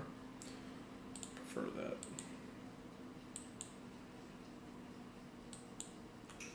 Big time strong winds right here.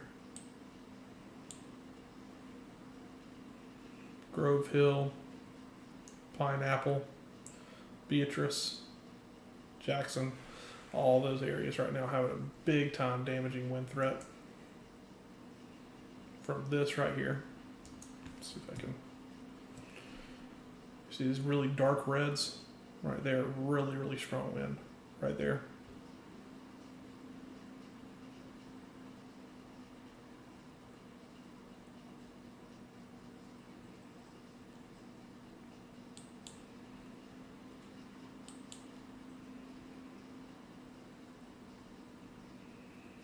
So the storm that we're watching that's coming up near Pascagoula is getting very, very close. It's actually going to be going towards Bayou the Battery and Grand Bay, up towards Theodore and Tillman's Corner.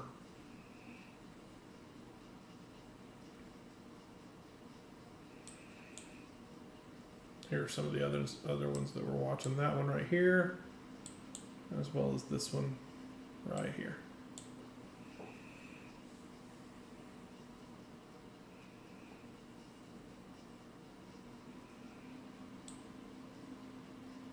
Oop, new tornado warning up here. Waynesboro, Mississippi.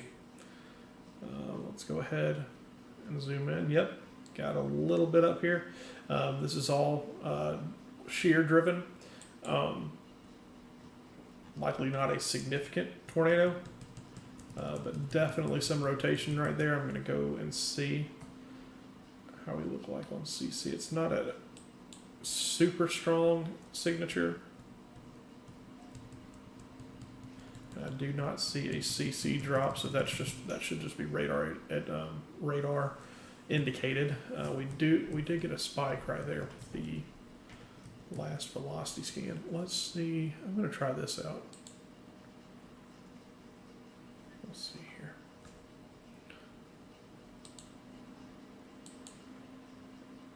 Debris signature. Okay, so it's very weak.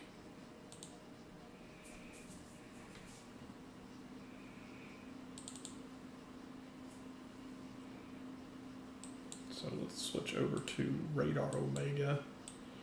Radar Omega. Waynesboro. North. This is going to miss you to the north. Let's see here. Switch over to velocity. And I'm actually going to make it so that way that this is not. How do I do that?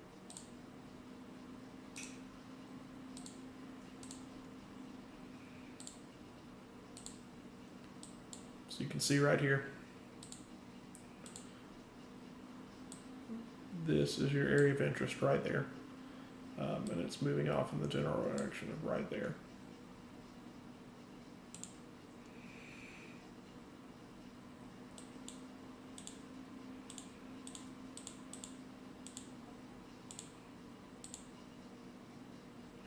Northeast at 65 miles per hour, so let's draw that out. So your tornado's about right there. Northeast at 65 miles per hour. Let's see how much population. None. Very, very little. This is a very rural area.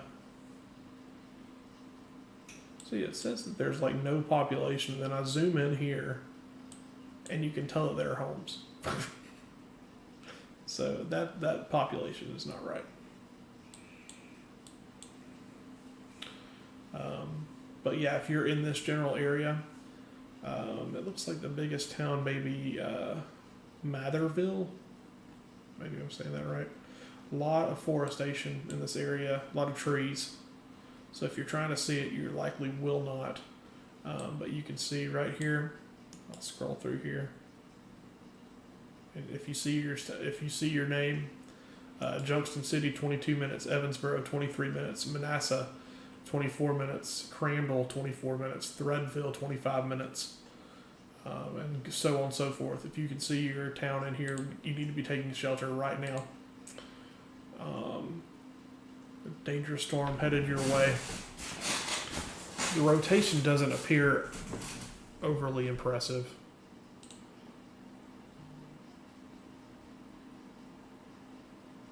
Crap, forgot to switch again. Well, there you go. I was talking about this the whole time. Anyways, you guys heard me talking, so we'll zoom in here and you'll be able to see. But all in this area right here, this is the area of concern. As you can see, that's your rotation right here. The dark color and light color right there. It's not always going to be green and red. But yeah, that's your strongest area of rotation. I'm also noticing this cell right here. That's taking on an interesting shape. No, that's not that impressive. Yeah, we've got a decent signature right there. So let's go back to Radar Omega.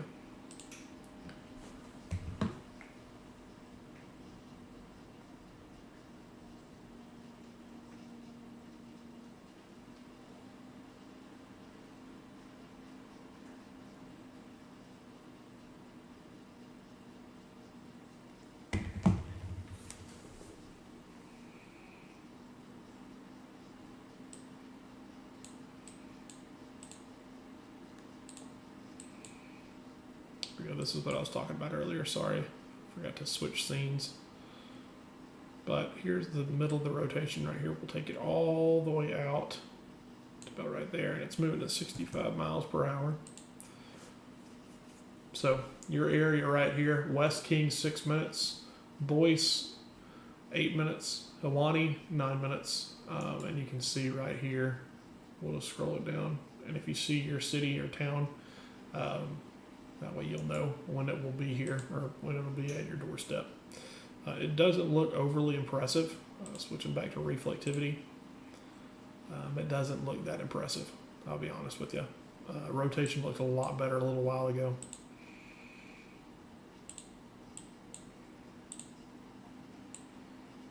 We still do have a lot of severe thunderstorm warnings as well.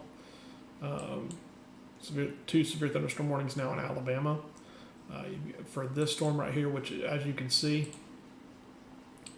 it's making kind of a backwards bow shape right there. That's going to be a really extremely strong winds, which should be backed up by velocity.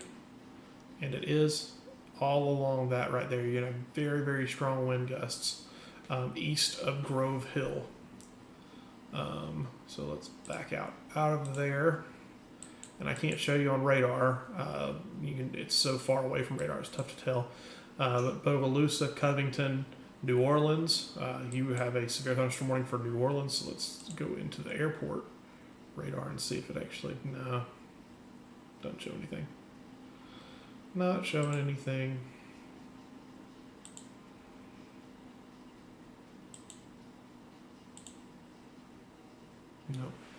No. So, like I said, it sucks that their radar is being worked on right now, but it is what it is. So, New Orleans, take that seriously. Severe thunderstorm warning.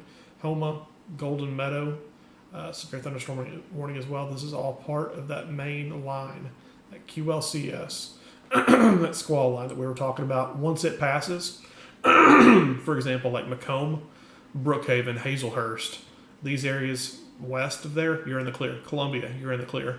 Let's check on this Skycam real quick, because they are right in the middle of it, south of Hattiesburg.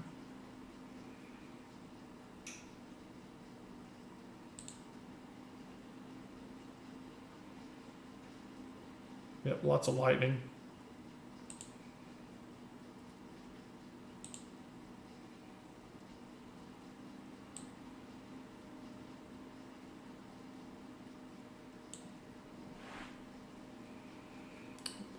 Interesting that the highest wind gust from there is only 27 miles per hour, though.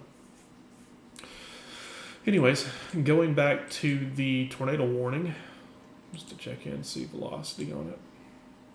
It's still there. I mean, it looks pretty decent. Let's go take a look at correlation coefficient. Nothing. So not seeing any reason to believe that there's any tornado on the ground right now.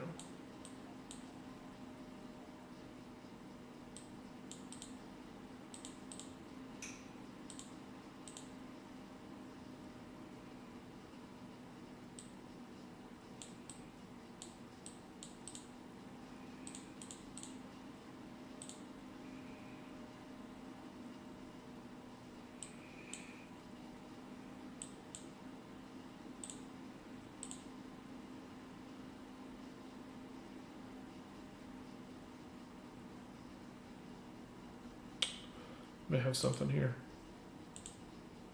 Yep. Okay. We need to watch this storm. East of Leakesville. Storm right on the state line. Near Wally.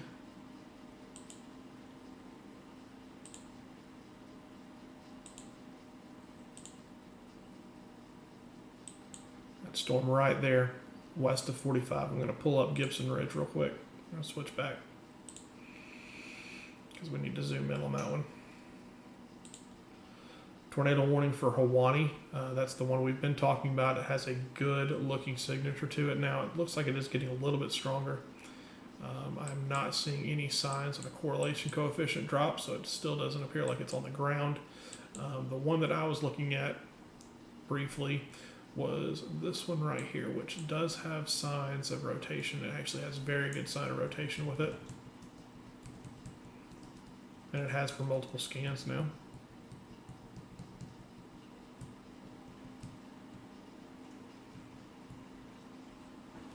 It's not overly impressive on convection, but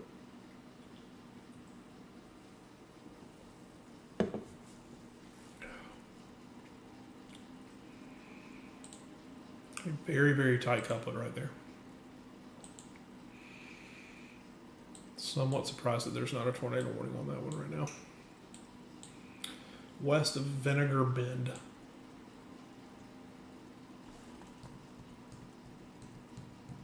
You can see that couplet tighten up right there. It is not overly impressive. It's definitely a small cell.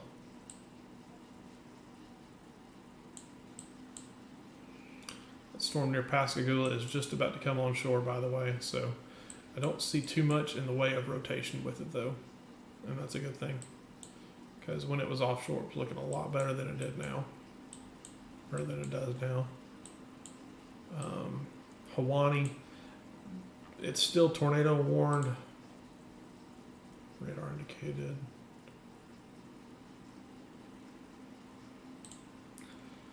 We got another one now down here in Hattiesburg. 2 tornado warnings now. This one near Hattiesburg, McCallum, Palmer's Crossing, Hattiesburg. This is a very heavily populated area. Severe those from capable of producing a tornado was located near McLaurin, or 7 miles south of Petal, moving northeast at 55 miles per hour. So let's zoom in on this. I'm thinking that it was this right here. I'm going to switch to the Jackson radar to try to get a better view.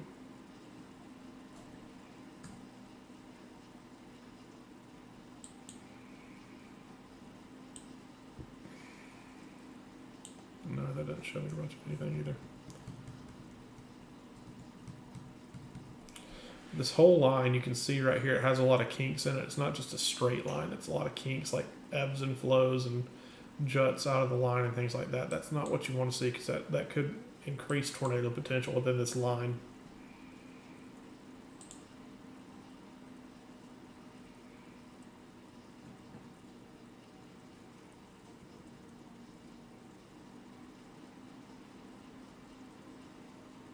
So the TDEF is actually something on GR2 where it can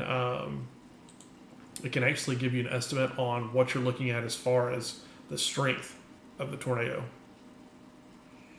It actually takes wind speed, correlation coefficient, how high the debris is getting thrown in the air, and it gives you an estimate on the EF scale about how strong it is. And then you have the PTDS, which is potential debris signature, potential tornado debris signature, and it gives you like a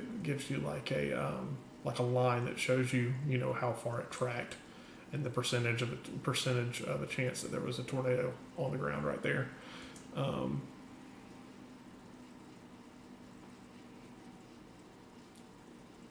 be honest with you, I don't see much. Not too sure why that's tornado warned.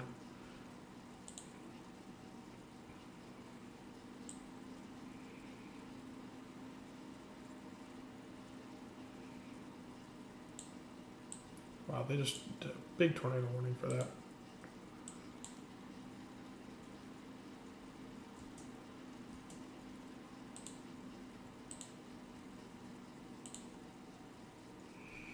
I think that they're seeing a lot of areas of potential rotation within this line, like I was saying earlier, and they just pretty much warned the whole line.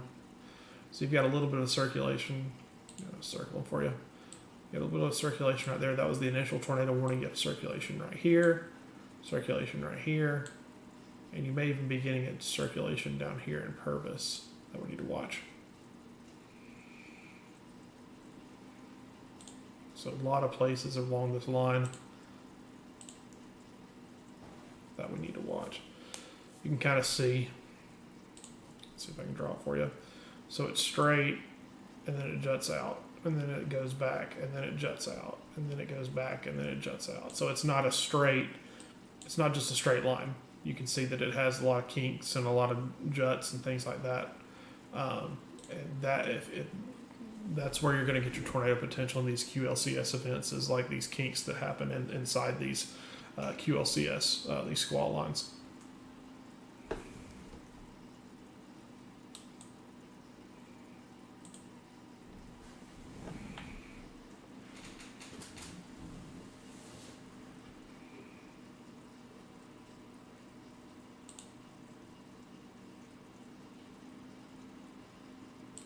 I'm really not liking this storm.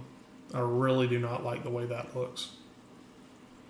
That storm that's headed towards Pensacola, I really am not liking the way that looks. These either. I don't like the way those look. That's troubling. But let's zoom in here and kind of see what we're looking at here. I'm going to turn on smoothing a little bit to make it look a little bit better. But as you guys can see right here, what I was showing you earlier, on all these warnings, you can see the line. It goes in and out. You got these little kinks that jut out from it, and then it goes in. So see, it's not like for a true squall line, you want a straight squall line. That's just going to be a damaging wind threat. With this, you're going to have a lot of juts, a lot of kinks, and that's where your tornado potential is going to come. Right here, right here, right here. That's where you're looking at. So I know that I drew a lot there, but that's what we're looking at here. And if you go back, that's where all these rotations are at.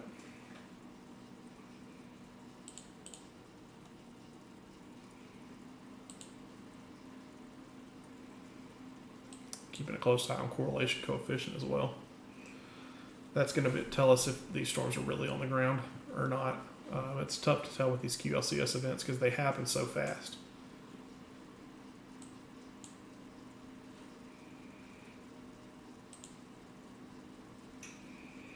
Monica, thank you for subscribing. Appreciate that. I know radar smoothing. It just makes it look better though.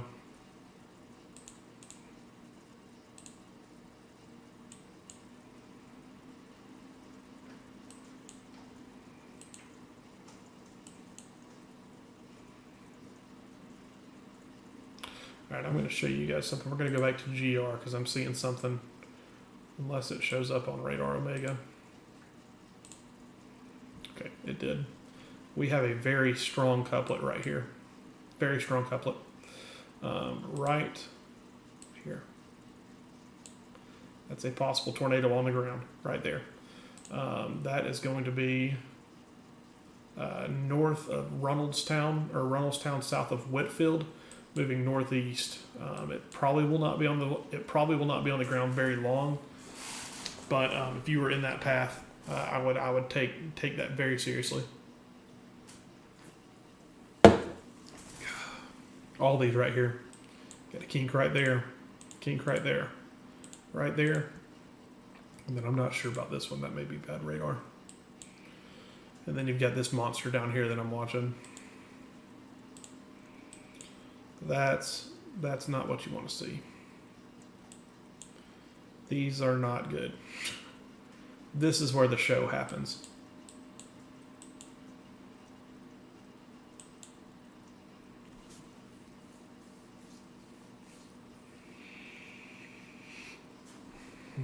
It's a troubling trend for those right there.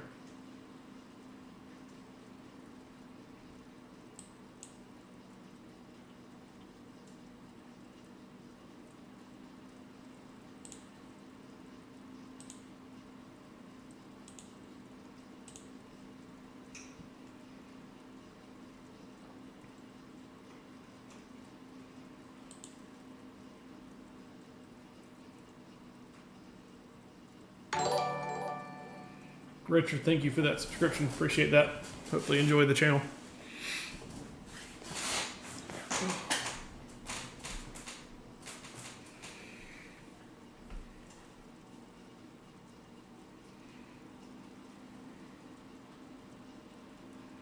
Monica, where are you at? Where is it raining so hard at?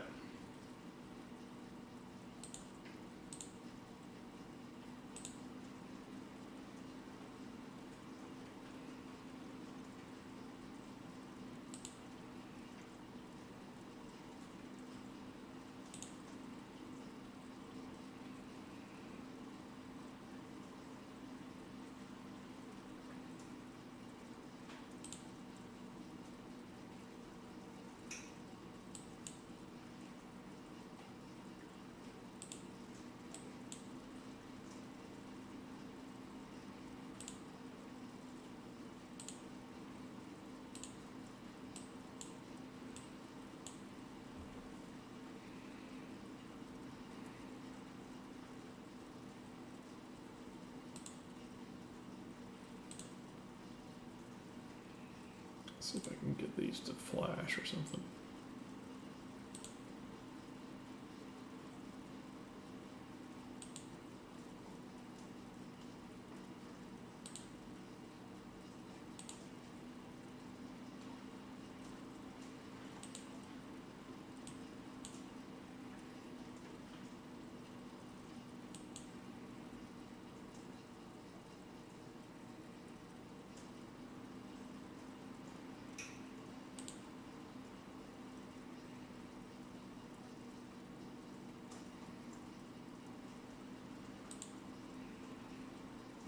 So we've got tornado warnings that are flashing right here.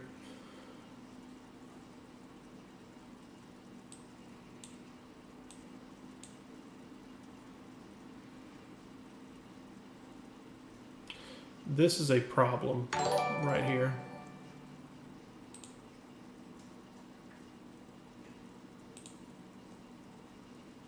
This is not what I want to see. Right there. Right there. Let's see here. See if there's a CC drop on that.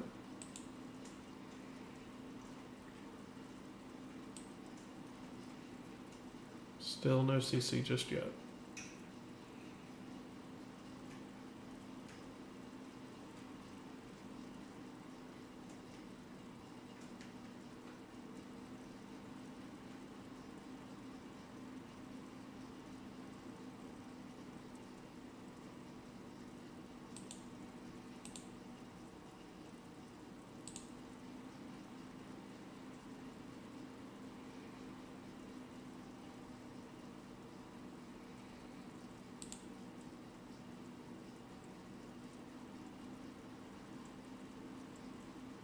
So that northern one was just allowed to expire. The one that was near Waynesboro, it was allowed to expire. Let's put that in motion.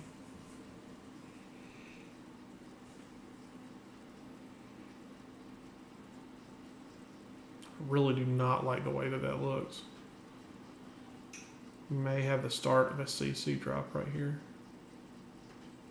That doesn't make any sense why it would be right there.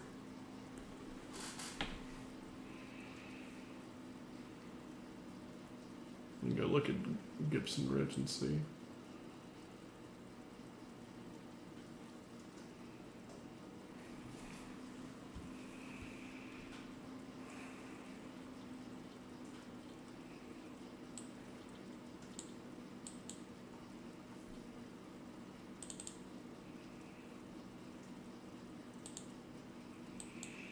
This is another one where we would be using the New Orleans radar. But of course, we are not able to.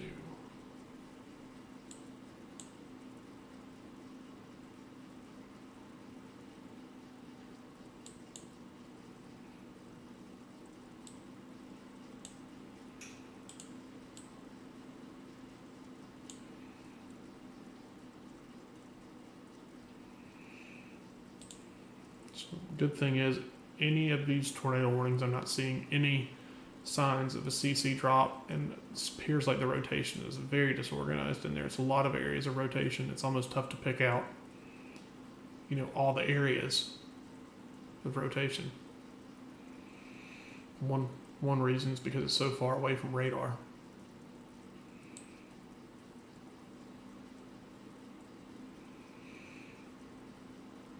We have tornado warnings right here, but I'm really getting focused on this one that's coming towards Pensacola.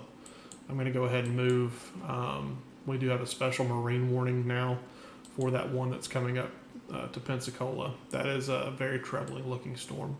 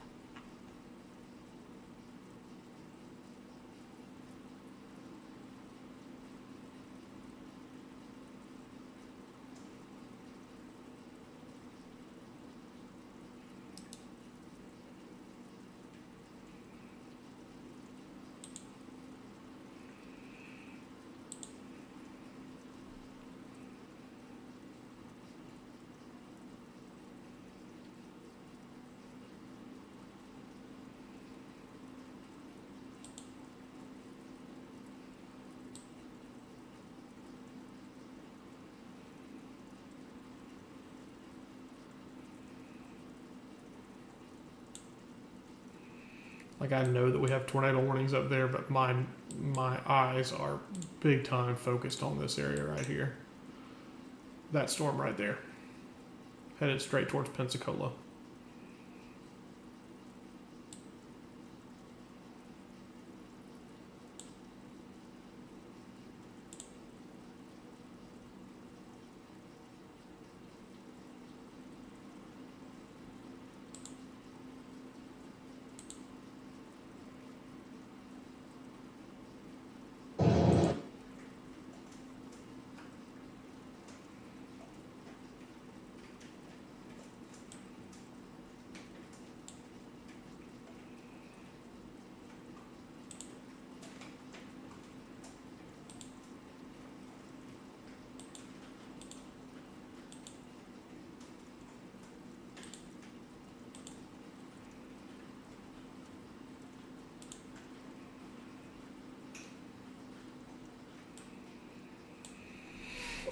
I think we had somebody actually ask about Pensacola earlier.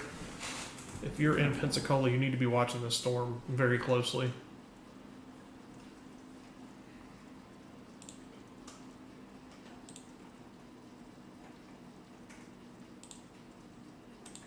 It does have a special marine warning on it.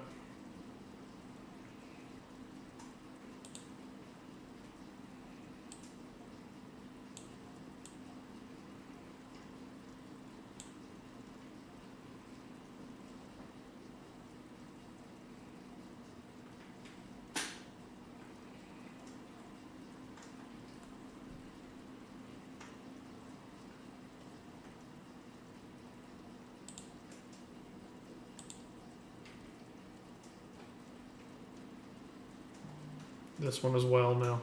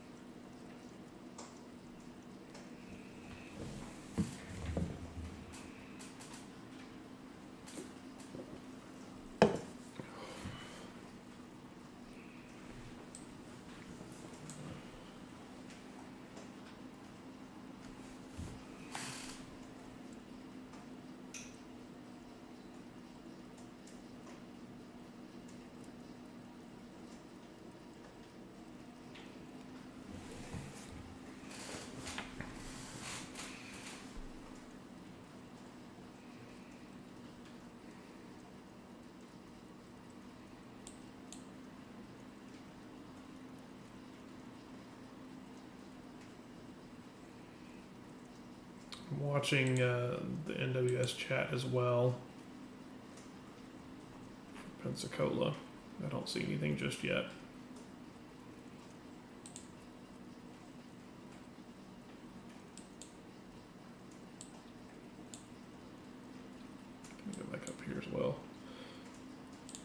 see velocity. Just too far away from radar. It just looks messy right there. Yeah, I don't see anything. Nothing really jumps out at me right there.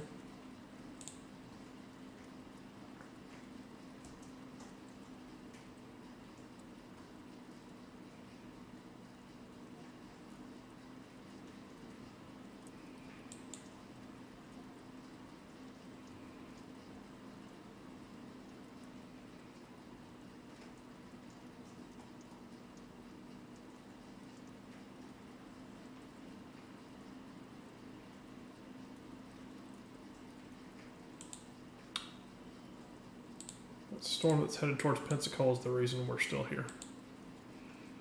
Golly, you can see it, just watch it spin. You can see it coming and just see it spinning. I think it's spinning like a top. Headed straight for Pensacola. I'm going to go ahead and tell anybody that's in Pensacola right now, you need to be in your safe place right now. How fast is this moving? 50 knots. So what is that about? Moving northeast at 55 knots, so probably like 65 miles per hour, something like that. Let's draw that out and see how much further it's going to be until it's in Pensacola. So the main area of rotation, it's heading straight towards the Sea of Pensacola. Just say 65 miles per hour. Pensacola, roughly 25 to 30 minutes. You have until this storm is on your doorstep. And let me tell you, I've been watching this and it means business. This is the best storm I've seen all day.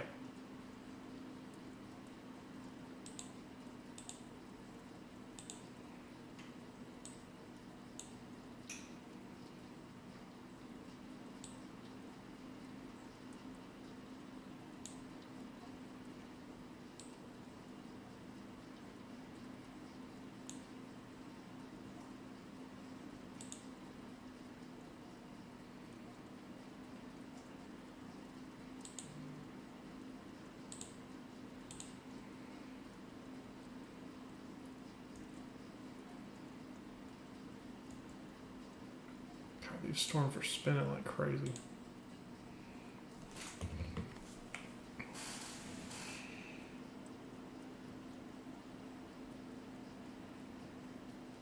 I'm like 10 American percent or something. I'm 7 American percent.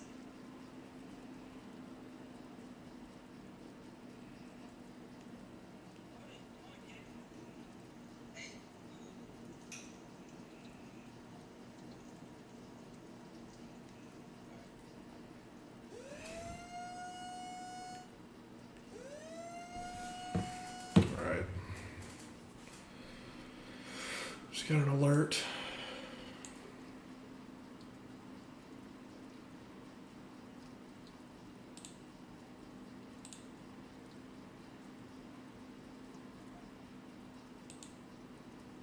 Oh, new tornado warning south of New Orleans now.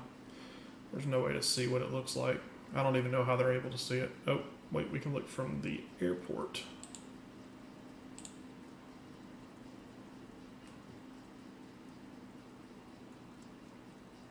Jean Lafitte, right there. There is nothing in this area though. Very little population. It's heading towards like Marsh and stuff. I'm not going to worry about that. That's not much of an area that I'm too worried about.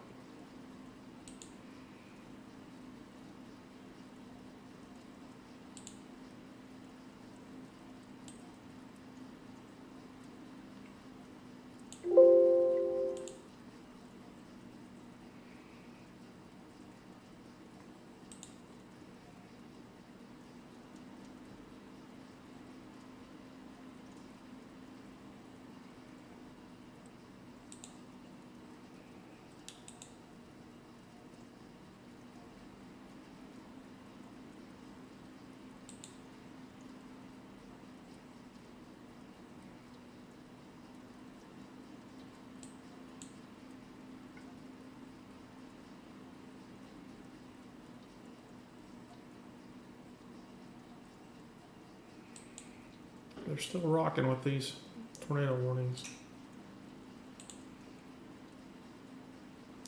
It's just really, like, it's so jumbled up. Like, it's tough to see anything there. It's a guess. I don't know why they're. Let me go look from Jackson, see if that's the reason why. Yeah, they can't see anything. Like, what is that?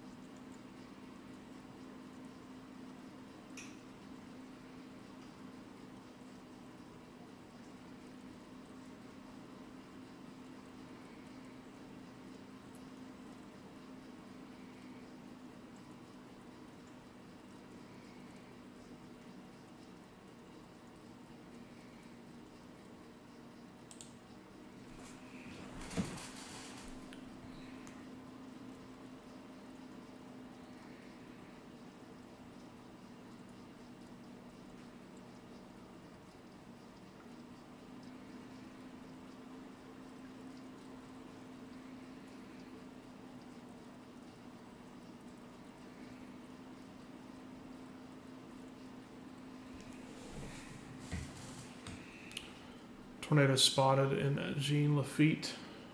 Let's see here. Yeah, that was the tornado. There's not, I mean, there's a little bit of population right here.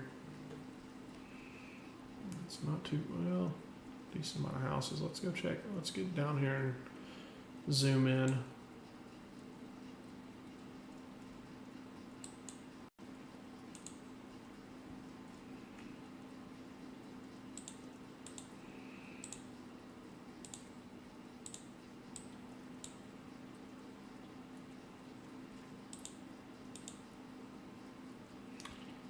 It's really tough to tell.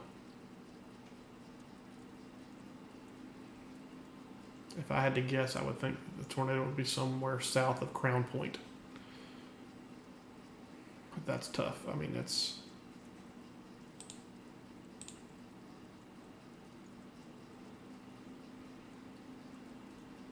I would think that it would be somewhere like right in this area where it jets out, but it's tough. All right. New severe thunderstorm warning for Mobile. Let's take a look at this and see what it looks like on radar.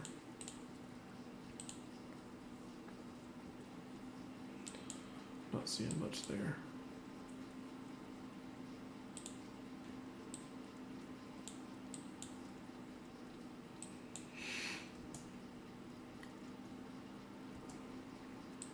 Consider another one that's considerable. Starting to see a lot of these severe thunderstorm warnings that are having considerable tags. 70-mile-per-hour winds, 70-mile-per-hour winds, tornado possible tag. Not a tornado possible tag on that.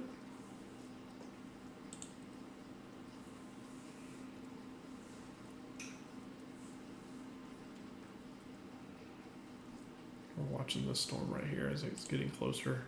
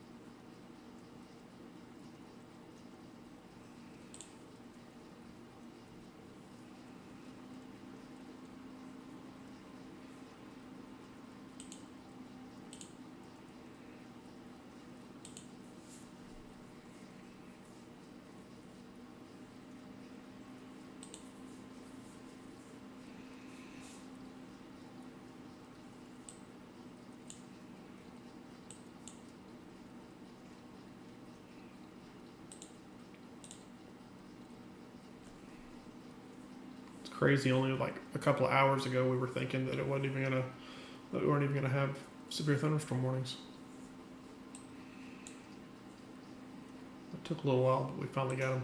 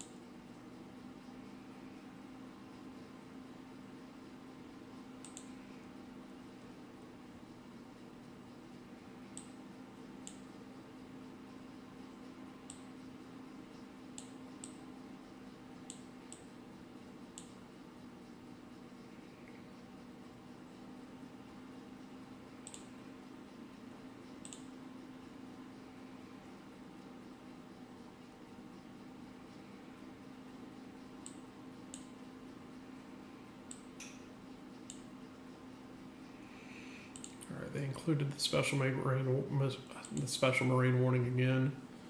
The severe thunderstorm capable of producing water spouts was located 10 nautical miles south of Big Lagoon or 11 miles nautical south of Pensacola Pass. Moving northeast at 55 knots. Water spouts and wind gusts in excess of 50 knots. Pensacola Bay, Fort Pickens, Escambia Bay Bridge, Escambia Bay, Pensacola Bay Bridge, and Pensacola Pass. I wonder if there's any Pensacola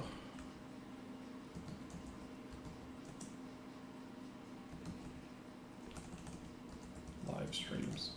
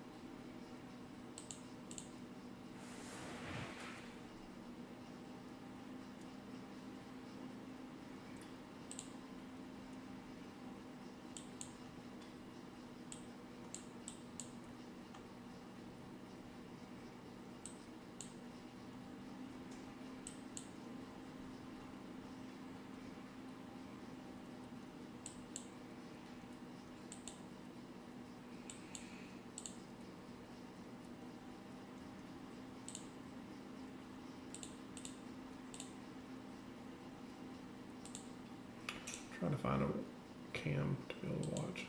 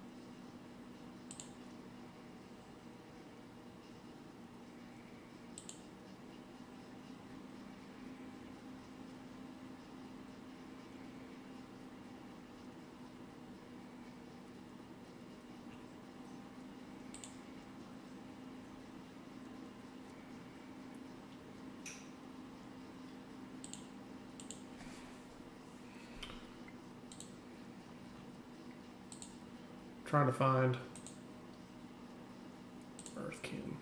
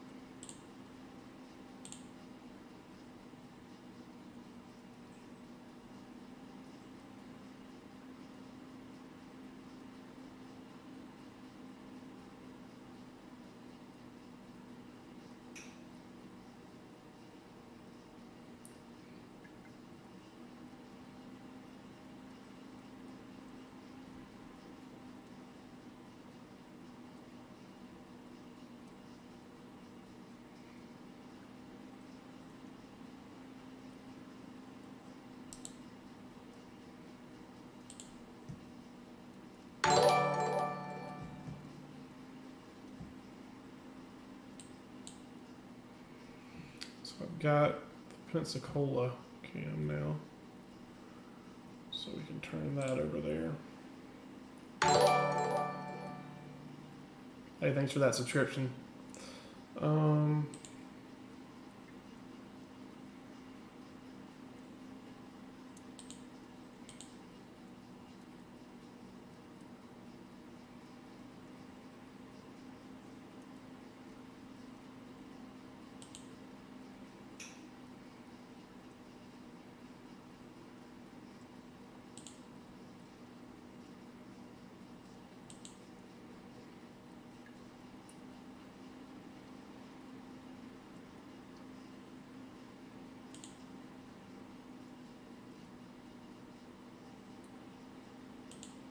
So this is Pensacola Beach right here.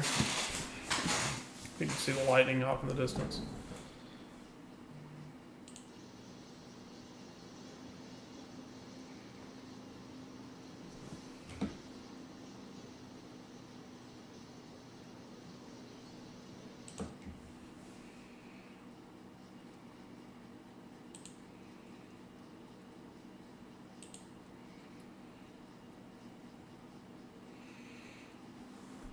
Hey, Monica, thank you for that donation. Appreciate that. Thank you very much. If you'd like to donate, you can. You obviously do not have to, but if you would like to, you can. That's going to go to expenses for future storm chases when I'm able to get back out on the road, which is hopefully going to be in just about a month or two. So I've actually got that's a big lightning strike right there. I've actually got a account set up just for that. So what we're looking at right here is Pensacola. Clearly, you can see that right there. You can see the clouds as well with the lightning as that storm continues to work its way closer to Pensacola.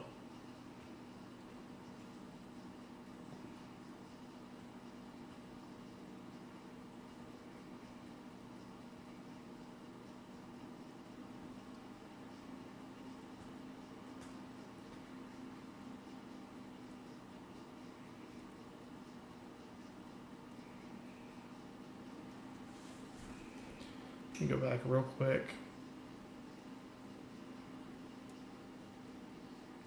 We're going to come back to that webcam here in just 1 second, but I want to go back to Radar Omega just to check to see about rotation.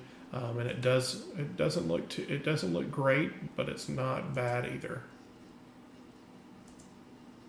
So it's headed straight for Pensacola.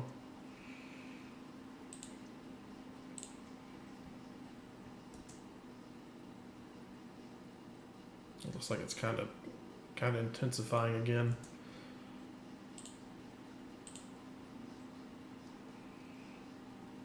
Let's go back to the webcam right there.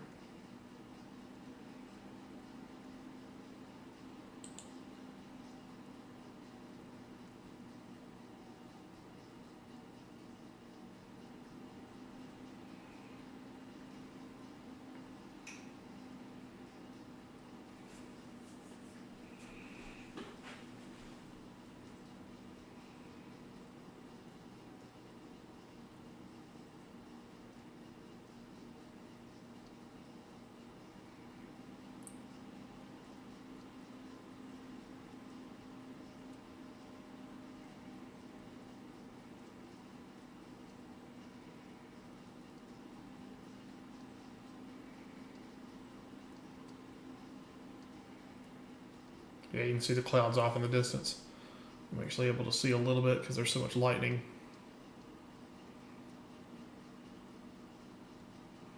This is looking out over Pensacola Bay, by the way.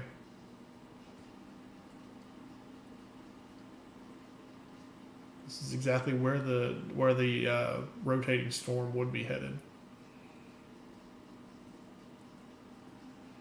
A lot of lighting with it, that's for sure.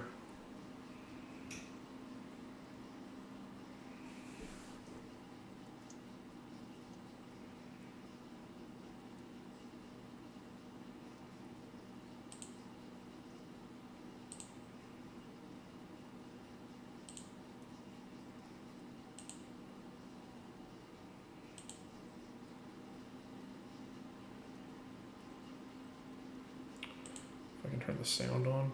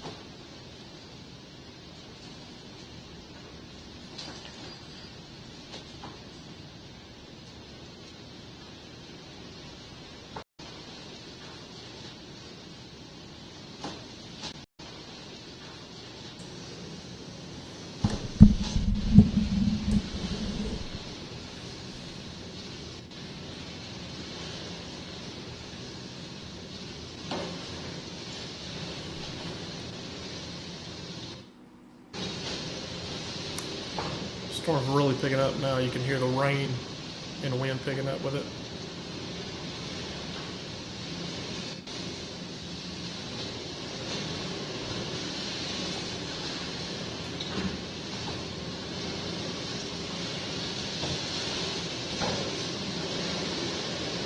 My goodness.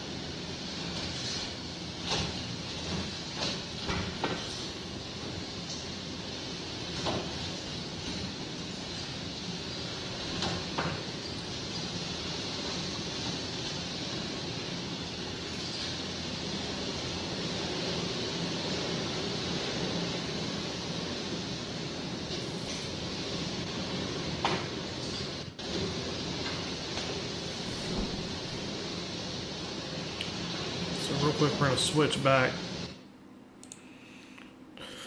to Radar Omega and take a look at this. So I'm noticing a couple of things with this. Velocity has really started to pick up just to the south of Pensacola, headed towards Pensacola, the airport right there, Cordova Park. That area right there, it's broad right now, but it could tighten up at any minute. There's another area, two areas actually, one right there over Mobile Bay, another one right there as well. So those are a couple of areas that I'm watching. Let's see here. This is obviously, you know, the big storm that we're watching though.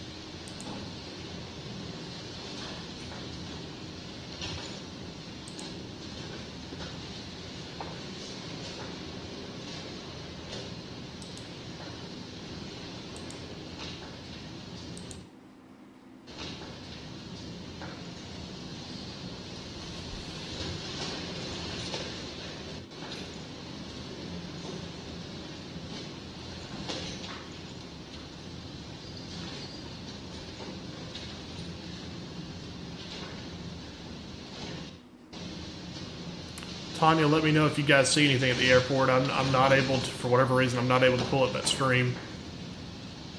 I don't know how to get that in there.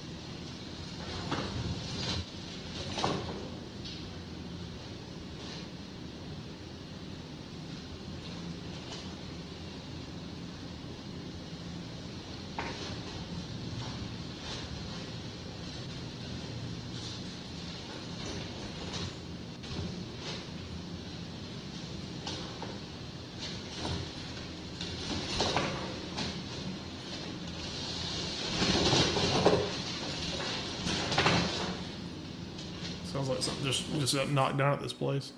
A lot of wind. Did we lose the signal? No, maybe not.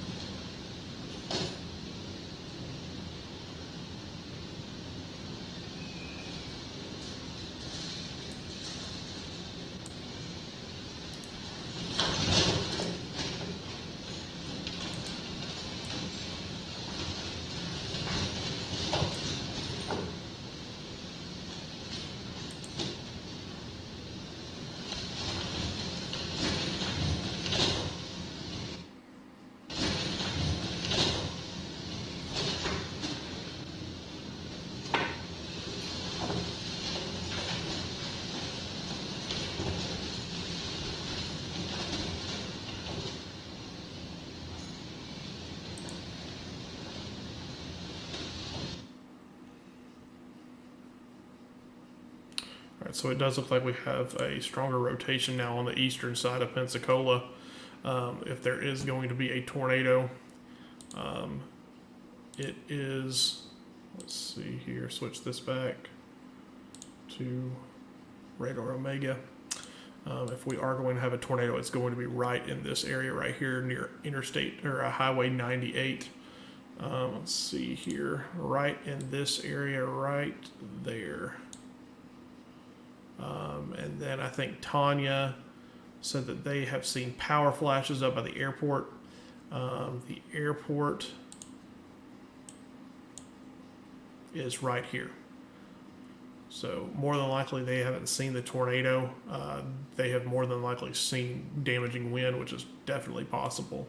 There's no way they would be able to see from there all the way to the tornado. Pensacola International Airport's right here. Let's see about getting...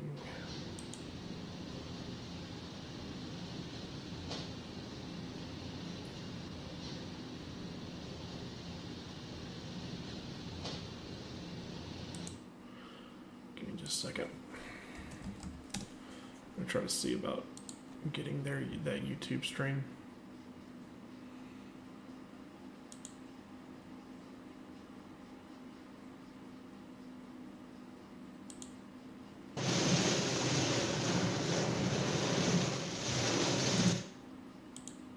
Thought the one was gonna shift, I'm gonna be on. Thought the one was gonna shift, I'm gonna be honest. We're going south right now.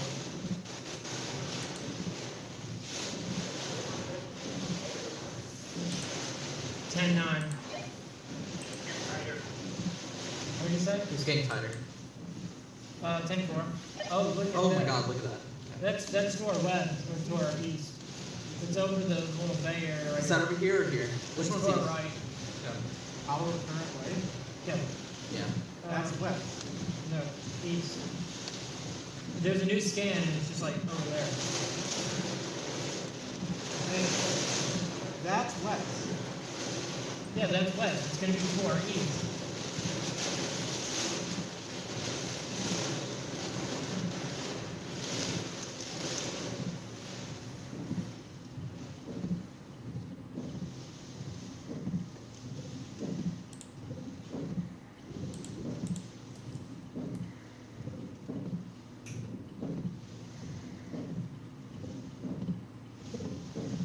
I need you to pull up Across the bay right now. What's up there? 10-9. Moving across the bay. Rotation. Nose? Okay. Keep on. You're finished on one. Keep on. Alright, let's play this. Dude, velocity will update. Where are we going? We're going to hop on I-10, follow behind it. And we're gonna head west to go towards. Really surprised there's not a tornado warning on this right now.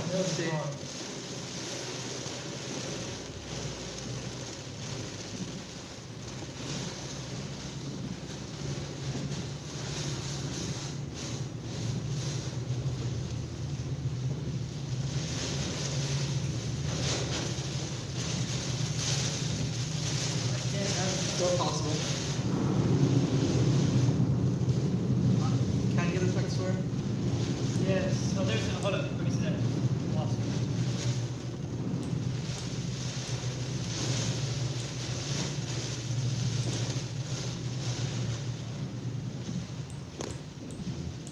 Oh, crap. Yeah, we need to head east. East. Let's hop on I-10. Yeah, it's tight and hard. Yeah, we gotta get back on I-10 and then head east. That's one.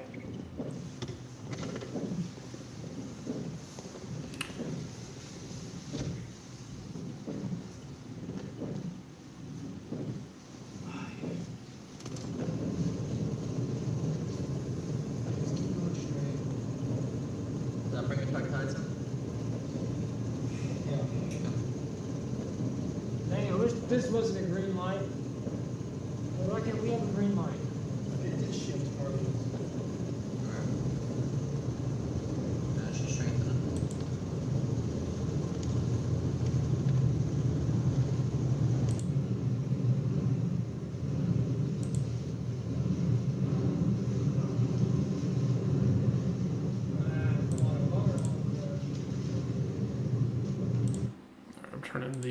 the audio off on that.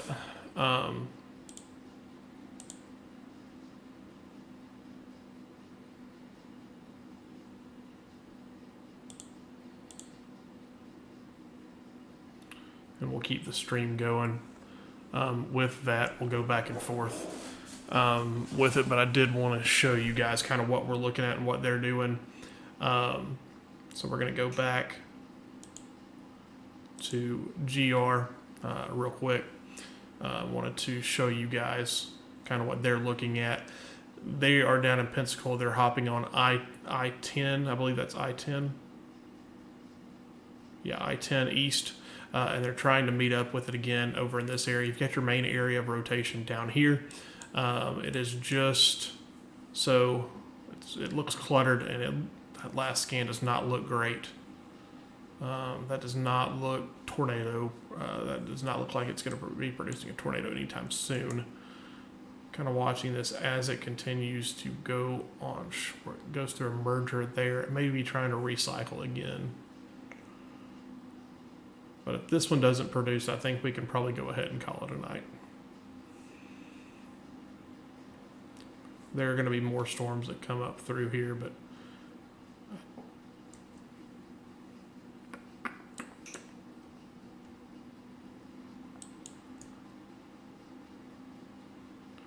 notice the velocity really tightened up right there, and then it's kind of dying out a little bit. Kind of looks displaced. The velocity couplet's almost in the middle or on the northern side of it rather than on the southern side, which is where it would need to be.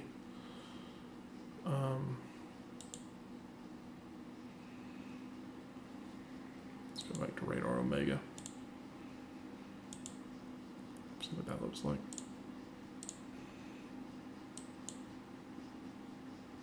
It's definitely a very strong storm. So it's severe. It's very. I mean, it's a good storm. It's just tornado potential once again does not look overly impressive.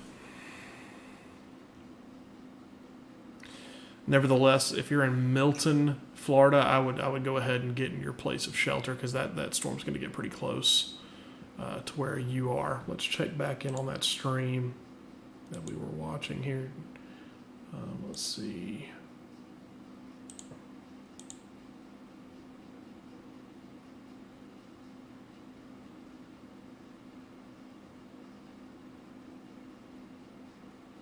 Waiting on them to get on I-10.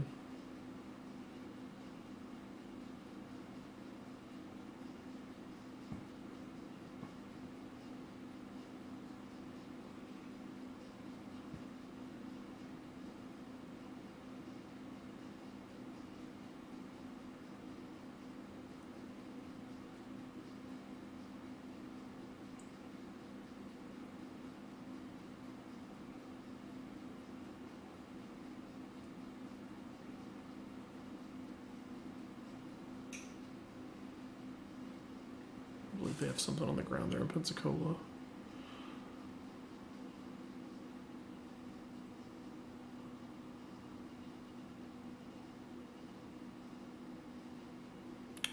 I mean, the environment's pretty good. That last comment, the environment is pretty good. It's a little bit better to the west, but it's still very good where they're at. I'm going to turn the audio back on this stream. We're gonna be behind it. They still can't record. We should be able to see it if we're behind it. Yeah. And it's moving away from us. We don't have to worry about it. You know. Don't turn here. Don't turn here. Oh, right here. Gotcha. This is one hole. I don't know why we're going. This is the rip we came off from.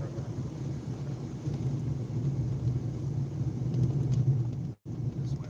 Oh, this way. Go back on. Left leg.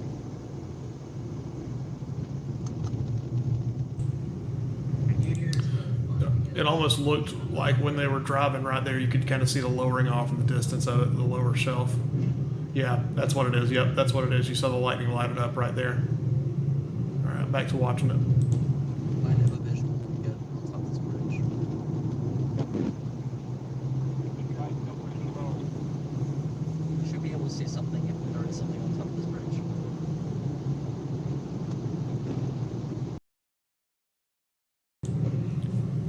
So what they're going to do is they're going to try to get on top of a bridge.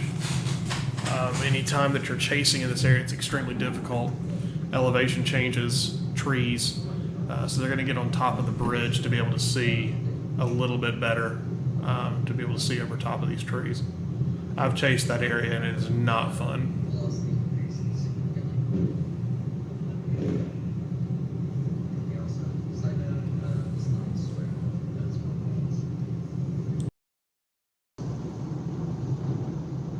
Lowering shelf. It says Mama Chica. Wow, this lightning is going off. This is like rolling Yeah, there's a What's little up bit. with parrot?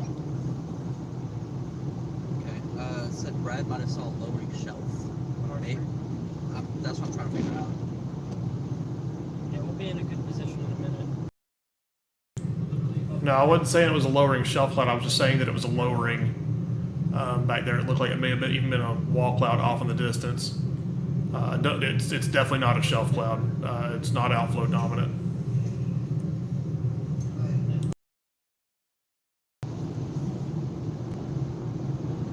This is Mama Chica. Yes.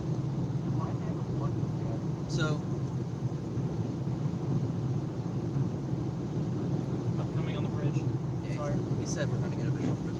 Apparently, they're able to see a lowering on our channel. Hey, Mama Chica.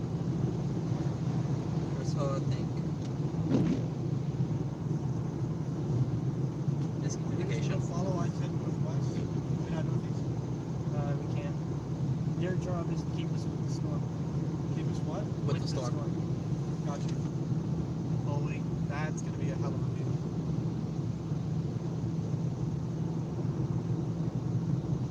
Now we It's see. going to be toward each direction. Left, right, 0. We're talking about. Okay, he said wall cloud, outflow down. May touch down, pay attention. Now what?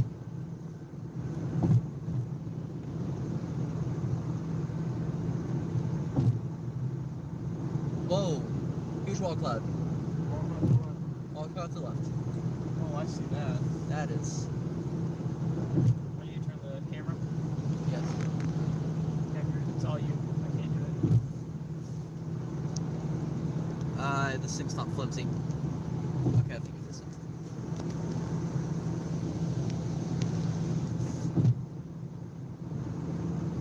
Yeah, I see it on the left.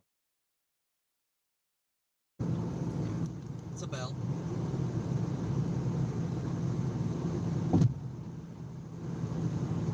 Where line track that? You're going to walk out How on much the I left. thought he go?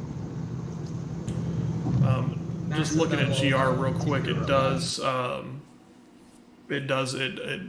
Nothing makes me think that a tornado is imminent right now. Just looking at velocity right there, it kind of looks a little wonky. The distance. It may be cycling. You can tell just on. You can tell just on. Right on the. Yep. There's the tornado warning. There it is. All right, so we've got a tornado warning now headed towards Harold and Holt and Baker, Milligan, Crestview, Auburn, Cameron, Cannontown. If I named your town, you need to be watching this storm very closely. Harold, you are the closest to this storm right now. It's going to come very, very close to you. Likely, it is rotating like crazy right in there. That is your main area rotation. It's very broad, but it's strong rotation. So it probably looks like the whole sky is rotating. DC, that's not that. There's a whole separate section of the storm, but I don't know if it's allocated or not. Actually, that might be hail contamination. Once again, I don't think that it's on the ground. I don't think that this tornado is on the ground just yet. I'm going to switch over to radar Omega now to be able to get down Should be aware.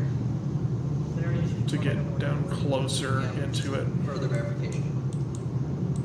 So is it north of I-10 or is it still like this? Probably deflected by now.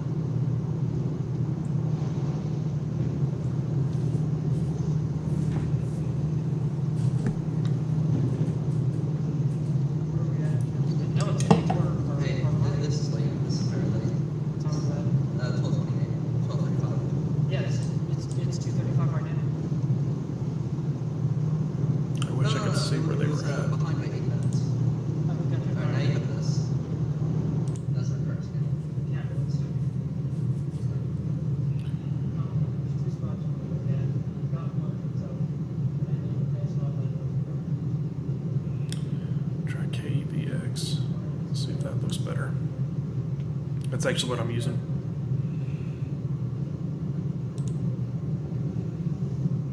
They both look kind of wonky, but you can obviously tell it's a very broad area of rotation. You've got rotation going to and away, towards and away from the radar.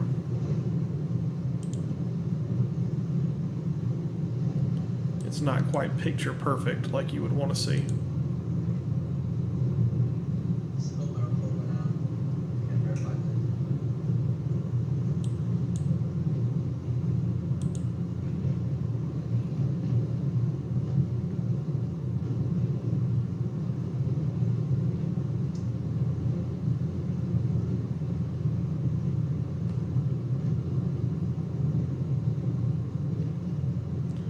They're in the bend when it turns northeast.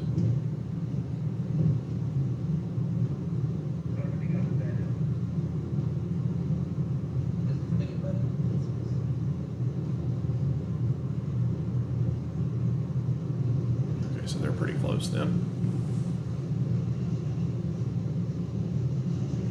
So I think that they're somewhere in this area right here. The main circulation is going to be up here. So it should be directly in front of them. So let's go back to the stream.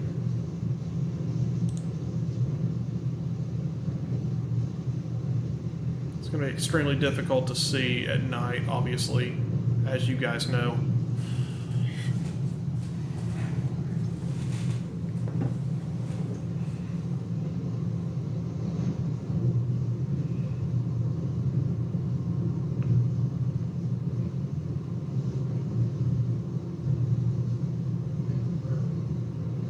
I don't think they're not going to try to 0 meter it. I'm not worried about that. I mean, I don't have a control over what they do. They're their own storm chasers. They're not with me. I'm just using their stream.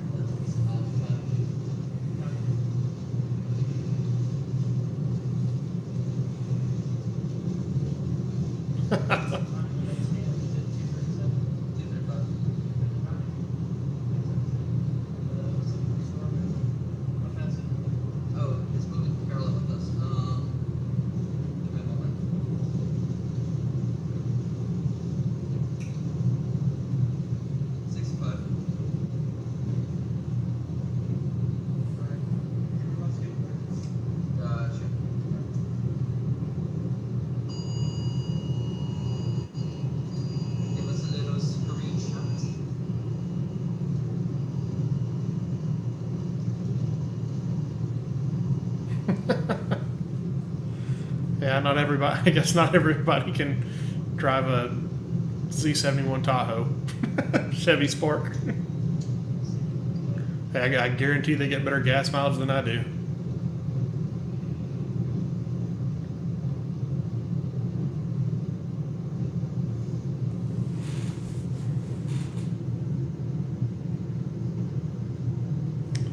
All right, they're still. I'm going to keep an eye on this.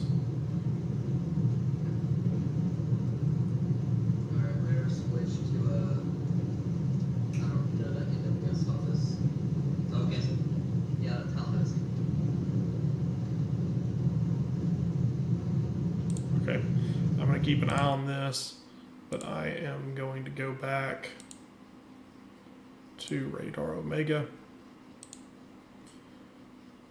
and kind of see what we're looking at here. Yeah, it looks very unorganized. Just not seeing too much there.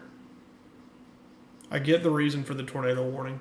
It's worth the tornado warning because something could happen there, but I'm just...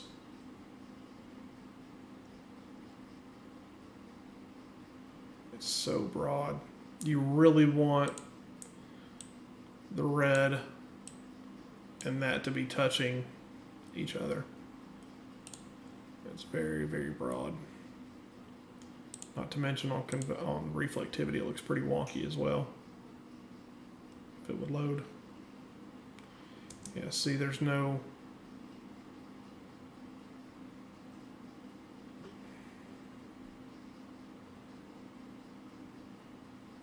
I really need to look at GR for this. I'm going to switch over to GR.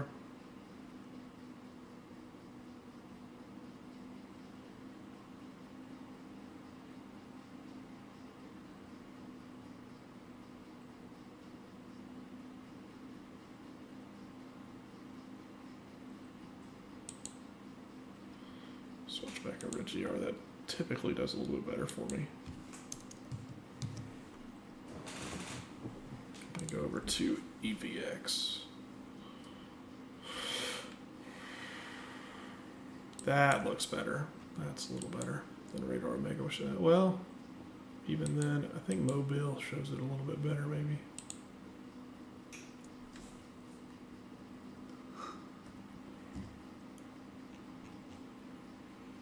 Just messy.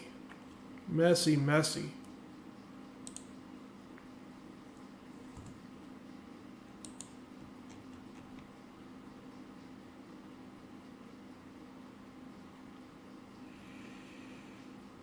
Not seeing much there.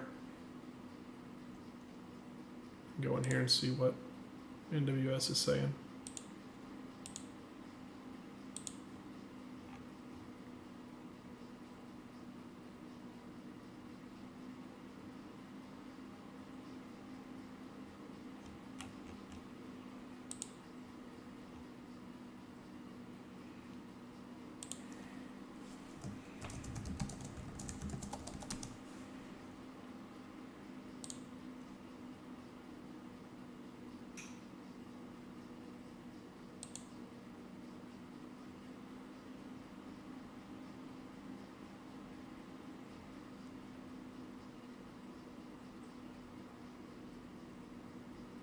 What happened to that?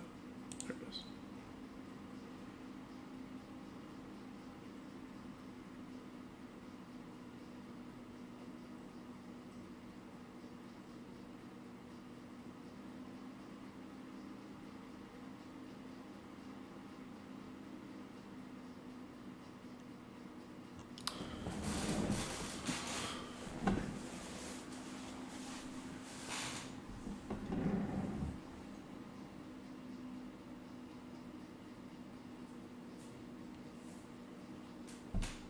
So it's looking like Mobile. I'm just reading a little bit. Their main concern in Mobile is that squall line that's going to be coming through. I don't think they're as concerned about isolated cells popping up anymore at this point. And the main threat with that line as it comes through will be damaging winds, like we've talked about. You know, I'm just not. I'll be honest with you. The storm to Fort Walton Beach looks to me more impressive now than this one does. It's very broad. Very, very broad.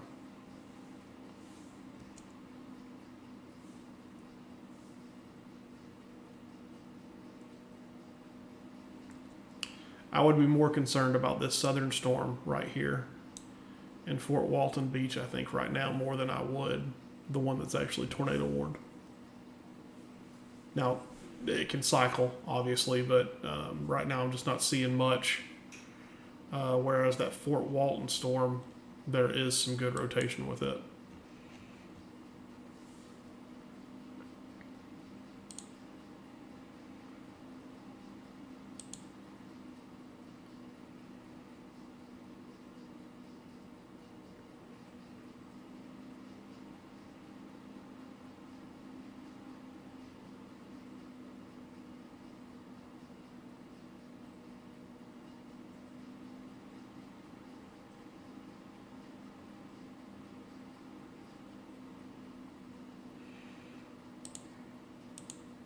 Oh, looks like they got a little issue Does that right make here. sense?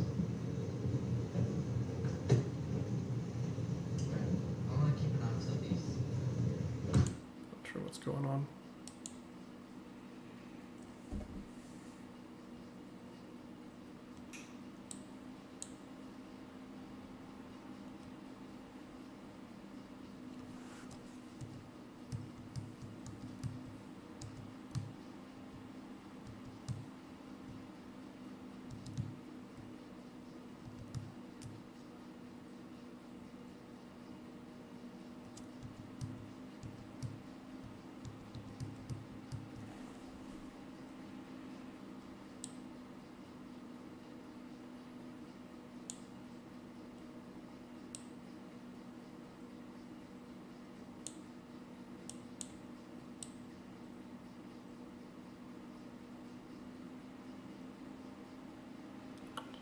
As of right now, the main area of concern for this storm that is tornado warned is this area right here in between the two reds, this little yellow area, southwest of Harold, would be where the rotation is for that, right in that little notch.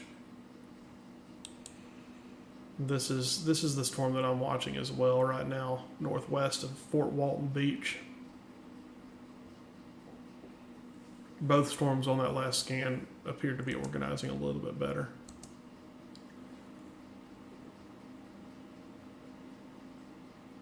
That Fort Walton Beach storm almost has like a flying eagle motion to it, which is really good for tornado producing storms. You can almost see you get the main circulation right here, and then up and then out, up and then out. So your inflow's coming through here. If you were to be looking on the coast, your inflow tail would be right out here, and it would just be feeding into that main updraft.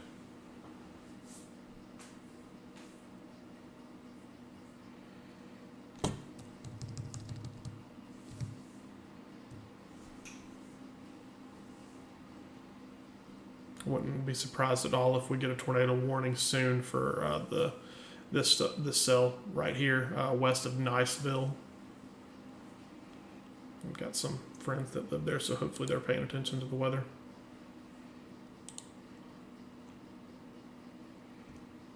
We're going to switch back to radar Omega now.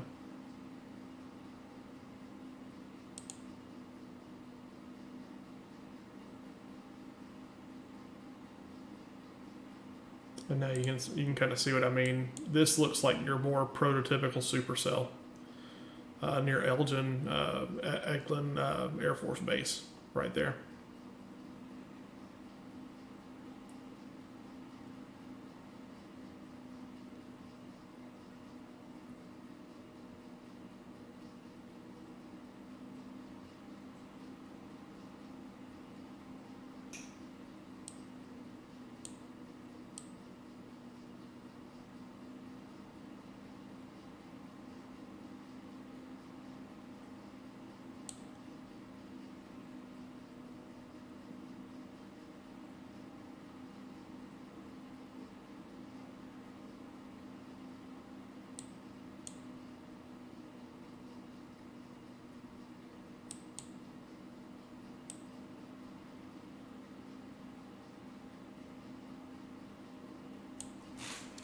Yeah, that is concerning just by looking at convective output for that.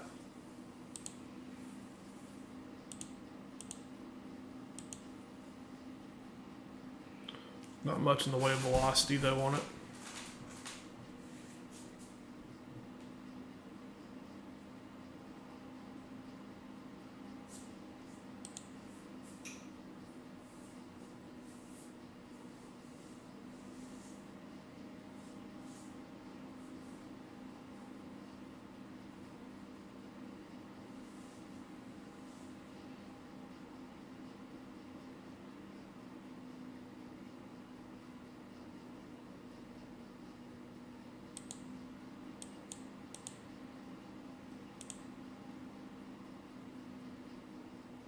Looks like the stream that we were watching, they've stopped off at a gas station.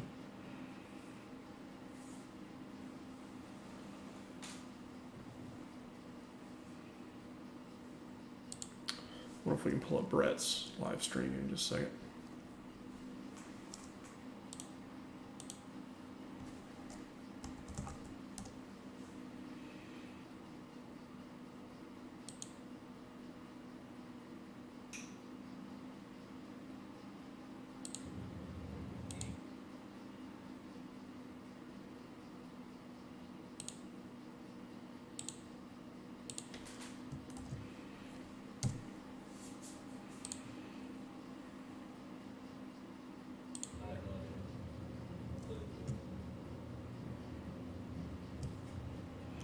So we've got Brett's live stream up now.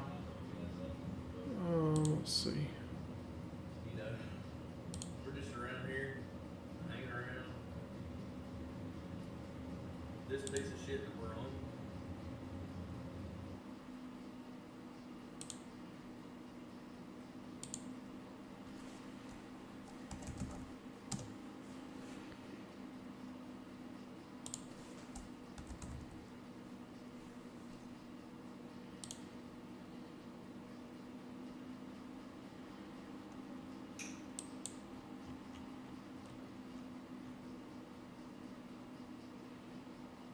pull up his stream.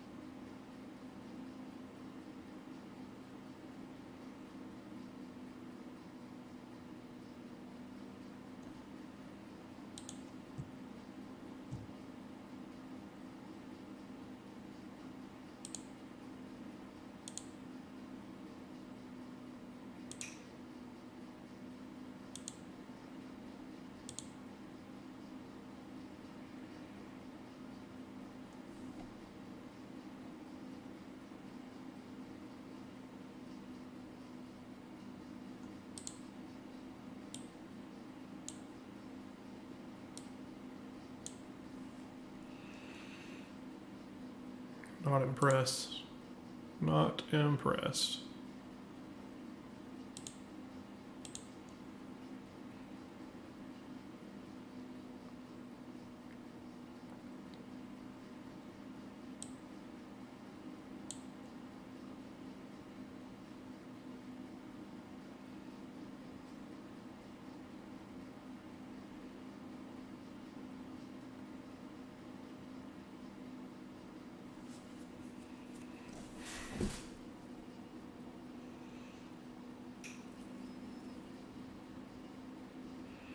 But you guys can kind of see what I'm seeing as far as obviously that southern storm that's west of Valparaiso, northwest of Fort Walton Beach looks like the better storm.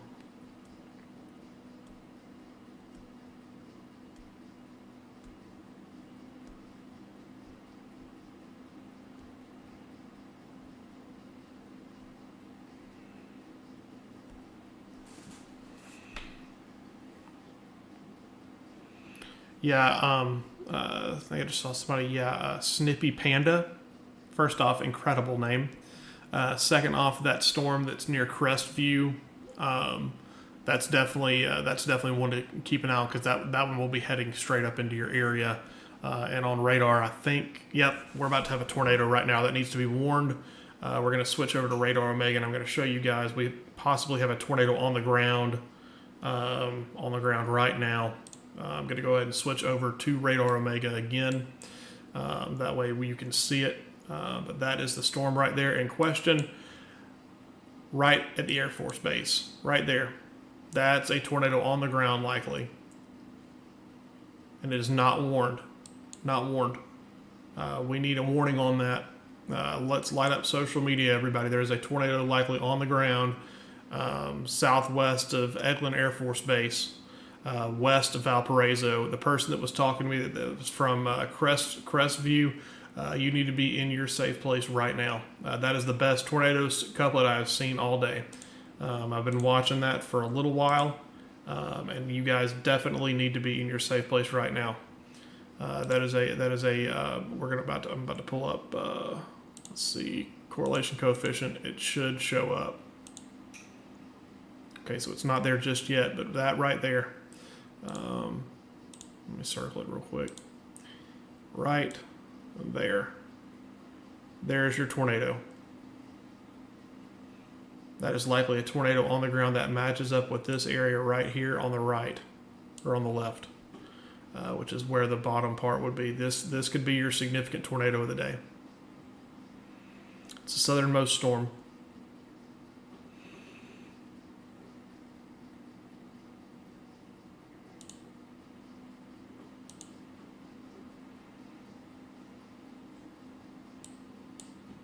I want to see correlation coefficient. Yep, CC drop right there. Southwest of Elgin Air Force Base, we have a CC drop on a non-warned storm. I'm going to quickly make a post real quick. I think that is in Tallahassee.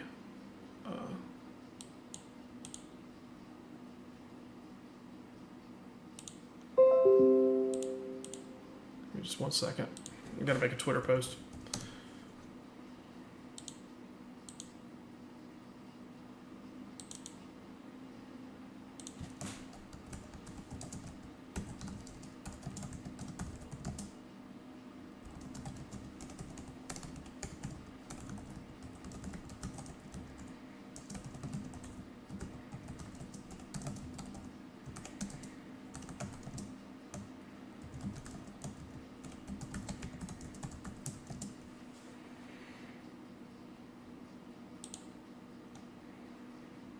Okay.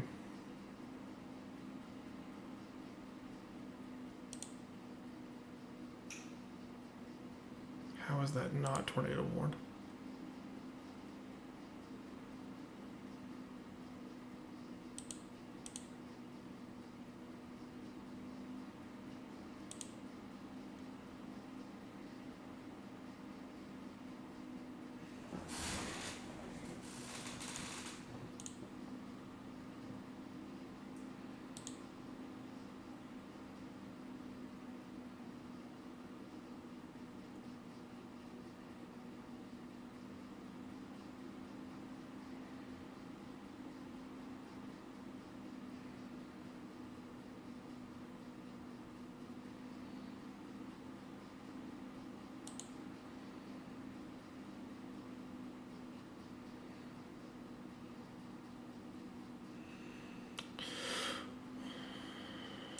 I didn't tag a National Weather Service just for the simple fact I'm not sure which one it is. I don't know if it's Tallahassee or not.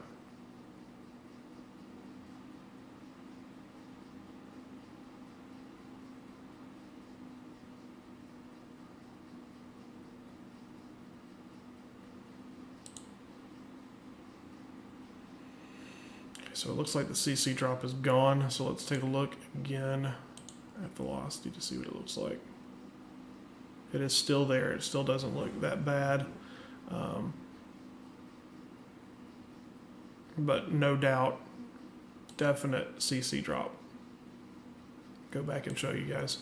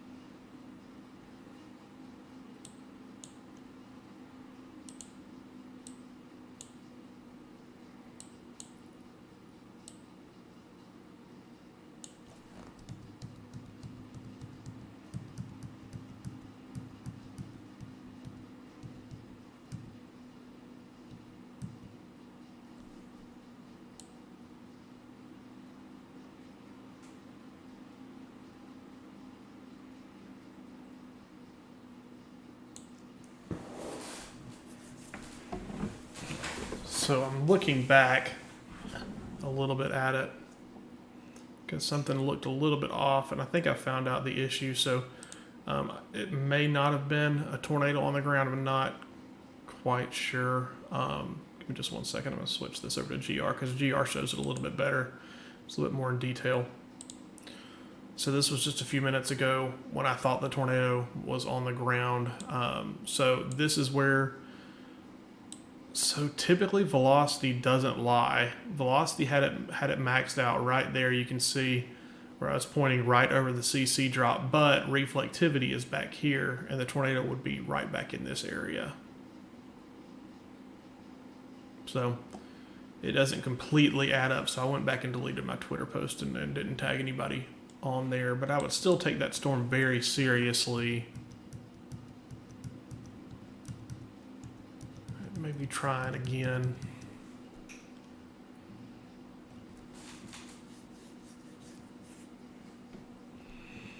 I think it was. I got your message, Q, and I think you were right. I think it is open air. I think that was misplaced in the reflectivity. I was looking at velocity because typically velocity doesn't lie, but maybe it did right there.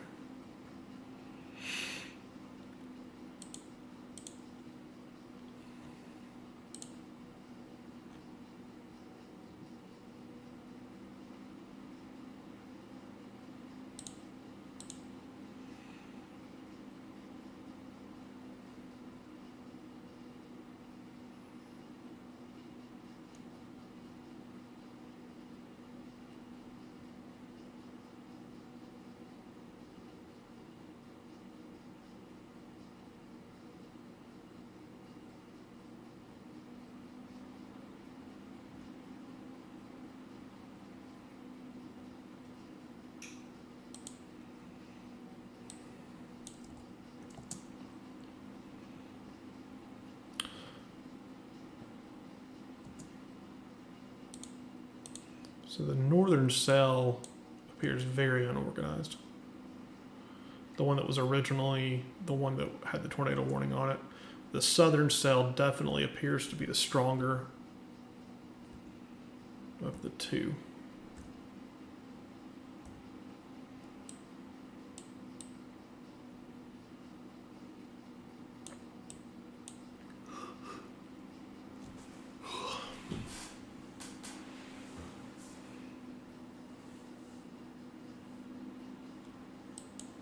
My gosh. Jeez. Look at that storm. The environment just isn't as good, I guess, on shore. Rotation has gotten very broad in that southern storm.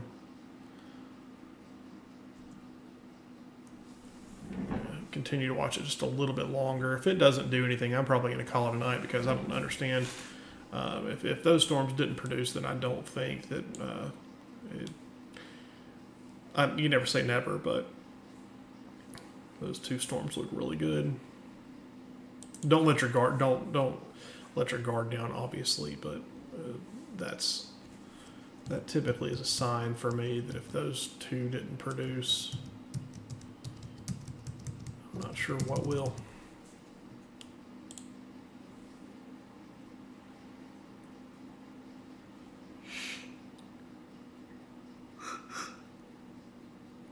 Plus, I'm getting extremely tired.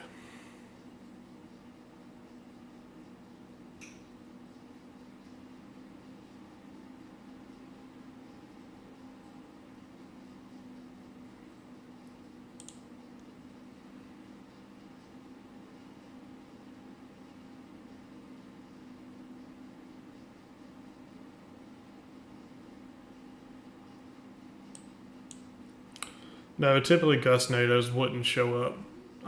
Well, I say that they typically don't, but with it being, winter and fall, a lot of the trees, a lot of the leaves are falling off the trees and stuff like that. So sometimes that can get chunked in the air. Lighter debris can get thrown in the air, but typically those don't show up as CC drops.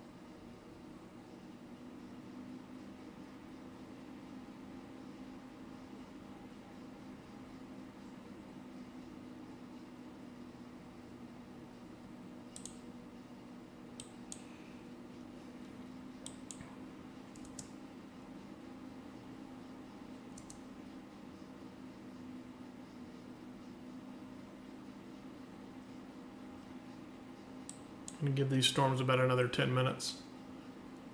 They're heading up into the Kanaka National Forest, which, bless your heart if you're trying to chase there.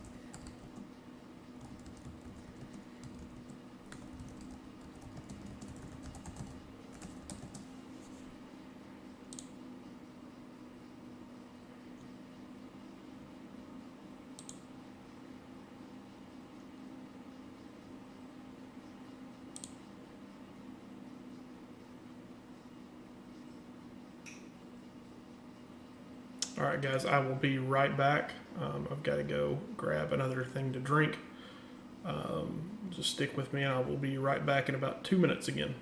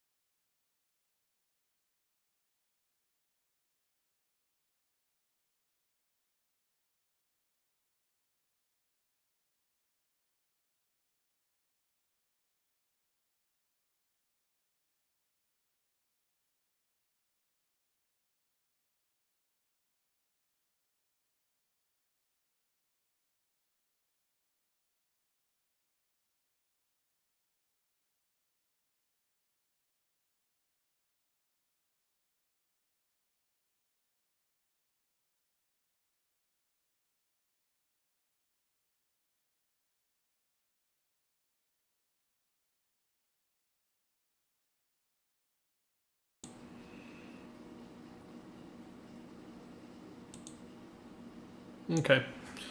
All right, I'm back.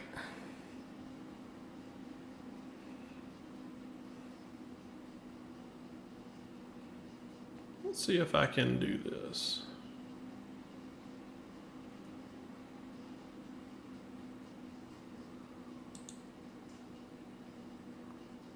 Add.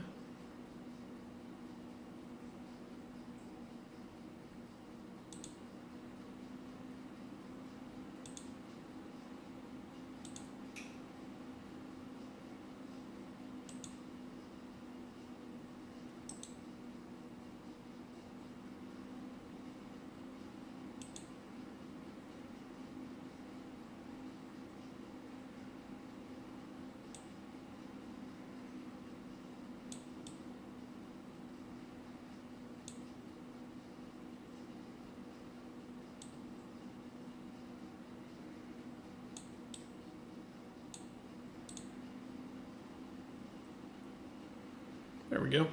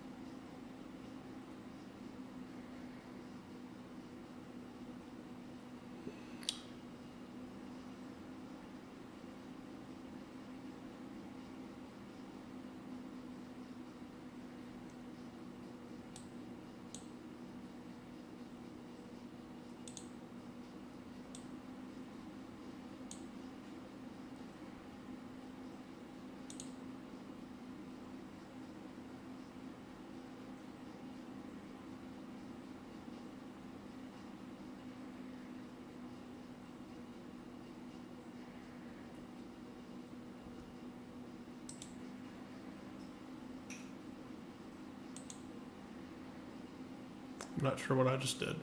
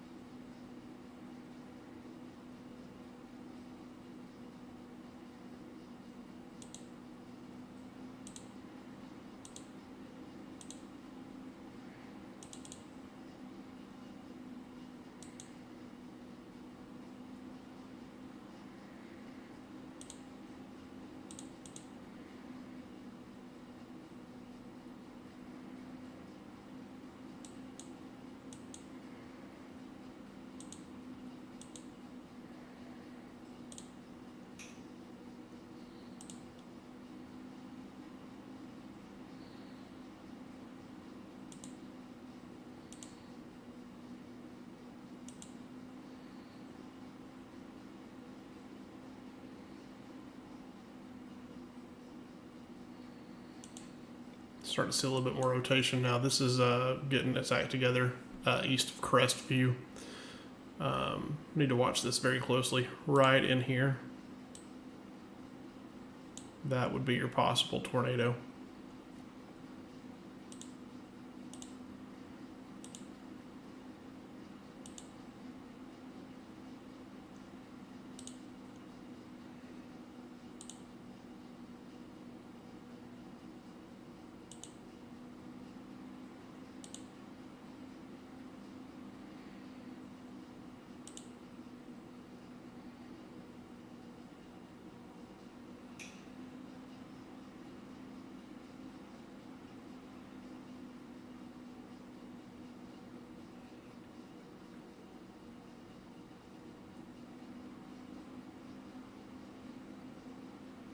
Okay, we're gonna move Brett, actually,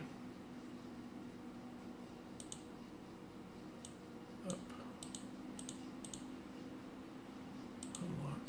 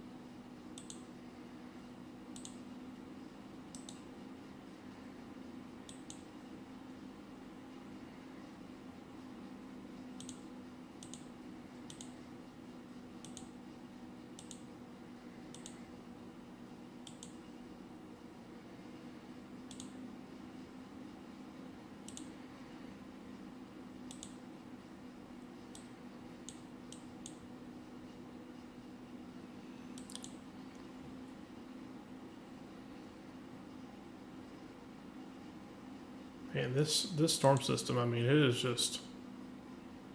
And there's not even severe thunderstorm warnings back in here.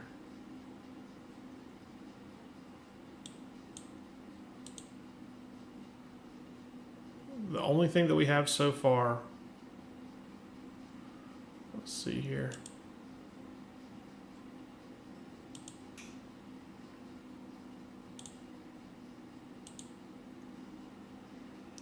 We have this tornado watch, and we have a special marine warning.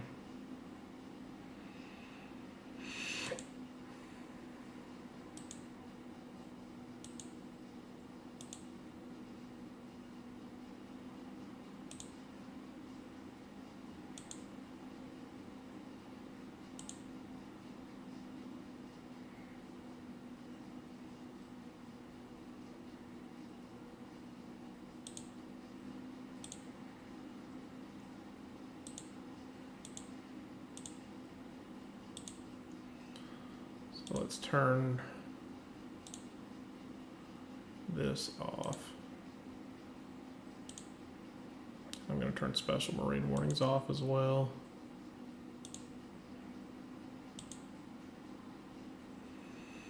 And here is Brett. That's the live stream that we're watching right now. There's Brett right there, that little dot, green dot. And then there's the storm that we're watching, and that's the one that he is on as well. That's the best looking storm that's out there. So, but yeah, you can kind of see what his stream looks like. Wind is very strong where he's at, obviously.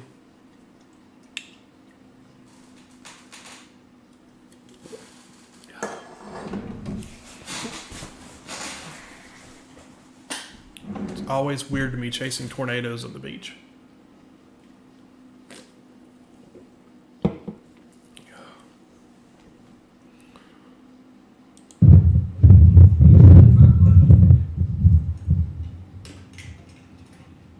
Turn it on the sound real quick.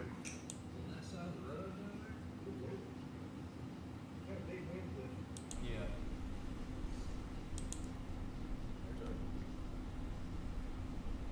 I don't know, the truck sale somewhere across the road or something. Is that where we going?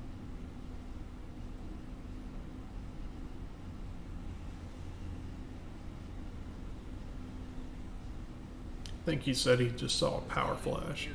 Worse than me.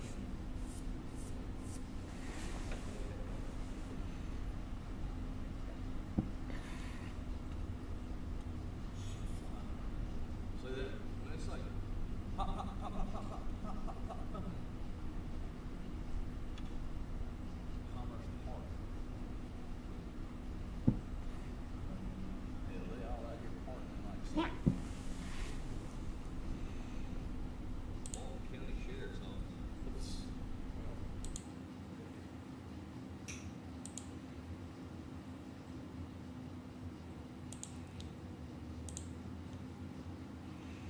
Once again, we're watching the back end of this system, or this storm right here.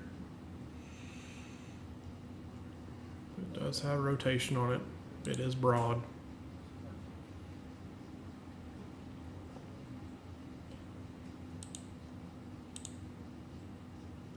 But it still has the possibility. Once again, this is the storm that we're looking at right here. That one right there. And then you can see that Brett is right here. So more than likely he is looking north at the southern side of the storm.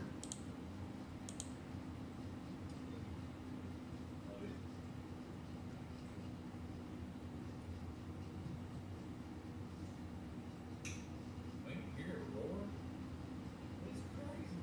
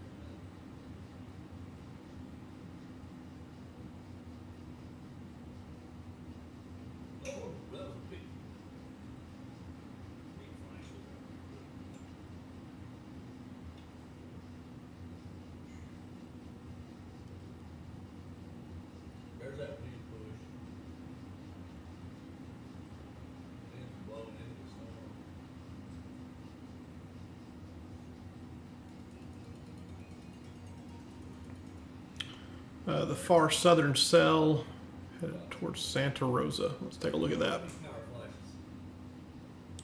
That might seal the deal. Yeah, I mean, those storms are strong. I mean, Tons of power flashes. how we're getting a lot of power flashes. Let me talk about that in a second. Hold on. He's saying he's getting a lot of power flashes. Yeah, that might have took the grid out. Did you hear that? I did. I heard it. Where are we at? Where is the Christie? I'll turn on the audio for him. That seals the deal. Yeah, that storm down there. That's why we're just hanging out here right now. Nice. That's about to just where we are. Yeah, I think that sealed the deal. I think that took the whole damn grid out of here. Nope. Nothing. Ain't cooking nothing in that I one. might. I don't know. I haven't really got much to upload yet.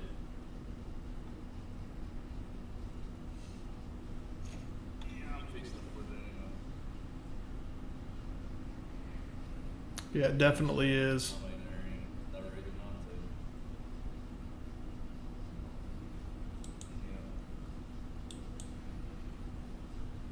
Yeah. Going back to the other one, they had asked about Santa Rosa Beach.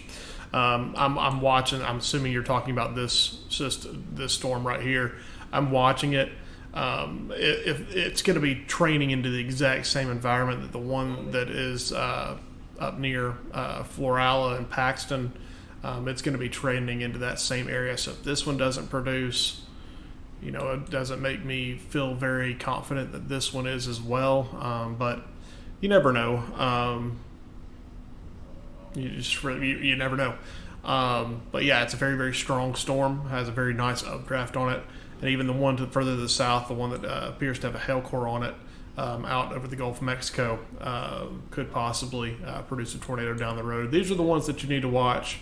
Anything that is along this right here, these cluster of storms, any of these could produce a significant tornado. The ingredients are there. Will it happen? Not sure. Do I think there are still going to be tornadoes? Yes. Yeah, I think that we've probably already had a couple today. So, Stop that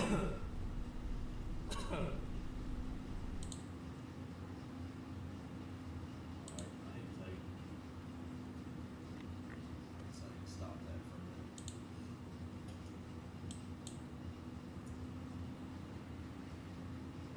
take a look at velocity real quick. Need to let's look at that video real fast.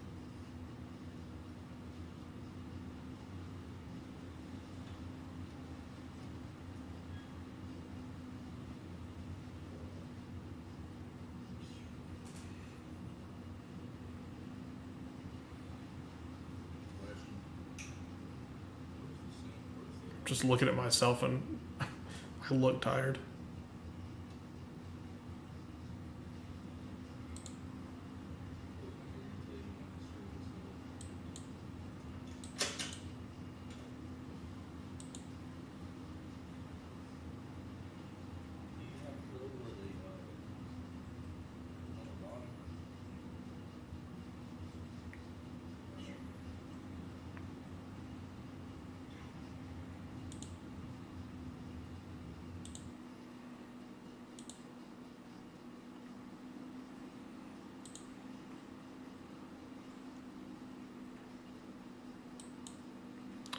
There's no doubt that that one has a crap ton of rotation with it, though.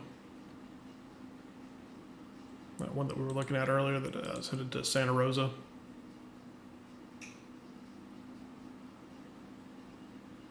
Thing is, it's like they hit the coast, though, and they just, like, die immediately.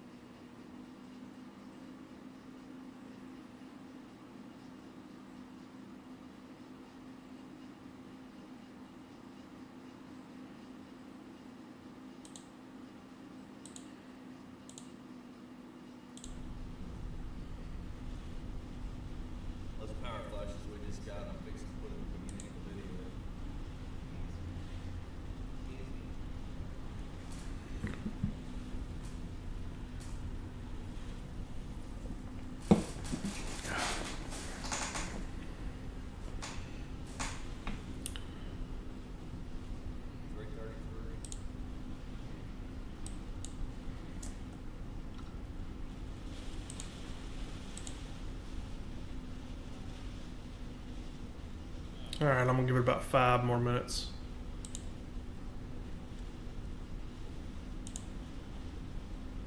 Oh.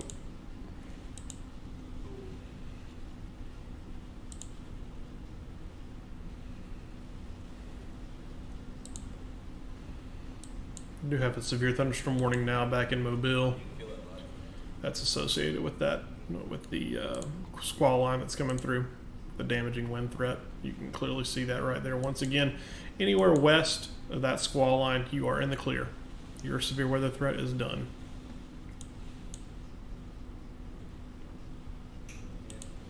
Anywhere west of this line right here, you are in the clear.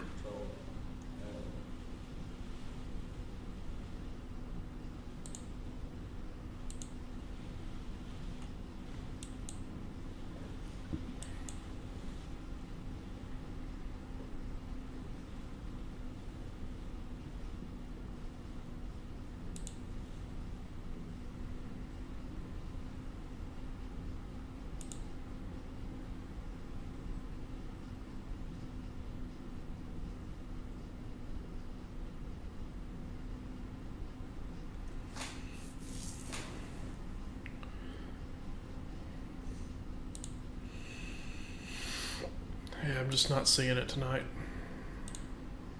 I think we could stay on all night and not see any more tornado warnings. There will probably be a couple more associated with that squall line with some quick spin ups. As far as tomorrow goes, I haven't quite looked at everything for tomorrow. I do not know if I will stream. If I do, it'll be later on the afternoon. It definitely will not be in the morning. I'm going to try to get a little bit of sleep. But I think I'm going to go ahead and end the stream for the night. I'm absolutely exhausted. 3:35 my time. So we have been streaming now for for 8.5 hours, which is just ridiculous amount. So gonna go ahead and end the stream. I will make a post tomorrow if I decide to go do another live stream. Hopefully it's a little bit more active tomorrow. Hopefully there are tornadoes, but hopefully the tornadoes stay over, unpopulated areas. We obviously do not want to see any loss of life, any loss of property, anything like that. It's always fun to track these storms, but whenever you know that people's lives are getting devastated and impacted, that brings a whole different aspect to it. So I'm going to go ahead and leave that here. If you are, like I said, we're just revisiting this. Right now, if you are anywhere to the east of this line right here, turn your phone on. Don't go to sleep. Don't go to sleep without turning your phone on. That way you can get alerts, because there is still a chance that you could have some tornadoes and some damaging straight line winds with this squall line. If you are west of this line, go to sleep and sleep great. Enjoy the rain and have a great day at work or school tomorrow. But yeah, I've got to work. I'm going to be working tomorrow with my full-time job, and then I may hop on a little bit later. Just real quick, going to look at this one storm before we head out, because it does look pretty impressive on radar. If there is one storm that I would be concerned about for the rest of the night, it would be this storm right there. That would be it. So let's take a look at velocity real quick. Yep, it's got some rotation in there. So people in Destin, this should be heading in your direction. You can kind of see the storm motion of it. So Destin, Santa Rosa Beach area. Hopefully it goes up into the bay right there and splits those two cities. Hopefully doesn't, if it does produce anything, but there was something consistently limiting the event today. So. Which is a good thing for the people that live there. Don't want to make it sound like we're rooting for severe weather. We are not. I don't get any benefit of there being a tornado that ravages a town or anything like that. We are just here to report it, and thankfully there wasn't too much to report today. So relatively boring stream, but I'm glad you guys were able to hang around with me. Like I said, I will be chasing again. It feels weird to be in front of the camera rather than the camera being on the road because I am normally used to chasing. But my plan is to be able to get back on the road and chase. We had a newborn, so newborn girl. So I will be we'll be back on the road again, probably like in February, March. So, but yeah, look for tomorrow. If I decide to stream, I will make a post on Twitter. You can follow me on at Brad Arnold WX on Twitter. Don't forget, subscribe to the page. That way you get notifications whenever I do go live. And we will see if we see you tomorrow. I know there's some more severe weather threats throughout the week this week. So who knows? Just follow me on Twitter, and we'll see what all we're going to get into and what we're going to stream. So you guys have a good rest of the night. Thanks for following along with me, and take care. Thanks.